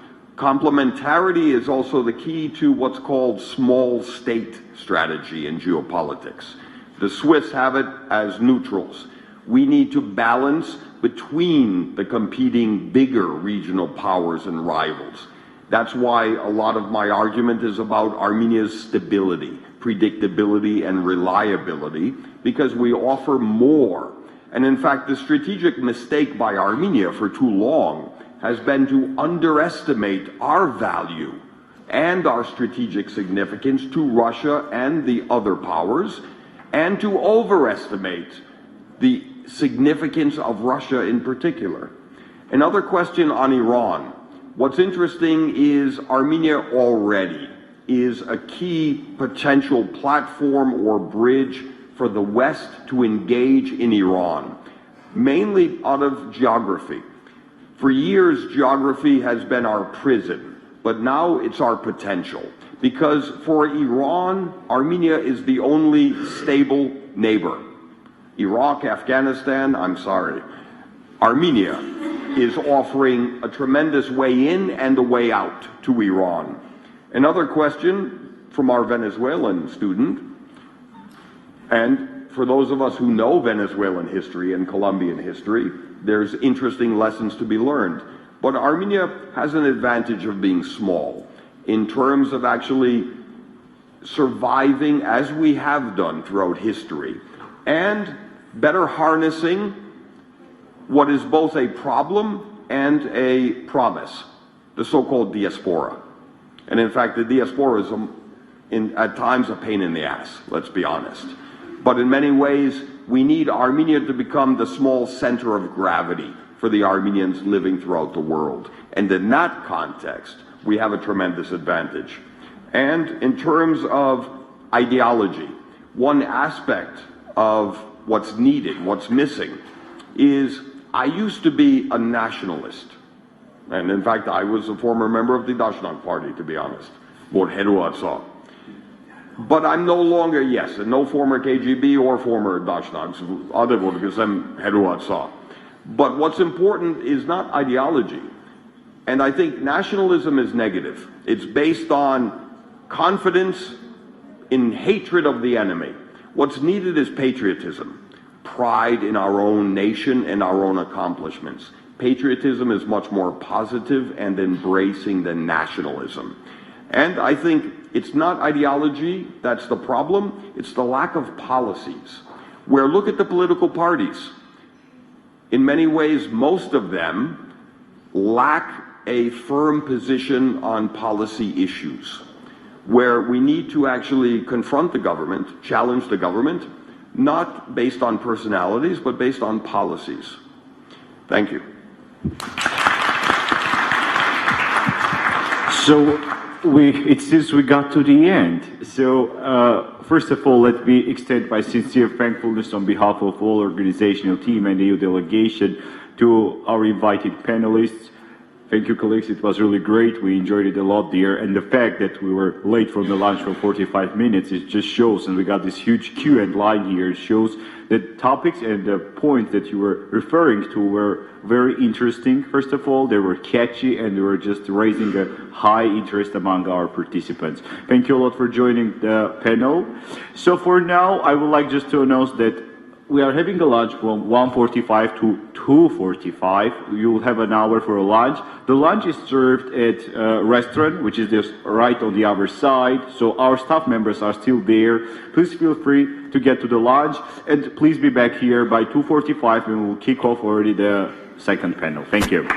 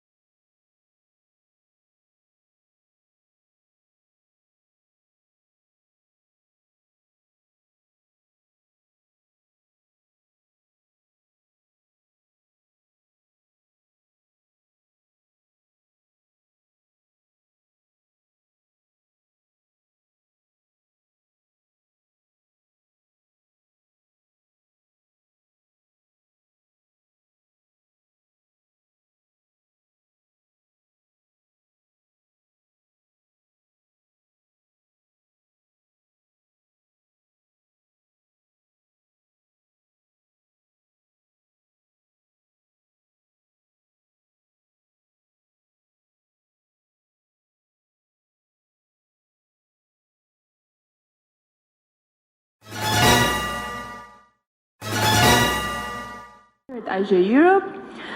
We also are really happy to have Marina Manucharian here, she is the member of the Advisory Council on Youth of the Council of Europe, and I think all of you already know Armenak, and he really likes to speak, that's why he is also on this panel. Let's welcome our panelists. Thank you. So the topic for the second panel discussion is youth participation as a key for political and democratic transformations in the Eastern Partnership region. As we all know, having a very strong and vibrant civil society is really important in all democratic states. But recently, there have been some major changes in the Eastern Partnership countries, and youth organizations are actually considered to be the key players in motivating and empowering young people to be more engaged in different activities on different levels. And currently in Armenia, we face a lot of problems concerning these youth organizations. So today we're here to discuss how youth can be more engaged in different democratic and maybe even political and civic processes in Armenia and in general in Eastern Partnership countries. So this is how we're going to proceed. I have questions to all of our panelists. Then I'm going to give the floor to you because as we have seen during the first panel, there were a lot of questions. So I want to make this as informal as possible so that you can ask your questions, and this is how we're going to proceed. So, let's begin from the local perspective, and the first questions will be addressed to Ms. Lilith Beglarian. So as I have said, she's the Secretary General at the National Youth Council of Armenia and also the Vice Chairman of the Democrat Youth Community of Europe. So dear Lilith, my questions are the following. So how is the National Youth Council of Armenia enhancing the youth participation of Armenian young people and students in particular in different processes in Armenia? And the second question will be how this Democrat Youth Community of Europe can actually play some role in this process. Thank you. Thank you, Mary, and thanks for the invitation as well. It's my pleasure to be here, and I'm happy to see these bright young people here discussing very important issues for Armenia. So what refers to your question, just a brief description what is National Youth Council of Armenia. It's an umbrella organization that unites a number of NGOs, student councils, and also political organizations in Armenia.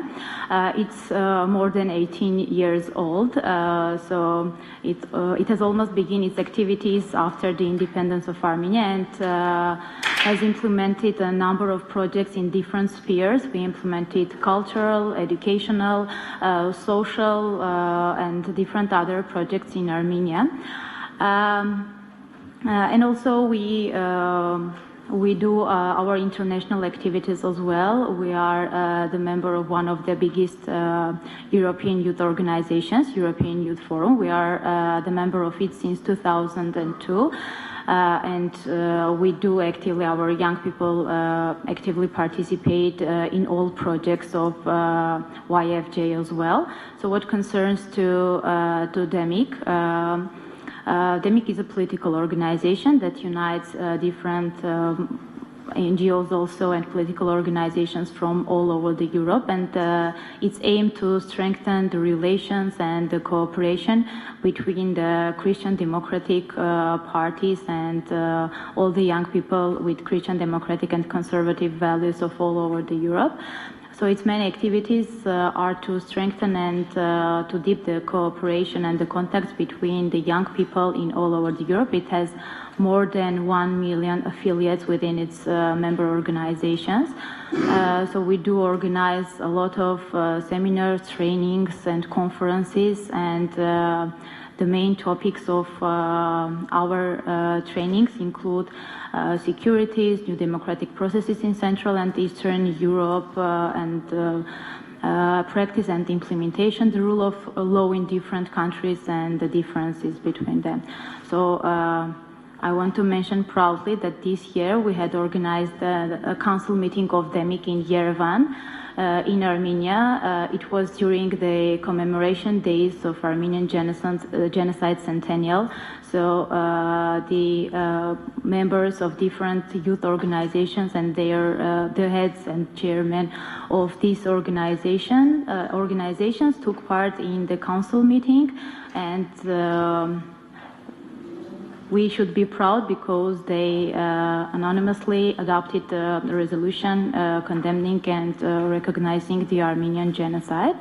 So maybe this is briefly what we do, and maybe we can speak about the topics that interest our participants later. Thank you. So, thank you, Lilith. My next questions go to Mariana Semenyak. So let's now hear the European perspective. As we know, in Europe, they strive to really increase the level of youth participation in different processes. So I'd like to hear your opinion of what is doing AG Europe in this whole process, and also maybe there are some really interesting examples from different AG antennas. So I'd like to hear that. Thank you. Thank you for your question. So, who probably missed the morning speech? So, I'm Mariana Semenyak, board director member. Currently, my task is network managing and human resources. But before that time, I was a typical AG member from Lviv. Originally, I'm from Ukraine. So I would talk about youth participation from two perspectives, from European NGO and from my side as Ukrainian active citizens member. So from AG perspective, first of all, I would like to mention that idea to establish this organization 30 years ago was to integrate, cooperate students and young people, and first of all, to empower them to be active citizenship, to take part in all processes which are going on in their countries. It was the main idea, and going from this, it was our vision and mission. So vision of AG is to strive for democratic and borderless Europe, which means participating of young people, and our mission is empower students and young people to take active role in all processes which are going on in Europe. And of course, you heard already many times today how is important youth participation and why it's important, why first of all, you can and you should work with this part of people, because they are the future, and they are that one who will rule later in 5, 10, 15 years. So they are making a decision later. And according to that, in AG, during last 3 years, we are following one of our main strategic plan, which is civic education. And in this task, we want to educate society, to educate young people, and to spread later this knowledge, how they should participate, to learn them to think critical, to get information, but do not follow all information what you are getting. So each time questioning what you are reading, watching. This is the point about civic education, to think all the time, to think critical.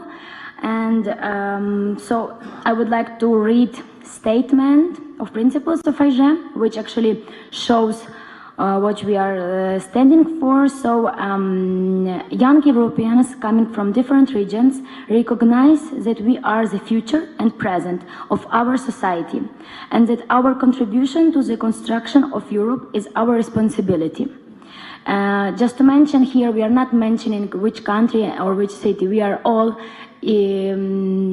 responsible for our future, and we are all making big influence on our future. Later on, we come together under a common vision of a democratic, diverse, and borderless Europe. We transform our ideas into actions, develop ourselves to participate actively in society. which you heard already a few times. So I'm sure that many NGOs had the same idea to motivate young people, to empower them, and this is the main key of all NGOs. What I also would like to mention is that there is lately statistics that many young people are not participating very often in political parties, but it doesn't mean they're not active, because on some point in different countries probably they lost their trust, but in the other hand they are still very active in NGOs, which means they are active as citizenship. Next, what I would like to mention, going closer to Eastern Partnership countries and going closer to my probably own experience, we still are facing with many different problems according to freedom speech, demonstrating, saying your priorities, yes, giving your comments. And of course, in many Eastern Partnership countries, we are still fighting with the same problems. And what I wanted to mention about what I can notice from IJ experience very often in any kind of protest, young people were taking part, or moreover, they were the fundamental background when all protests were starting. So you can notice, for example, Gezi Park, Euromaidan in Ukraine, Electric in Yerevan. Probably you heard about Macedonian protests, and lately was in Georgia protests. There are also some protests in Spain, but many of them, they are not going on news all the time. So how we can know about them from another young people, from another members of NGO, and this is how we receive information, this is how we receive news. So on the other hand, young people are, let's say, this communication channel, which sometimes brings this live stream with from top places where it's going on. So of course, the last what I would like to mention, me personally and other members in Ukraine, we were taking part in Euromaidan protests from the very beginning, and actually it was students who started it and young people, and thanks maybe to social media, thanks to belief that our future belongs to us and we are in power to change it. So in this case, NGO helped us to show their support on any step, on any kind of problems we had, because we really had still many problems, but thanks to another young people, we are moving on. There is no way back, so only forward. And what I would like to say at the end, yes, use all the time critical thinking. Never trust what you are just receiving and see in the articles.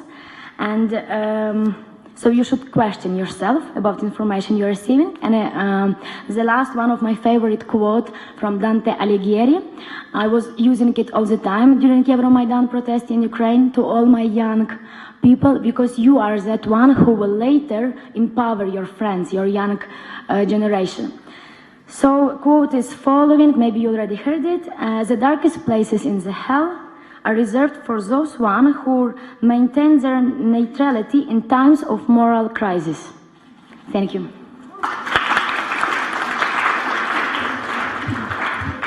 Thanks a lot, Mariana, for sharing your experience and for your remarks. So now let's turn to the civil society in Armenia and how youth can play a significant role here.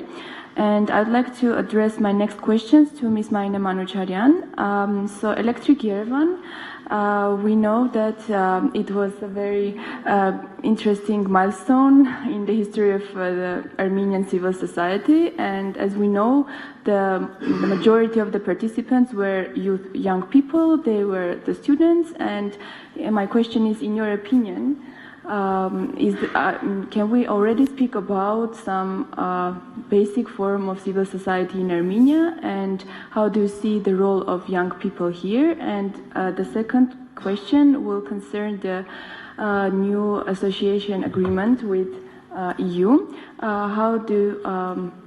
In your opinion, how do you see the role of youth in this process? Thank you. Thank you, Mary. Hello, everyone. I know it's a little hard to focus on speeches after lunch, so I will do my best not to bore you a lot. But before going on with answering the question about Electric Yerevan, I would like to actually speak about a few hats that I'm wearing. I have a collection of hats, and hats meaning not actual wardrobe parts, but actually the roles in the society that I play. So I am a Advisory Council member of the Council of Europe. How many of you heard of it? Hands up. Okay. Yeah. Check www.coe.int/youth later on. It's very important instrument for those of you who are actually engaged in international organizations and doing youth policy issues. The other hat that I have is the president of Civic Forum organization, which is a youth organization based in Armenia. It's part of also JEF Europe, Young European Federalists, natural partners of IJ Europe. Another hat that I'm wearing is the trainer and educator hat, which is actually working with young people and training them about civic education, about human rights, about different forms of participation, about innovation, creativity, and all of other topics, including also conflict transformation.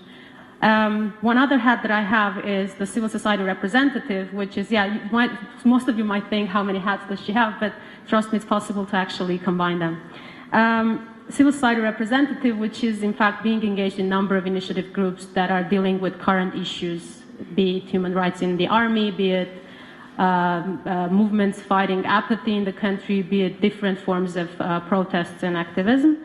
And the new hat that is being sewed at this moment is me being a politician, but that's something that I am having a hard time even wearing or finding matching outfit with that hat. Coming back to the question, so as you see, probably I have very many angles to look at the situation in my own country. Looking at Electric Yerevan, I was very, very shocked and surprised in a way, nicely surprised, when I was looking at the number of injured people with a crackdown during the Electric Yerevan, and I'm not happy about the injuries, so don't go that way. I was shocked and surprised to look at the year they were born.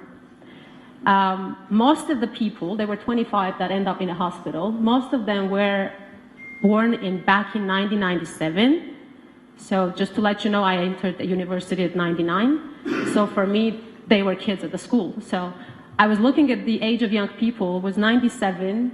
Some of them were 96, 98, 99. And I was shocked and surprised because as an activist, having many years of activism, both in the streets and in the plenary rooms, I actually was nicely surprised seeing that there is a new generation coming in. And for me, it was very also interesting to look at the fact that how come that they entered this field much younger than we did. Because if you look at the back of the newer history of the Republic of Armenia's current activism, let's say the youth wave of activism in 2000, back in 2004, which was the first political crackdowns that we at least witnessed as a generation, we had people engaged in processes age 20 to 25. Okay, 22 was the maybe youngest. But nowadays, the generation, the age is actually much younger. So having that in mind, I want to go into looking into the youth participation in the country, in the decision-making processes, and in different forms of participation. There are all the forms of participation in Armenia. Digital participation, street activists, I don't know, art, all sorts of participation of young people. However, there are different levels of this engagement, and one can question the effectiveness of certain participation in the political life. We can see a lot of enthusiasm in young people to participate, but lack of trust in the institutions. It was nicely mentioned about Armenian Youth Council. I've heard of it when I was in the first grade in the university, and I would say that throughout that time I knew all the leadership, but none of them were in the streets with me. And all due respect, it's very much dependent organization from the government, and a lot of people there end up working in the government, where that also brought another lack of trust, because the trust of this government at this point is the lowest in the history, I would say. The trust is also towards different institutions besides the youth structures, was towards the political parties. So the forms of the party, the forms of other civil society organizations are pretty much not trusted by the young people. There are a lot of unorganized youth which do a lot of great stuff, but they're not within the organizations, or they're not within the councils, or they're not within the student councils or the political parties. But it's not the guilt of the institution as such, like the form of the unity or the form of the instrument of the participation, rather than the people who actually spoiled it and made it in a way that people stopped trusting it. So saying this, I also was one of them who actually didn't trust it. But then looking into the circle of the vicious circle that we were in, which was trying hard, failing, then getting frustrated, and then becoming apathetic about the whole processes in the country, I end up going beyond it. And I noticed that there are a lot of other colleagues of mine, a lot of other activists in the field actually decided, or kind of matured or got the experience. And out of this experience, they got out one very important lesson, which is challenging this understanding of the institutions. So what we've done, we joined a political party, which is newly being formed. And one very important aspect in that party, which is, I will tell you the name, is civil contract, was to reflect upon the mistakes of the opposition as such. Because we've been seeing a lot of individuals, a lot of people that would get crowds in the squares, have fights, have riots in the streets, and all of that things, but we never saw a structured, transparent, democratic way of governing party that would be a viable alternative. So that was our way of seeing our participation in the processes. So if I would, I mean, some of you, the locals, could throw tomato at me, but I believe that there are probably two political parties in the whole arena of the country, which you can say are a bit institutionalized in a way that you can have a clear structure in there. One is the oldest one, 100-year-old Armenian Dashnak Tutun Party, the socialist, National Socialist, and the other one is the ruling party. I'm not saying they're good. I'm not saying they're like, they're the best guys to join. I'm just saying that they are the ones who are so established that any opposition that would be, or any youth-led movement that would have lack of strategy or would do it on a hobby level would never defeat them. Per se, we have a regime in the country which we're having hard time removing, and they are having hard time passing on their power to the other ones, or through transparent elections. Forget the transparency part. That's not going to happen. So, I was saying this is a point that there are a number of participative measures in the field, but there is a lot of big problem of understanding and probably having the maturity. Young people today grew up in a non-austerity measures time compared to my generation, which was growing up back in 90s during the war and austerity times. So for us, we were much modest in demands. That's why I think there is a huge link between us, between just young people and the Electric Yerevan demand, because they were there, they were much braver, they were standing much stronger grounds. And that was, in my opinion, reflecting on that, I understood that it's a different generation because they grew up in a different Armenia than we were growing up when we were their age, like in the school and stuff.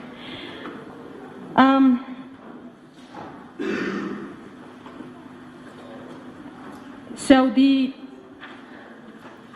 all positive aspects of the Electric Yerevan and the whole wave, and actually a very great awakening, which every society needs, no matter it's democratic, going towards democracy or the regimes.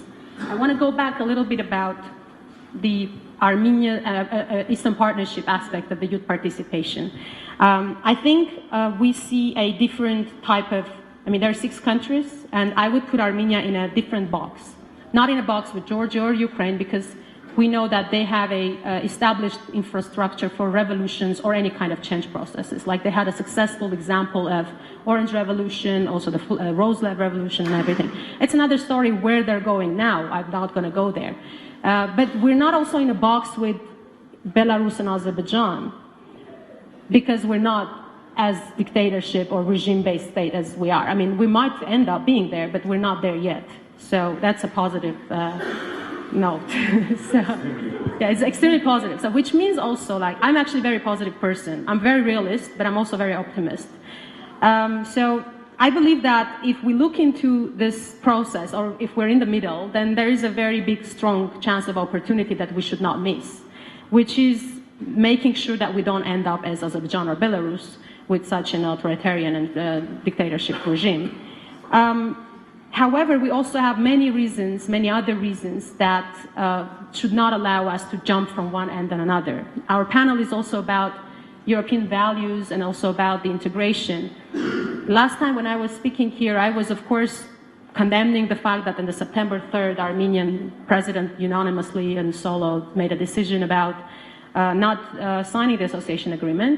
Now I look back at that and I realize that, okay, he signed it, he didn't sign it, fine, but this period was kind of a reflection process for us to look into and to evaluate, to understand what actually as a state and society is good for us. I'm sure that the army or the camp of the Eurasian Economic Union didn't grow either, because there is no single evidence so far that it's good for us. And the camp of the pro-European didn't grow either, because there was no still effort done from those who are preaching it to make it bigger camp. And I think also that at this reflection process, we as a country end up in a situation where we understand that the values are not the only aspect to fight for. So it's a good starting point. It's great to share, and I think most of us, at least here, share that fundamental values. And it is in somewhat way embedded in our constitution, the one that is still valid.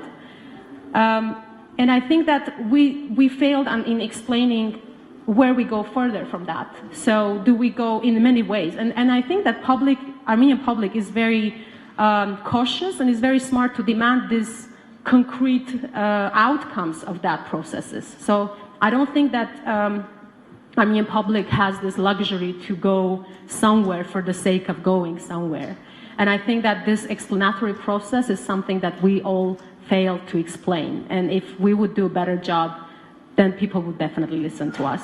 I'm sure a lot of you would argue that as well, but yeah, I have my point in there. I'm free to discuss this again. I'm almost finishing. Last few points, just to look into my shpargalka, how you call it, the notes.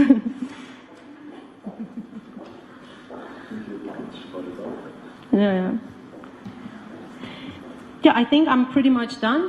I just want to say that we are not, our young people here and the forms of participation might be even much more advanced than in many other countries have the same destiny as us and in the European Union. However, we do also need to think of a political responsibility in terms of getting up and taking the sit, our sit as young people, because nobody's going to serve it to us. Nobody's going to invite us there. It's just us to be proactive and be there.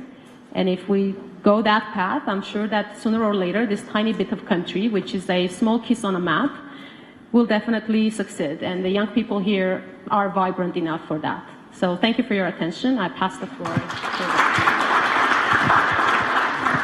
Thank you very much, Maine, for all your reflections and your opinion. We really value it. And now turning to Armenak, I have, I think, just one question to you.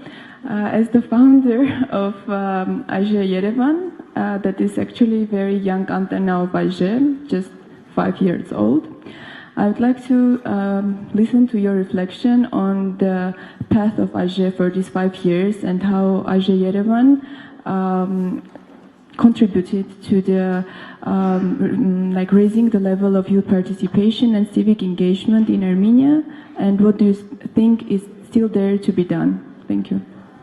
Thank you, Mary, indeed, for giving an opportunity to be engaged also in this panel. It happened so that I was informed about it some minutes ago, I shall say, some 40, 50 minutes before the panel. Still, it's just kind of a topic that I'm always fond of to speak there. Now, because I'm working in a youth area, as you mentioned already, for the last 5 years. And actually, you know, I started mostly working in public affairs and in the youth policy relatively late, I shall say. I was just 21 years old, and I just got to my first NGO and my first civic experience. Before it, like, you know, I was studying at Yerevan State University, We got, of course, the Student Council and Scientific Union at our university, but it's one thing there, it's less connected with civic activism. However, when I already graduated from my bachelor, I thought maybe let's bring something new to this country. Let's try to get in line what is going on in Europe. And at that point, we just got to idea with some fellow Erasmus Mundus students there to establish the branch of IJ here in Yerevan and to have already our contribution to development of the network in South Caucasus. Particularly, but I was just looking for the topic of this panel, youth participation as a key for political and democratic transformation in Eastern Partnership region. What I would like really to discuss here, it's rather not only the experience of Armenia and generally my personal experience furthermore, but the general view of the situation in regard of youth policy in this region and how the young people like you here can contribute to its development. As Marina and some of our colleagues have mentioned already, there are still some kind of systematic problems and barriers that are not allowing young people, including in Armenia, to get involved in at all at youth policy matters and to be really a democracy changer here. We talk about being a game changer, but we talked very little about the transformative force. So for me, like instantly, game changing and transformation are totally different phenomena. But before discussing it, I was just making some remarks here. So as Marina has already mentioned there, I'm also on that page, with you, when it comes to the very little level of trust towards the institutions that can bring the young people to politics at all, and generally make their contribution quite clear. That is like, it's really at many points, like as one of my professors, whom I had the pleasure to audit his courses at MIT, Daron Acemoglu, he's the father of this institution theory, if I can say. So, like, it's really all about that, how the institutions are working and how they communicate and do everything there. So, why young people like in Armenia are afraid to jump into politics? So first of all, it's corruption and low level of trust toward the institutions, and it's not really about, I really do not want to make a sense that it's really about the ruling party or a power party. It's really not about it. Just look at the opposition.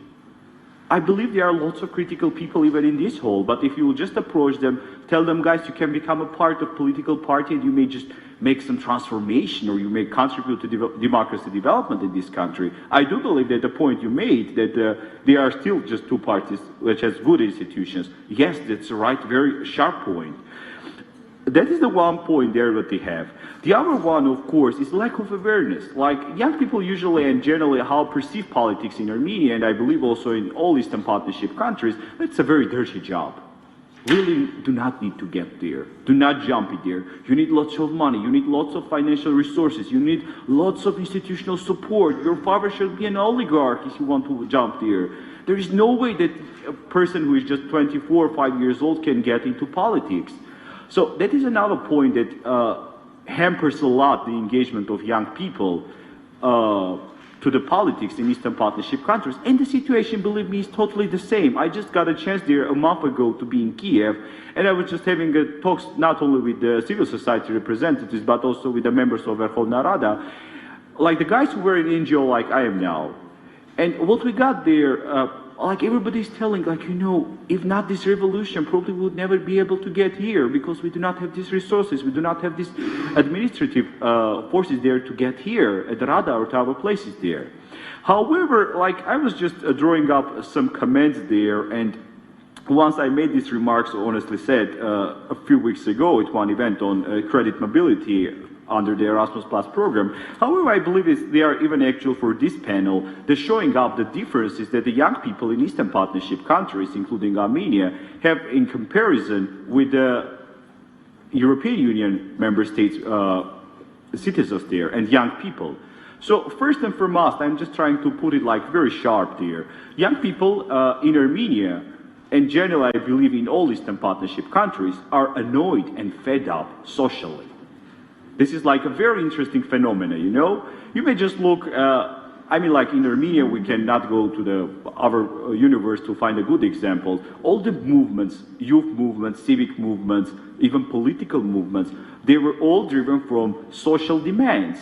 It can be, let's save our waterfalls, let's save our forests, I don't know, Electric Yerevan, Demen movement, the movement which was against social pensions reform. So people here, generally the young people, are annoyed and fed up of the social situation, and they are really looking for a thing that, to some kind of a savior, which is connected in some way with social matters in this country. What is but good here, the second point I would mention there, is the young people are really determined to make changes. And it's not only about Armenia, but also in the other Eastern Partnership countries. Like in EU, you know, I don't want to be like idealistical and say that in the European Union everything is great, so young people really don't care about everything. But in our countries, unfortunately, we got so many problems. And young people got to the point there that, come on, like, we got a problem, we need to try to solve it at some point. That is, they are trying to bring a change there. So it's kind of an important thing there that mentally, we already got this determination for change. You might be at the ruling party, but you might be in opposition, you might be simply an independent activist, but you still got this determination, right? I do believe that even in the ruling party, there are people who are determined to make a change. They do not like the current state of play at their institution or their organization. So definitely they have some intention to change it. And the same goes also for youth organization. The third point I was mostly willing to mention, today, you know, during the first panel, we got a question about the national ideology. And I think Mr. Giragosian made a very nice comment, if I'm not mistaken, it was his comment, that one thing is being nationalistic, another thing is being patriotic. So this is really a very sharp definition of the thing that I was also willing to mention, that the important way that the young people in Eastern Partnership countries differ from their counterparts in the European Union is that the people here are really patriotic rather than nationalistic. And it goes like, I don't know, it goes from Georgia to Ukraine to Moldova. Like, I had a chance, you know, to visit almost all Eastern Partnership countries, not counting one, due to security reasons, unfortunately. But I do hope that once I'll just get there. However, this is kind of a point that we always face on, right? So young people are really very patriotic. Like, I don't think that, I may just even ask now, Mariana, is she nationalistic or patriotic? But I think the driving force for many young people at the Euromaidan was it was really not about nationalism at the one country located on the north of Europe is trying to show up to the world. It's really not about it. It's really much more about the patriotism that these guys have there. And the same, I think, also was in Armenia, you know, during the Electric Yerevan. I was mostly following it via live stream. And later on, I got back already from the United States, thus I got a chance also to visit the Electric Yerevan movement. I do not see there nationalism. It was patriotism, seriously. The people were driven up there by patriotic mood. The fourth point that probably I would make there in this line is the thing that the young people in Eastern Partnership countries are ready to fight, to engage, and stand for their rights. That is kind of an interesting thing, you know. Again, right, nobody, like, for instance, you know what was my thought? I was in Boston, honestly, and my thought was the following. Then this crackdown took place in Yerevan on Bagraman Avenue. I thought, like, okay, so these guys are going to be detained, nobody is going back to the streets, and nothing is going to happen. Because, like, good or bad, I'm still also the bearer of the older generation. I'm a bit older than many of you in this hall. Thus, in my belief, it was like, okay, these guys are going to be all in custody. They are not going to get out there. They are not going to be again back to the streets. And guess what? On the next day, I'm waking up, and what I see there in Yerevan, there is the protests again on streets. People are gathering at next to the Opera House on Freedom Square, and they are getting back to Bagraman Avenue. They are putting a hashtag Electric Yerevan, Occupy Bagraman. I was like, wow, it's in my hometown. I don't know. So this is kind of a very interesting point there. And same, I think, was in Ukraine as well there during the Euromaidan. The scenario was totally the same, in my belief. Again, the crackdown on young people. And guess what? The young people are getting out to the streets when it is -10 outside in Kiev. It's December, it's very harsh weather. Even in October, it was -4 already this year, I remember. But still, like, I may imagine what's going on there in December. So this is really kind of a key point there. And the last thing that I probably mentioned today also during my welcoming remarks, the young people in Eastern Partnership countries, and particularly in Armenia, are ready to sacrifice. This is really also a very interesting phenomenon, you know. The young people are ready really to spend lots of efforts. They are really ready to spend lots of energy, enthusiasm, lots of even financial resources to reach their aims. You know, it's like a very interesting thing in this kind of, maybe it's or the fact that we are lacking many opportunities in Eastern Partnership region, and young people are ready to sacrifice something more. They are ready to sacrifice their free time to have some courses of the foreign language. They are ready to sacrifice their time to go, I don't know, instead of going to cinema, go to be at the office at any organization. You know, it's like very interesting phenomena that young people here are really ready to sacrifice. These were just like points I made about the differences, and generally like what is common. Indeed, it's really much more interesting also to talk about the common things. The striking common thing here is the fact that we all have a vision of better and more secure Europe, more borderless Europe, a Europe which is integrated both politically and socially, as our organization also stands for it. However, on the other hand, I do believe that the young people in Armenia as well there, I will really meet very rarely somebody who will tell, no, I don't want to travel freely, I want to be totally isolated from the world. Like, you know, I don't care what's going on there. Who cares about it? No, it's totally vice versa. And this is like a way that, of course, it's on different levels, but many places in EU, like you may, of course, face up with Eurosceptical approaches. Like very close, you know, they are going to have a Brexit, so-called referendum on exit of UK from the European Union, or you may hear some things that Eurosceptical nationalistic movements, like in Poland a week ago, there was a huge rally of nationalistic party in Warsaw. They were making a point that Poland is only for Polish people, only for Poles. You know, in every country you got some kind of difficulties, I shall say.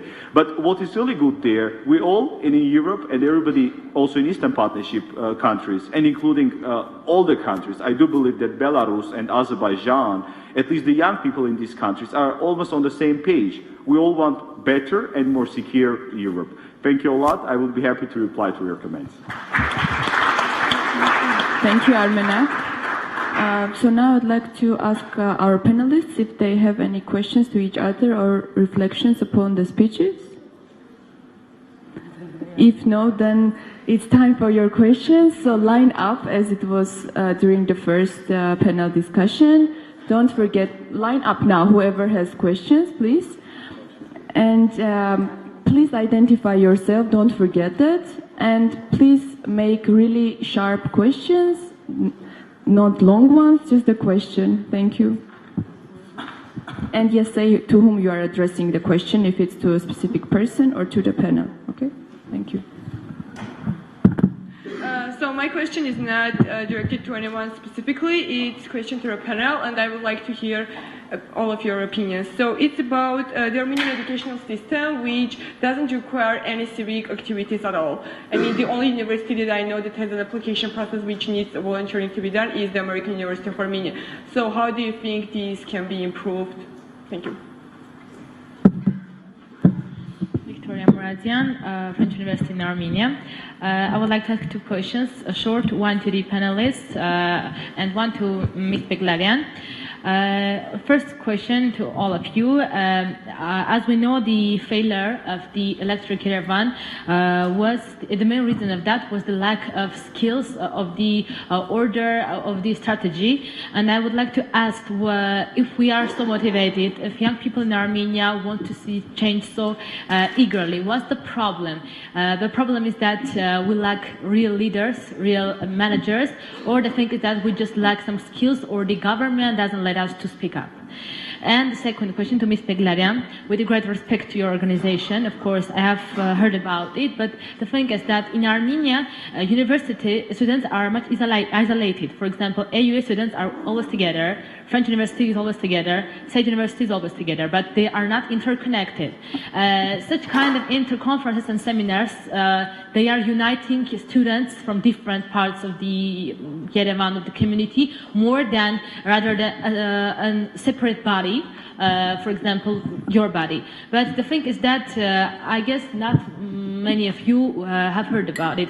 What's the problem? It's a problem of PR maybe in your organization, or why can the organization become the sole body in our society which will unite all students from universities and not just only on the conference or seminar level? Thank you. Armenia Sagan. So my question is not directed to a specific person. Whoever finds convenient can answer. Don't you think that the society in Armenia, especially youth, is too much politicalized? And every protest and every movement that is initiated in Armenia ends up with being politicalized.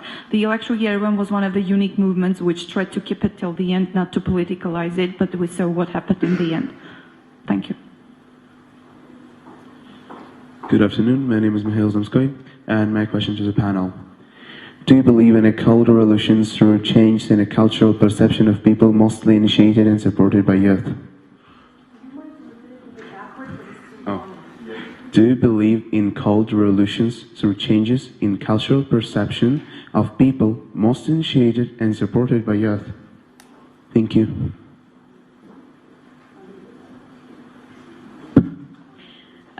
I'm Avnik. I have a question to the whole panel.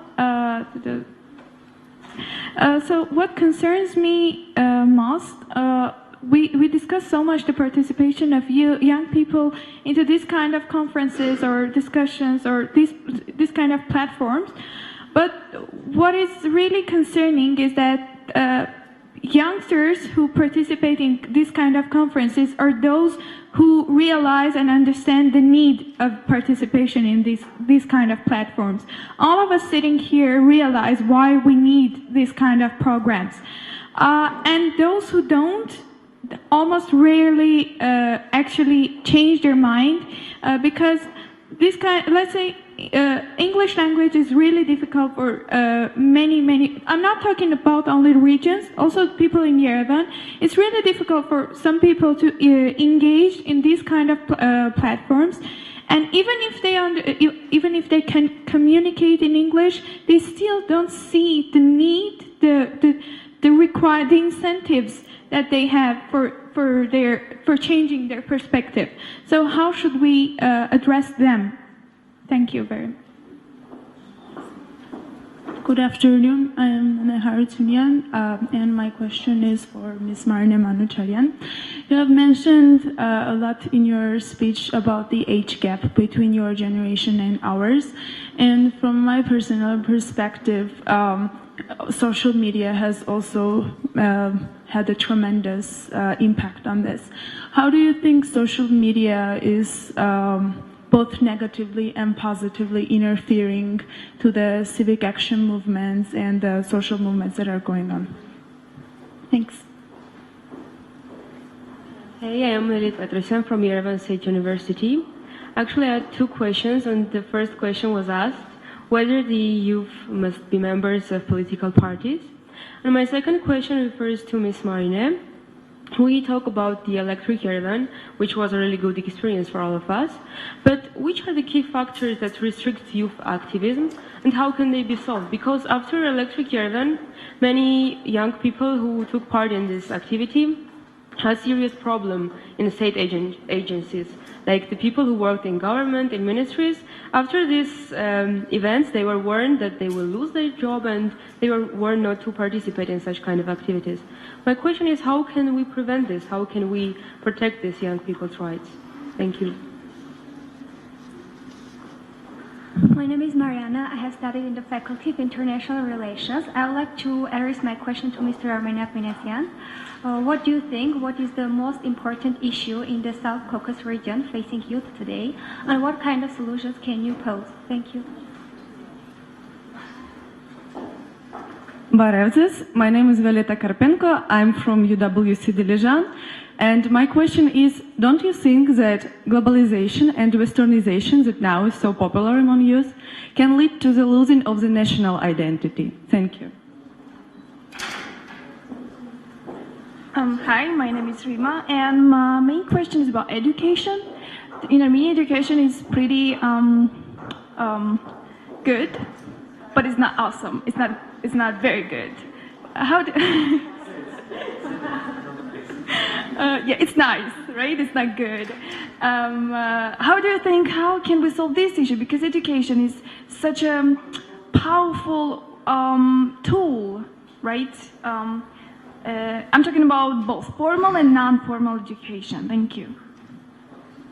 Yes, and the last question for this round. Good afternoon. My name is Gohar Sadrian, and some of you mentioned that there is a lack of trust to the organizations, especially to the political organizations, which do some stuff and change for our country. So what do you think, what should we do to change it, to make people to believe in it and to take actions to be a part of these organizations? Thank you. Okay, so who is going to start?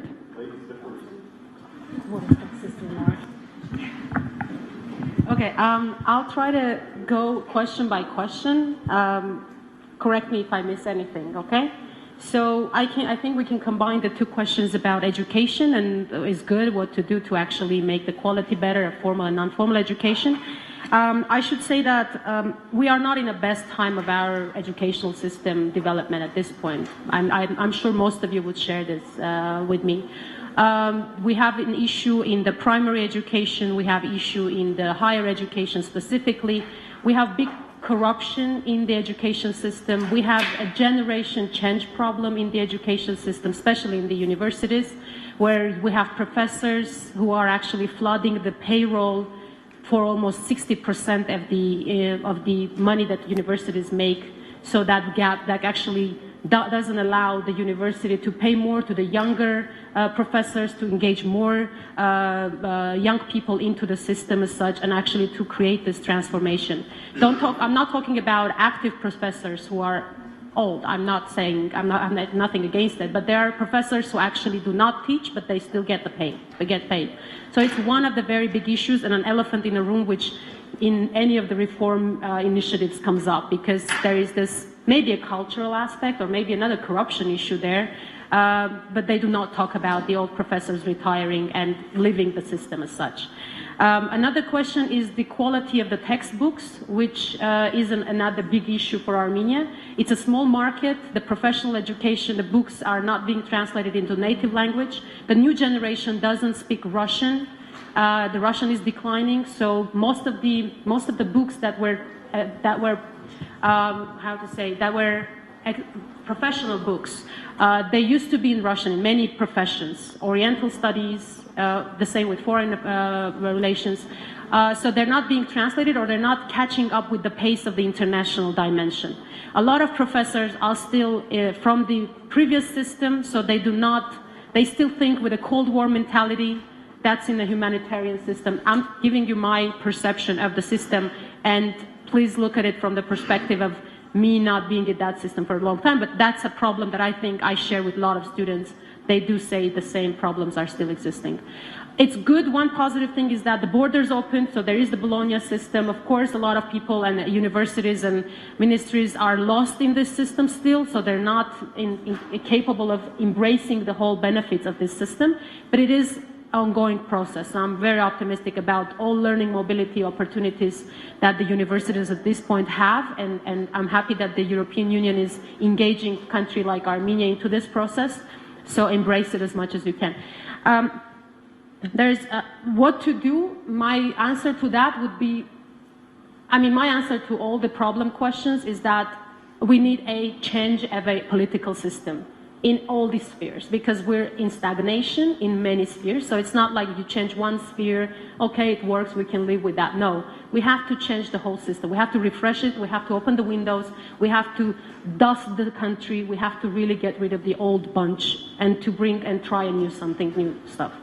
About the non-formal education, there is one thing that it's something new. We're trying now with the other colleagues of mine, also from the Youth Workers Institute and non-formal education trainers and educators, to actually support the measures of the Armenian current government to establish a Youth Workers Institute in the country. I'm very cautious about it. It's still going on. We're not there yet.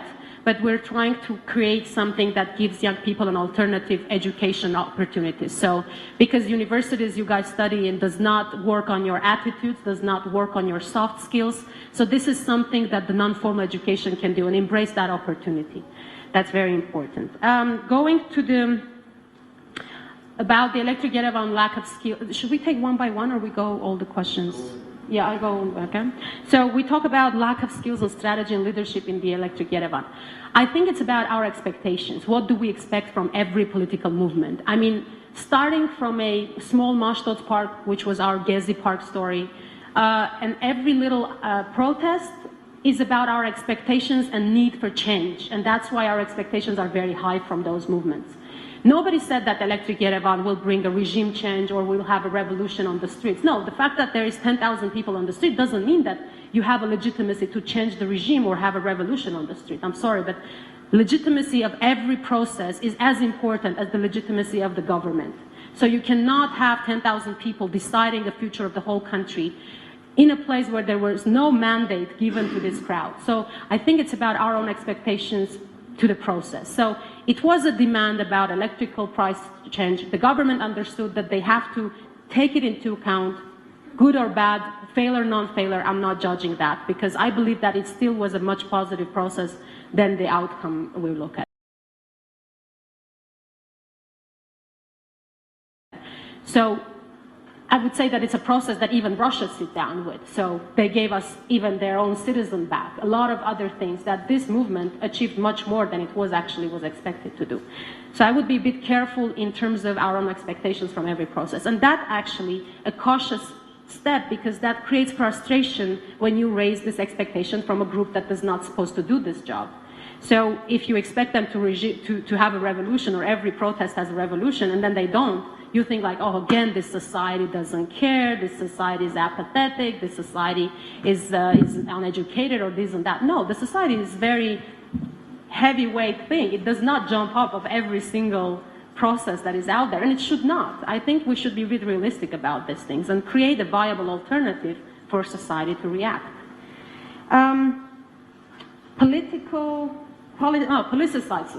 Politicized societies. I believe that Armenian society is not politicized in a Western understanding of the politicized societies. I think that we're not politicized in the way of like in the United States where the parties are very much engaged in the life, they're on a community base, there is a process going on, there are topics being discussed, so there's a participatory process of democratic system. I would say we love talk about politics and there are lots of jokes about Armenians, everyone being a president of the country, everyone knowing better how to do and what to do. But that's a false understanding and that's a lack of education awareness about political participation in the societies.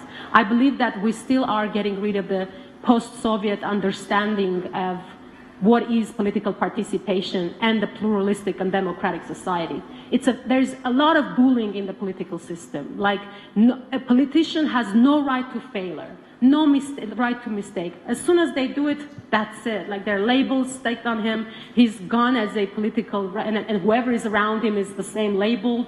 So there is no topic or issue-based, issue-driven debates in the country. There is mostly persons or person-based, and that does not give a chance to, it's a very high demanding society, I would say, rather than politicized, because it does not allow a process to go until the end because of the lack of trust as well. Yeah, I'm not very sure if I understood the question from the Dilijan school, from the gentleman in the, yeah. Was it about colored revolutions being a cold revolution? Like non-violent? Okay. Okay.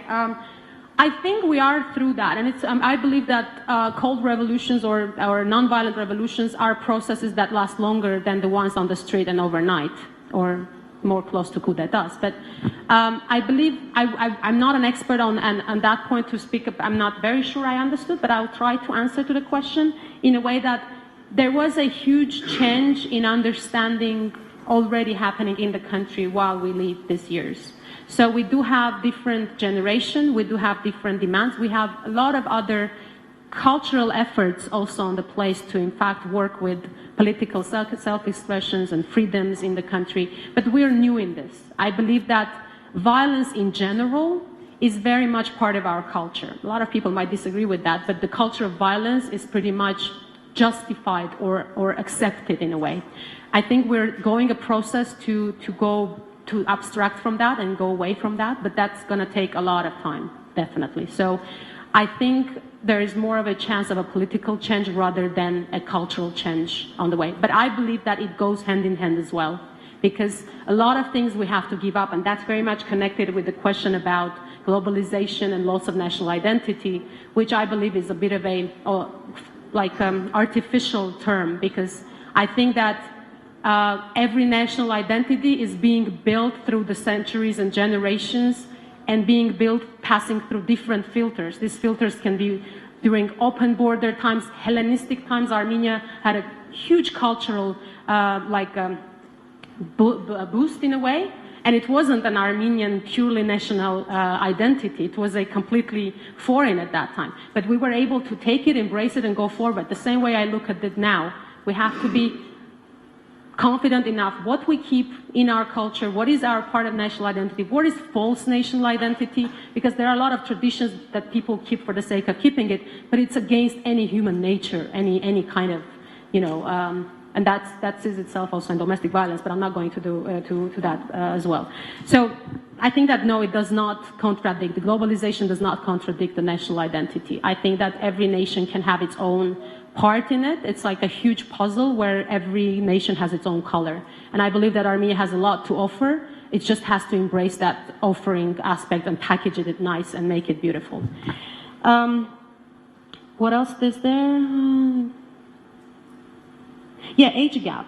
I think I covered that a little bit with the age gap in social media, helping the age gap. Social media definitely helps, but it also I think it helps more than it doesn't. But in terms of age gap, I agree. I have actually theory, I can share it with you. I believe that nowadays we get older later than before because we still have the same sources of information. So we do still keep in track what young people care about, what they share, what they like, what do they see. And so we also go to places where saying young, I'm just 33. So I still go to pubs, I still party with young people. I do consider myself young as well. So I do think that social media helps, but also it should not alter the fundamental education. So it should not be based on the only titles of the articles or all the cliche statements or like, oh, the life is so bad, everything is going down attitudes. No, it has to give us food for thought and then makes us move forward and use social media as a tool rather than an educational fundament, which we can see nowadays, people talking with the titles rather than talking with the actual content of the articles or the books or whatever. So we have to really balance this and to look into the content and the tools that are available out there to spread this content and engage youth. One question was about the restricted, or how to protect the politicians or the people working in the system that are joining the political parties. This was an issue all the time, and this is not a new issue.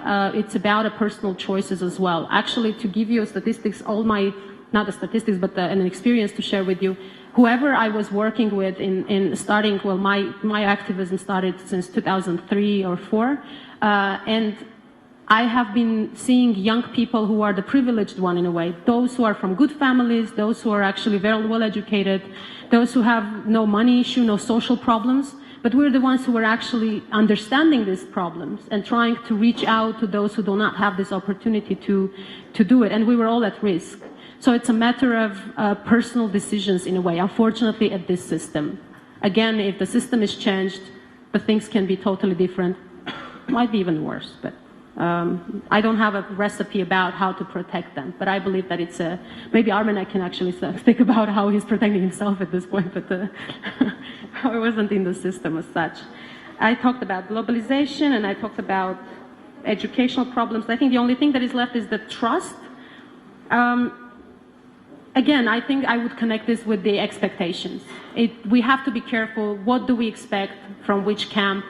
And how do we measure this expectation? How realistic we are about the, how cold we are in terms of emotions, not to give in into this, of course it's fun to get together with friends, go to the street and all do that, but that has to be part of a bigger plan. It does not have to be for the sake of doing it. And do not expect from 10,000 people on the street to decide for yourself. You have to be there with them, or you have to go through more legitimate processes. Thank you. Okay, so now maybe Armena or Lilith will answer to their questions.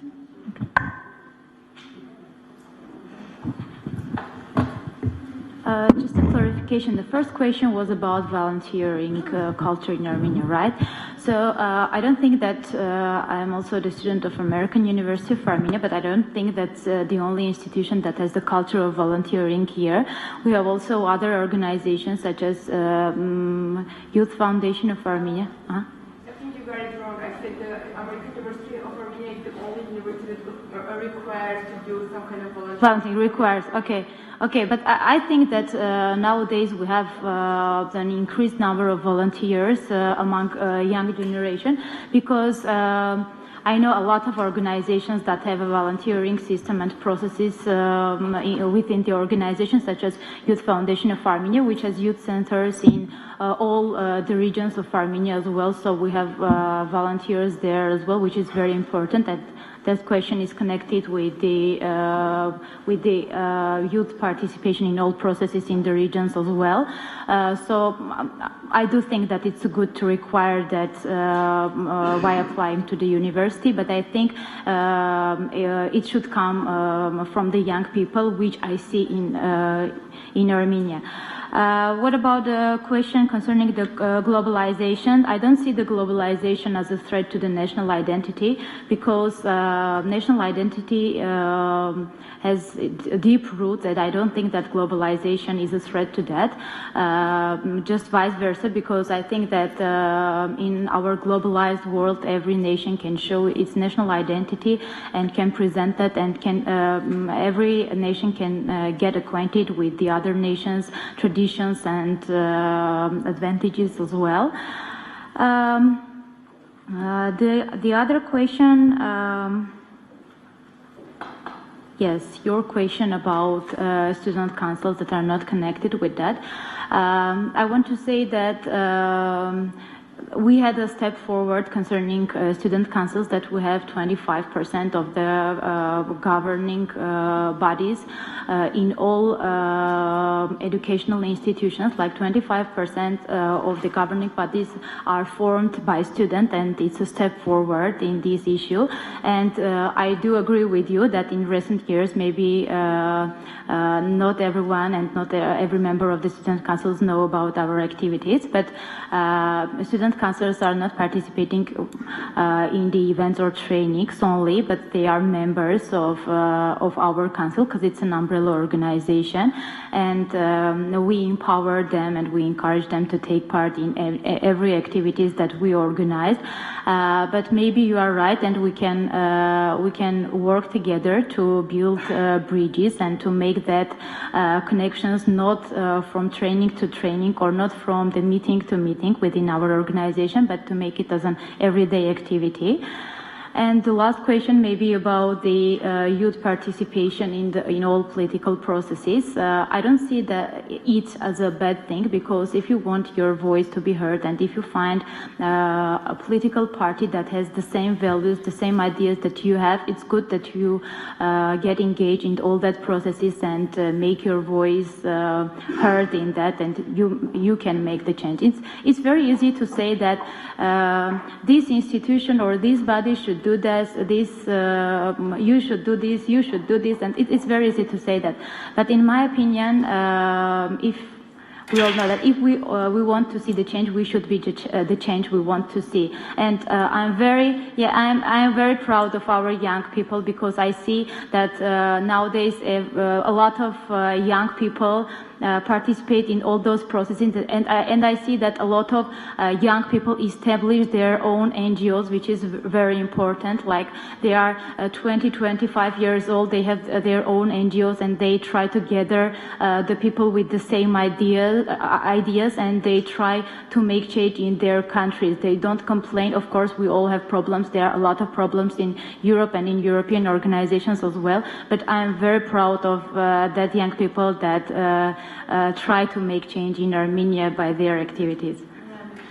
Yes.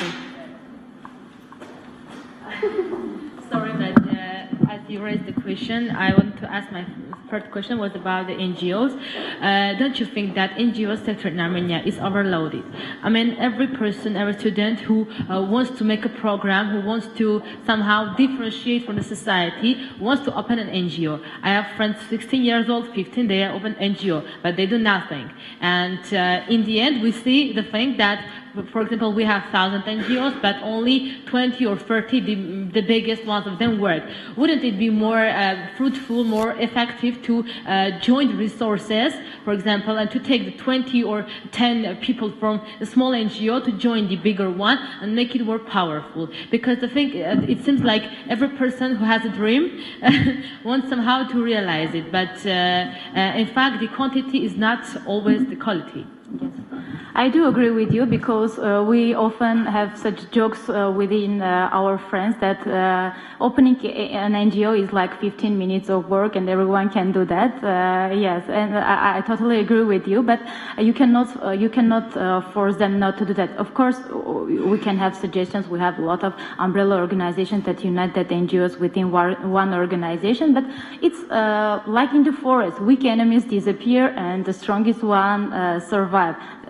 That's the same thing. Of course, if they gather into one organization and become bigger, it will be great. But you cannot force the people not to open NGOs and join the other ones. Maybe after some years of activities, they will cooperate with the others, and maybe they will come to an agreement to join 2 or 3 NGOs and become much bigger than they are separately.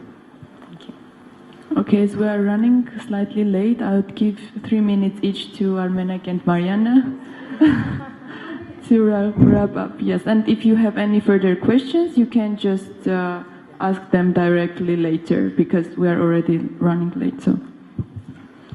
Thank you. My experience is not related so much with our Armenian life, so probably my answers will be based on Ukrainian experience, but even all 6 Eastern Partnership countries are quite different, and you are using different tools in work with them, but still on some point I can find out many things similar, and many sentences which you repeat here, for me it was like back in 2013 or 14, like totally the same, so I feel myself like have to be back in past.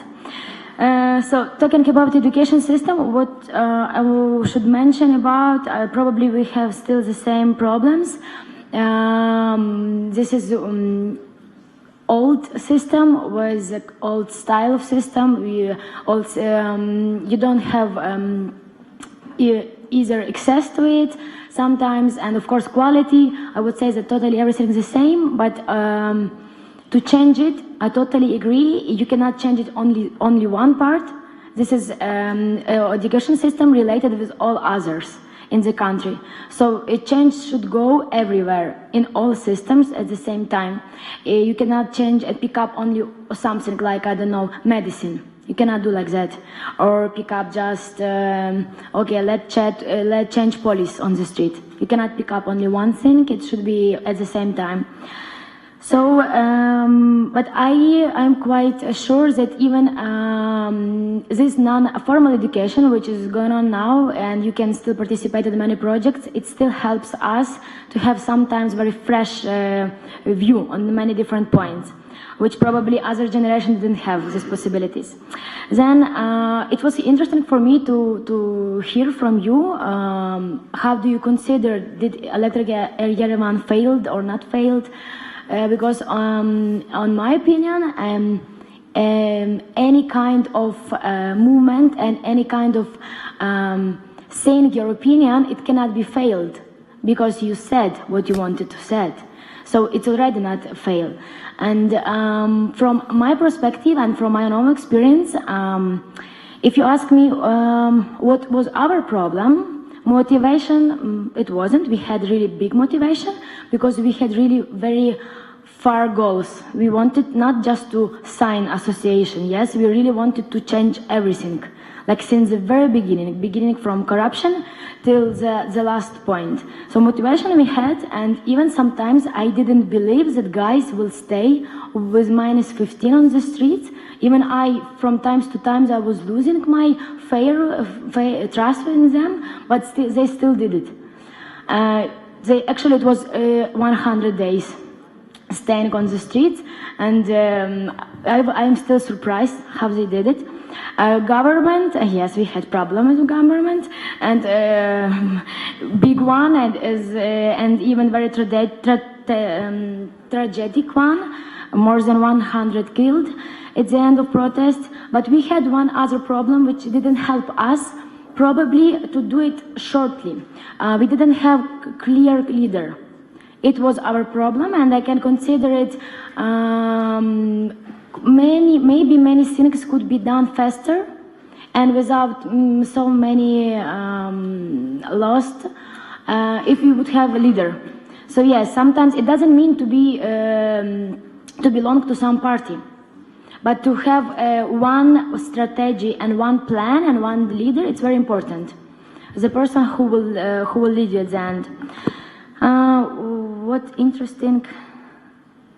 Yes, concerned about it. People who are here, yes, indeed, they are interested more. And if you go outside on the street, I would say that this is the same in Ukraine, will go on. And what can you change? Okay, you cannot change anything now, today, to be honest. And maybe you need even 10 years for this, or even 20 years for this. But it's enough if you are already this part to do those things. And yes, many people, they believe that there is no need, and you cannot convince them, that for sure, because all of us, we have different motivation. You can maybe sometimes just explain why we need it. Like, why? Like maybe, I don't know, maybe tomorrow you will not have money to buy food. Maybe for some people this will be important, or maybe tomorrow you cannot speak, or whatever. Try to speak sometimes with people, but what I realized, you cannot convince people, that's for sure. If they have their point of view, you cannot convince them. Try just to explain. About social media, I would agree. This is a very, very strong tool now, and it's helped us together many times. And sometimes it helped us together in 1 hour, few 100,000 people in 1 hour. Can you imagine how big tool it is? But indeed, you cannot just read titles. Each time, titles can be just the wrong one, just to take your attention. Each time you should check it.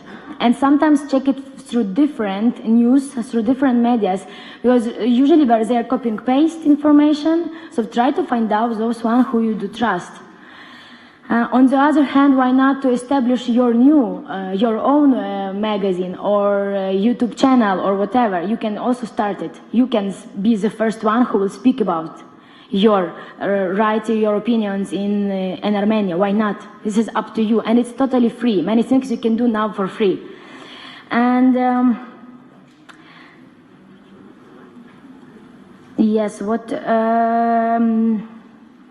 yes, the last what I would like to say, I totally agree with Armenak when he mentioned that the point about difference to be nationalistic and patriotic, because I consider myself first of all European, and I consider myself that I'm from Lviv, because I have many parts in my family, Russian, Polish, Hungarian, Ukrainian, so it will be very hard for me to identify probably myself, but I'm from Lviv, I'm from Ukraine, which means I want better life for this society. And it doesn't mean which kind of soup I will eat in the evening. So this is meant to be patriotic, and so I believe that we cannot lose. If we will keep it in the right balance, we cannot lose identity. National identity. Other way around, our power is in our diversity. so we can use it actually. This is other way around. So yeah, and I should say that don't think that 2 weeks or 3 weeks or even 2 years fighting against something it's failed, because at the end it's just very small first step, but you should do it. Each time you should do it, this small step. Thank you. And Armena, you have 2 minutes. Okay, just 2 minutes. I'm going to stop you if you speak more. Okay, yes, it's good. Okay, so what I got there, I got some direct questions addressed to me, but we got also some general questions, as most of the panel has already spoken out there. Let me just focus on some of the things there. So, first of all, I would like to focus on the problem with the electric caravan. What was the problem of electric caravan? The problem was that the young people who were in the streets, and many of them are very good friends of mine, who were on the very first lines, till the last moment, we were afraid to say that yes, this movement and this protest is political. It's very easy to say, no, it's a civic movement. Yeah, it's good, it's giving you a huge framework. It's easy to say, no, it's a social justice movement. We are here for social justice in our country. But come on, if you are asking, let's try to be very frank, since I'm trying to be very frank with you since the morning. If you are asking something from your president, if you are asking something from the government, if you are asking something from National Assembly, from the committee which is under the government, this is a political movement. This is the thing that we shall face. It can be a cold shower for now to recognize it, but it was one of the biggest failures of electric caravan, that till the last moment, and it's really not about the foreign orientation. It's not about being a pro-European, pro-American, pro-Western, pro-Russian. It's seriously not about it. It's just the fact that you shall acknowledge that you are blockading the Central Avenue, that it's a political movement. This is not a social movement. This was kind of a key of failures of electric caravan. So electric caravan was a movement of process. It was not a movement of end result. And you already all know the end result. What has happened with this company, who has bought it. Like for me, there is totally no difference. And also the result of audit that took place in this company. So this is like a very important thing there that we shall point out there. And even if you talked about, I do not know, the girl who was making a comment on electric caravan, you mentioned that that was what techniques or skills there were missing there. The first skill, of course, it goes to finances. Sorry, if you are telling that somebody has stolen millions of dollars from this country, that is not an audit that shall be there. It shall be tax fraud. So this kind of things that there were, of course, the movement was lacking many things there. And the first, of course, as I mentioned there, it was non-engagement in politics. And I already talked about it, why young people here in this country are afraid to get in politics. It's all the stuff there. It's a dirty business. And please address your question. Yes. Last 30 seconds. Yes, but I really just want to speak up there for some more questions there. I covered already the issue of why the society is so politicized. Of course, I shall agree with the remark on regions. Yeah, the projects like this shall be taken up in the regions. It's always good to be in regions, to talk with the people there. However, the problem is that usually these projects are ending up being a very nice receptions, very nice events there for a day or two, and afterwards you are getting to the same region. Unfortunately, nobody coming for another event. I got a direct question about South Caucasus and the key issues of youth policy here. Probably the biggest problem here is a very little tolerance. The level of tolerance is really very little in South Caucasian countries, in particular youth policy matters. Of course, it's very much connected with politics. However, the level of tolerance, the mutual trust as well, and it's not only about Armenians and Azerbaijanis, but it's generally much more about also even Armenian and Georgians, many stereotype approaches from country to country that does not create at all the environment in which we would like to work and communicate. And probably the last remarks, because we talked about the culture and national identity, globalization, like the lady who was making the question on national identity. If I ask, can you just stand up for a second? Yes, you can see on her a Ukrainian shirt. It's called Vyshivanka. So You know how I would reply to your question. You are the best example of globalization and not losing your national identity.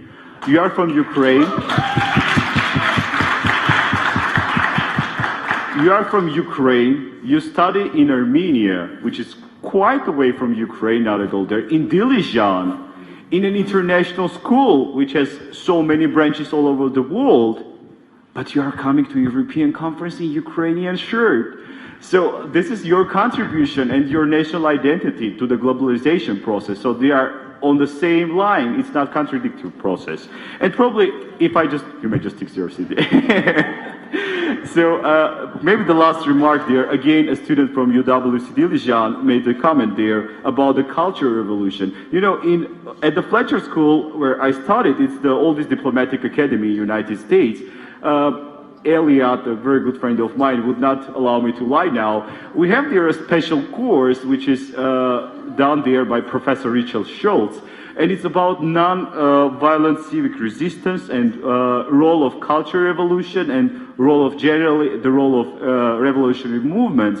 And you know, I didn't manage just to write it before. I was not expecting this question, but I managed to check it on my phone.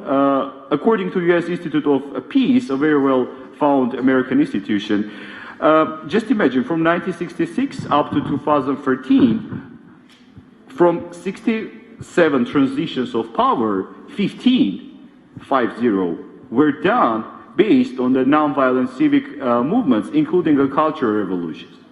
So it's a very striking point there, and at Fletcher School at least we are paying a lot of attention to this topic there. We study it a lot, we research it as a discipline.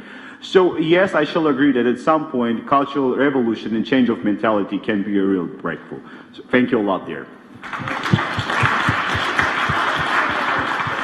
So thank you very, very much to all of our panelists. And now let's give a round of applause to our panelists, everyone.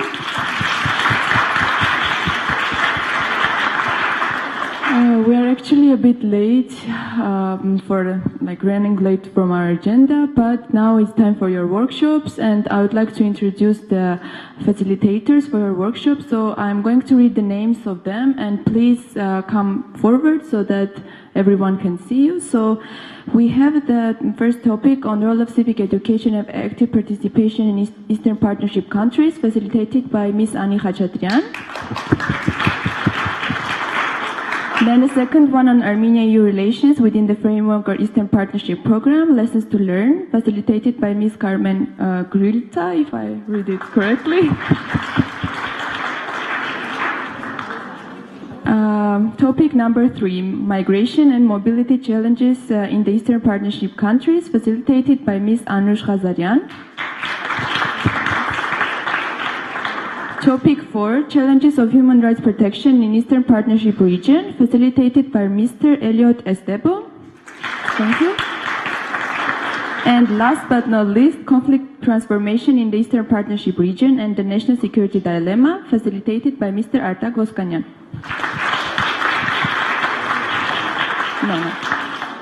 So now we're going to have a break for 5 minutes so that we can rearrange the room, but you have been sent the list of your allocations, so if there's anyone who don't remember or didn't have the chance to check it, just come to me. I'll tell you in which workshop you are going to be. So now we have a break for 5 minutes and then continue with the workshops. Thank you.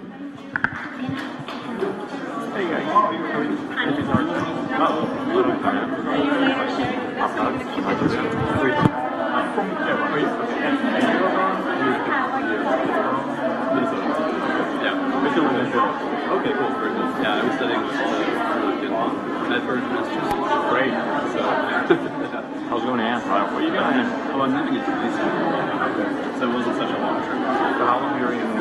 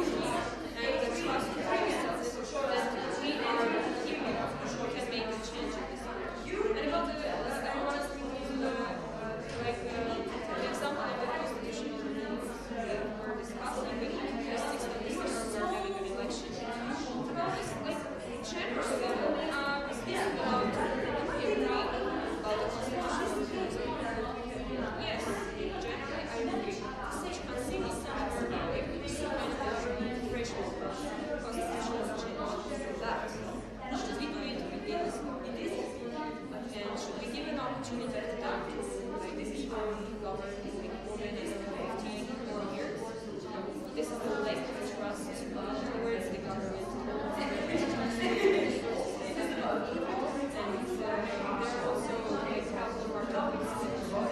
Need to be mentioned.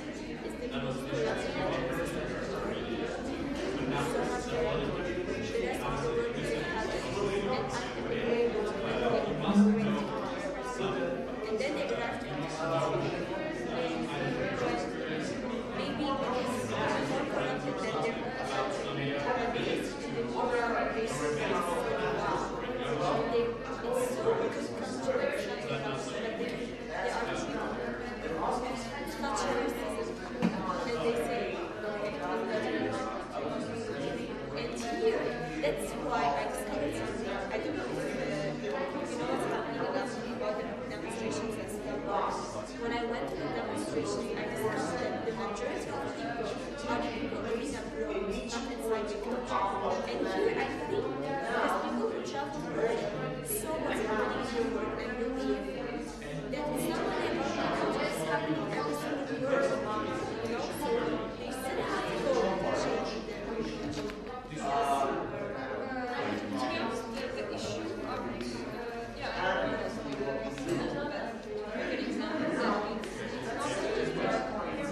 leaders, we are preparing this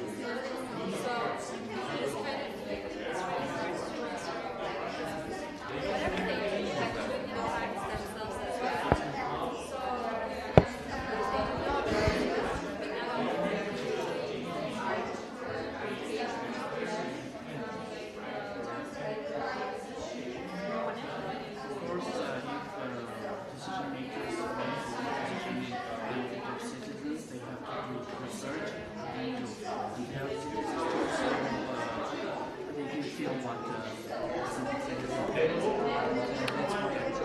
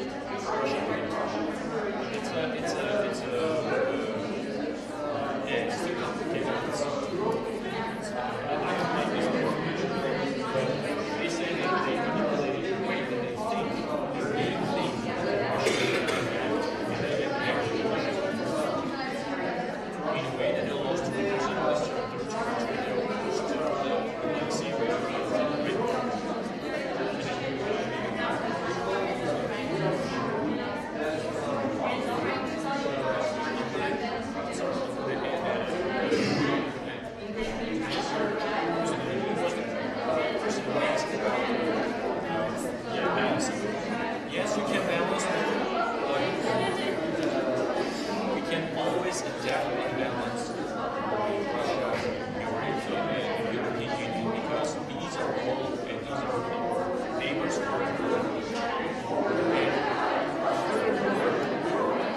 Russia is a strategic partner of the European Union. So each other for economic interests, business interests, cultural interests, and any kind of interest.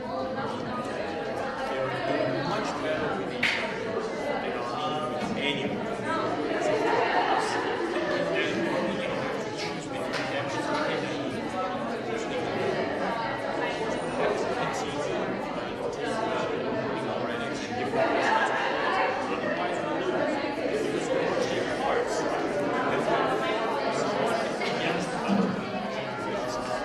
That's when there's two entities.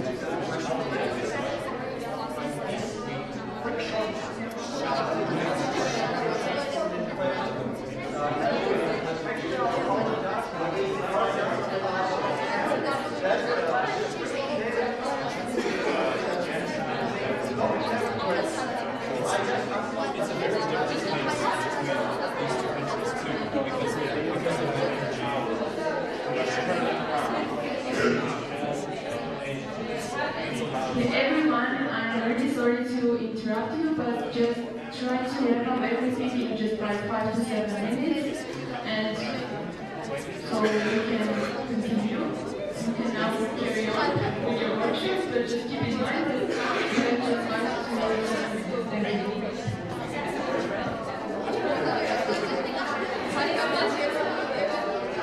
Transformation, solution, big work.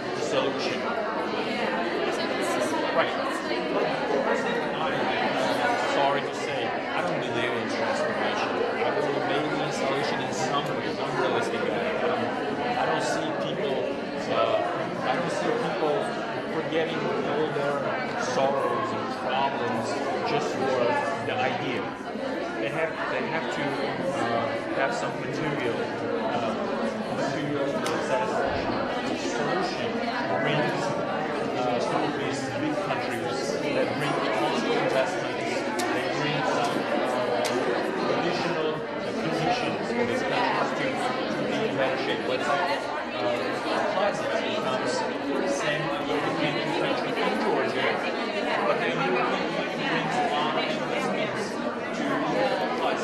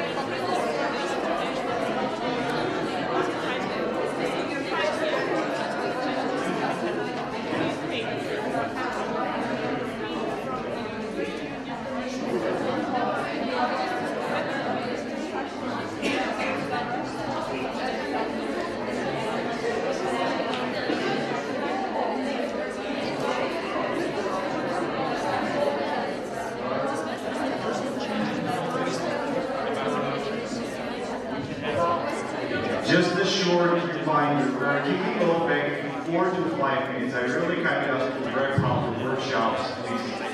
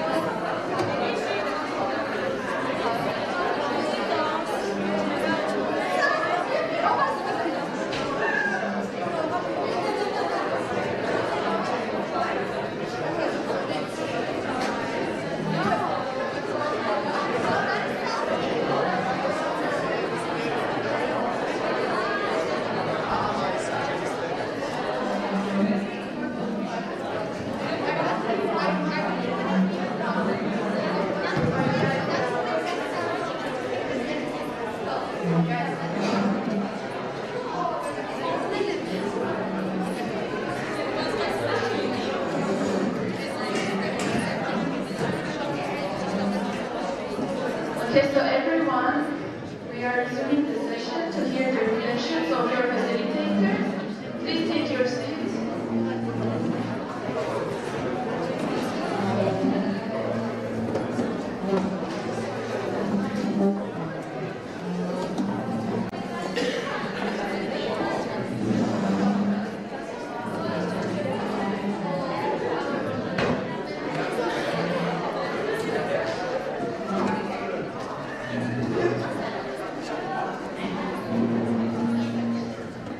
Dear friends, we are resuming our plenary.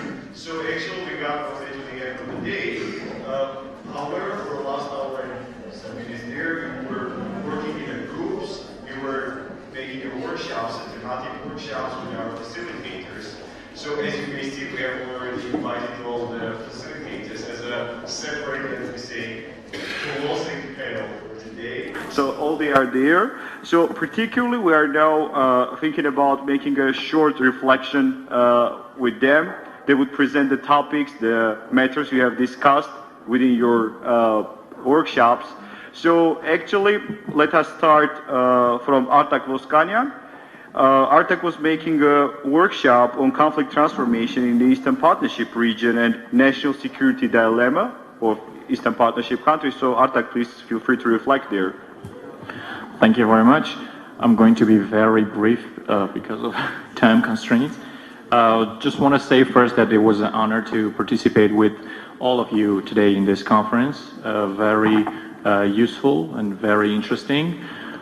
Then I want to say that conflict transformation is a very difficult topic to talk, especially when it's when it's about the Eastern Partnership countries and their subsequent conflicts, very deep conflicts. We talked about conflict transformation and try to understand what it is. My personal opinion, well, I will say my own personal opinion a little bit later. We talked about conflict management and conflict solution as different from conflict transformation. My personal opinion is that conflict management and the solution are more possible than the conflict transformation, because if the conflict management is about managing the conflicts in some kind of non-violent way, as long as they're not breaking into open war, and the conflict solution requires more investments, mostly. The conflict transformation as different is nearly impossible. It's very difficult to transform the paradigms and big, very deep historical problems that people are having with each other without solution or management.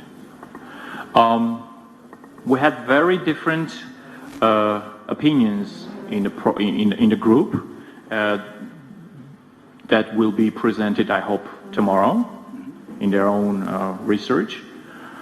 That's about it. I think if they have any questions, I'm very happy to answer them. Thank you. We're getting through there already. Now I would like just to give a floor to Ms. Ani Khachatrian.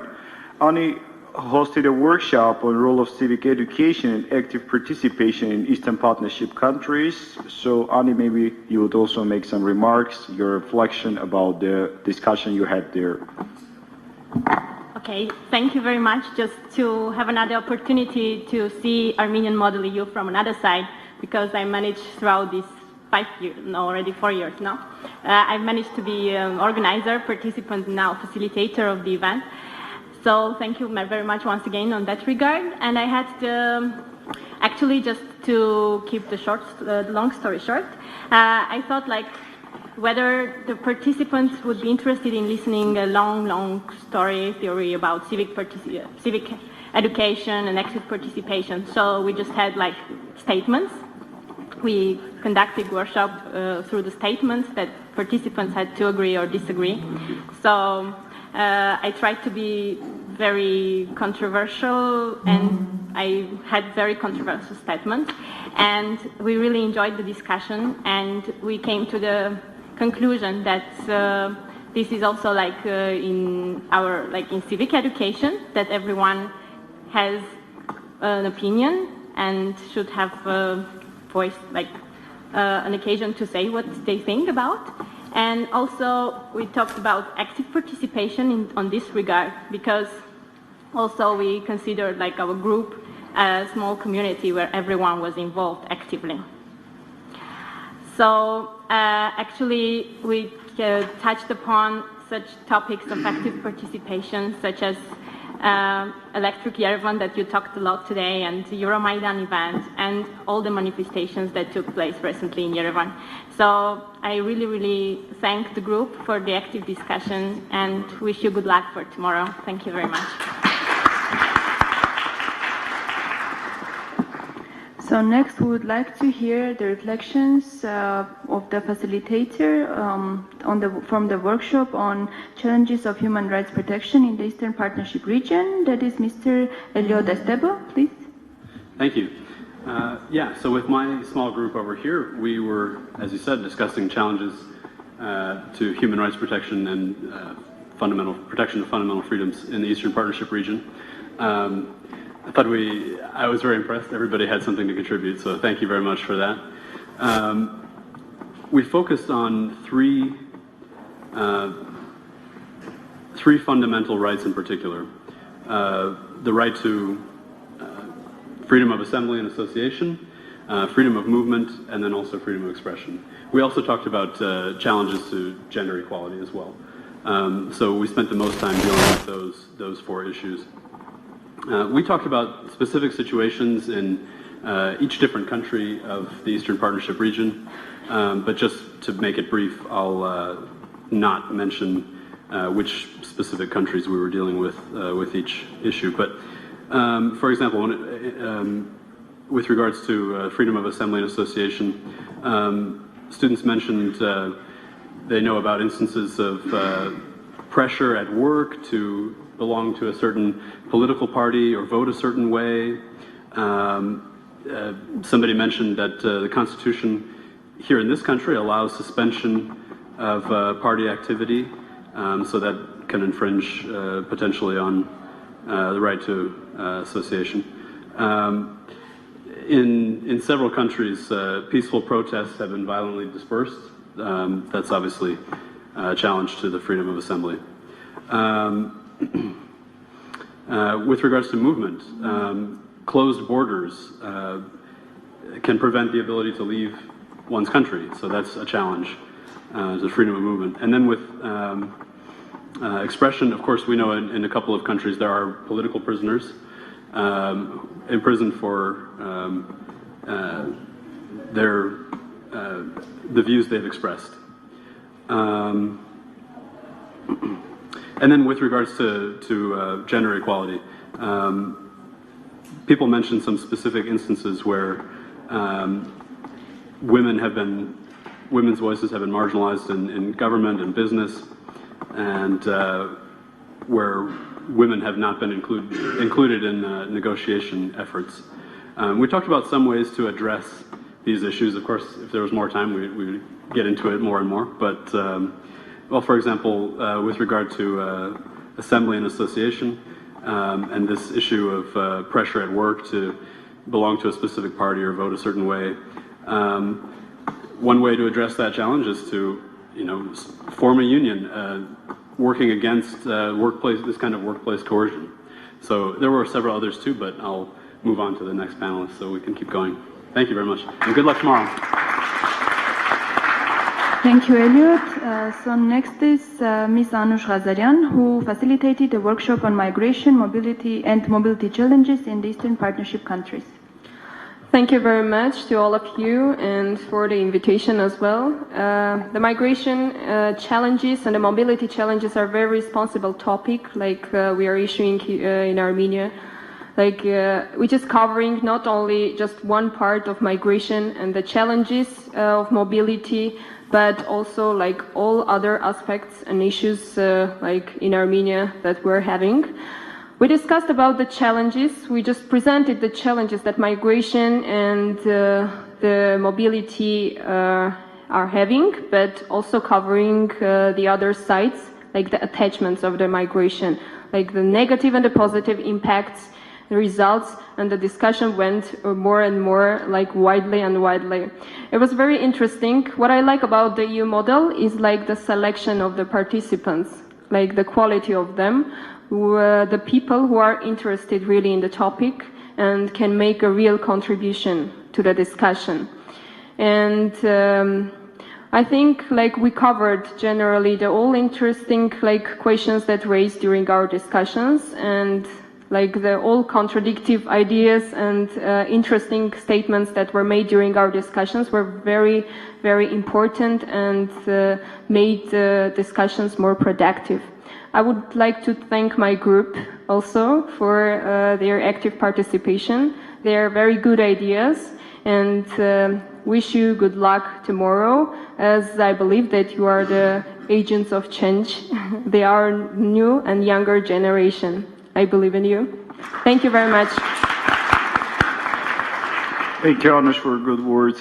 In regard of our participants, we heard today a lot of positive about the speakers and facilitators. It's good also to hear something positive about the participant itself there. The last but not the least, I am pleased to give the floor to Ms. Carmen Grlica, if I pronounce it right. I hope. Completely wrong? Completely wrong, okay. Carmen Grlica. I'm from Croatia. Okay. So we did something really interesting. We did so-called Karl Popper debate. It's named after a German philosopher. The topic was provocative. I will read it out to you. Armenia, as a member state of the Eurasian Economic Union, will not be able to form closer ties with the European Union in the future. So we were dividing the participants in two groups. One of the groups was representing this topic and the other group the opposite topic. And we had judges for each of the debates. So it was kind of experiment. In both of the groups, negation has won, which means that the team who was representing the positive side decided that Armenia will form closer ties with the European Union in the future. They have won in both cases. So I would just like to thank my wonderful participants for being very informed, very motivated, and I wish you all best of luck tomorrow. Thank you. Thank you, Carmen, even though I pronounced your surname wrongly. However, I see it has not impacted the quality of the workshop you had there. As far as we are moving ahead now, and you know, IJ is a very democratic institution, and we always want to hear the voices of people. It would be interesting to hear if there are any reflections from your side also in regard to workshops, or maybe you didn't manage to cover some topic there, or want to make some comments there. Yeah, Victoria, please.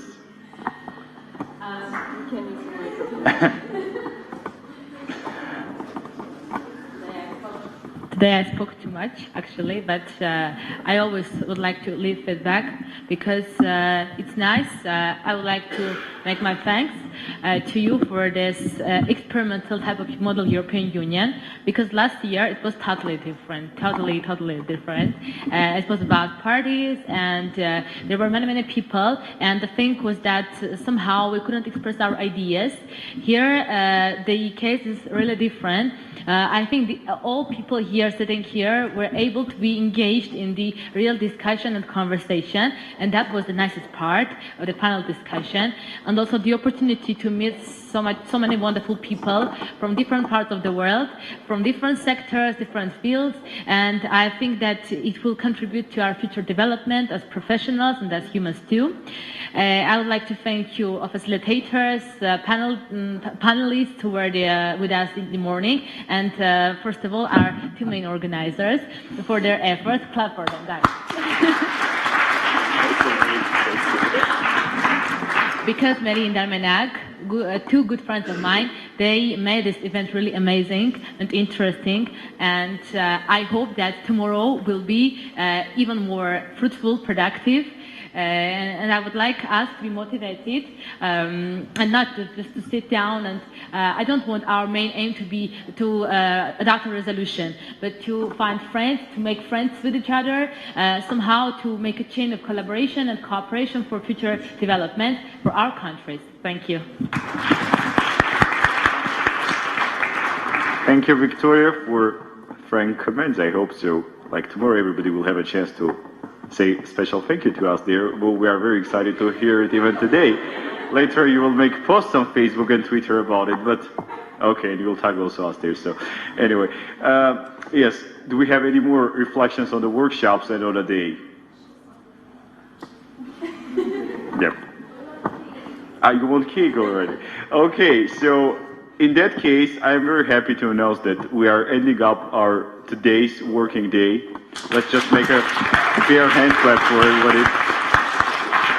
Once again, big thank you to all our panelists, to our facilitators. Guys, you did a great job, bearing in mind how limited was your time, but you managed to work with such a diverse and such a different group here. Thank you a lot for coming, joining us there. Now, I'm very pleased to inform that we are going to have a small reception. It's a wine and fruit reception, and also we got some cake there. It's Aja Yerevan's birthday cake. So I would be very happy to invite everybody to the other hall for a small reception. But meanwhile, just please do not leave here anything there. Of course, it's going to be locked, and tomorrow it's again nothing will be lost here, but still your info packs, your badges for participation, info materials, or whatever you have. I'm not talking even about the personal items. So please be careful and please join us already at the reception.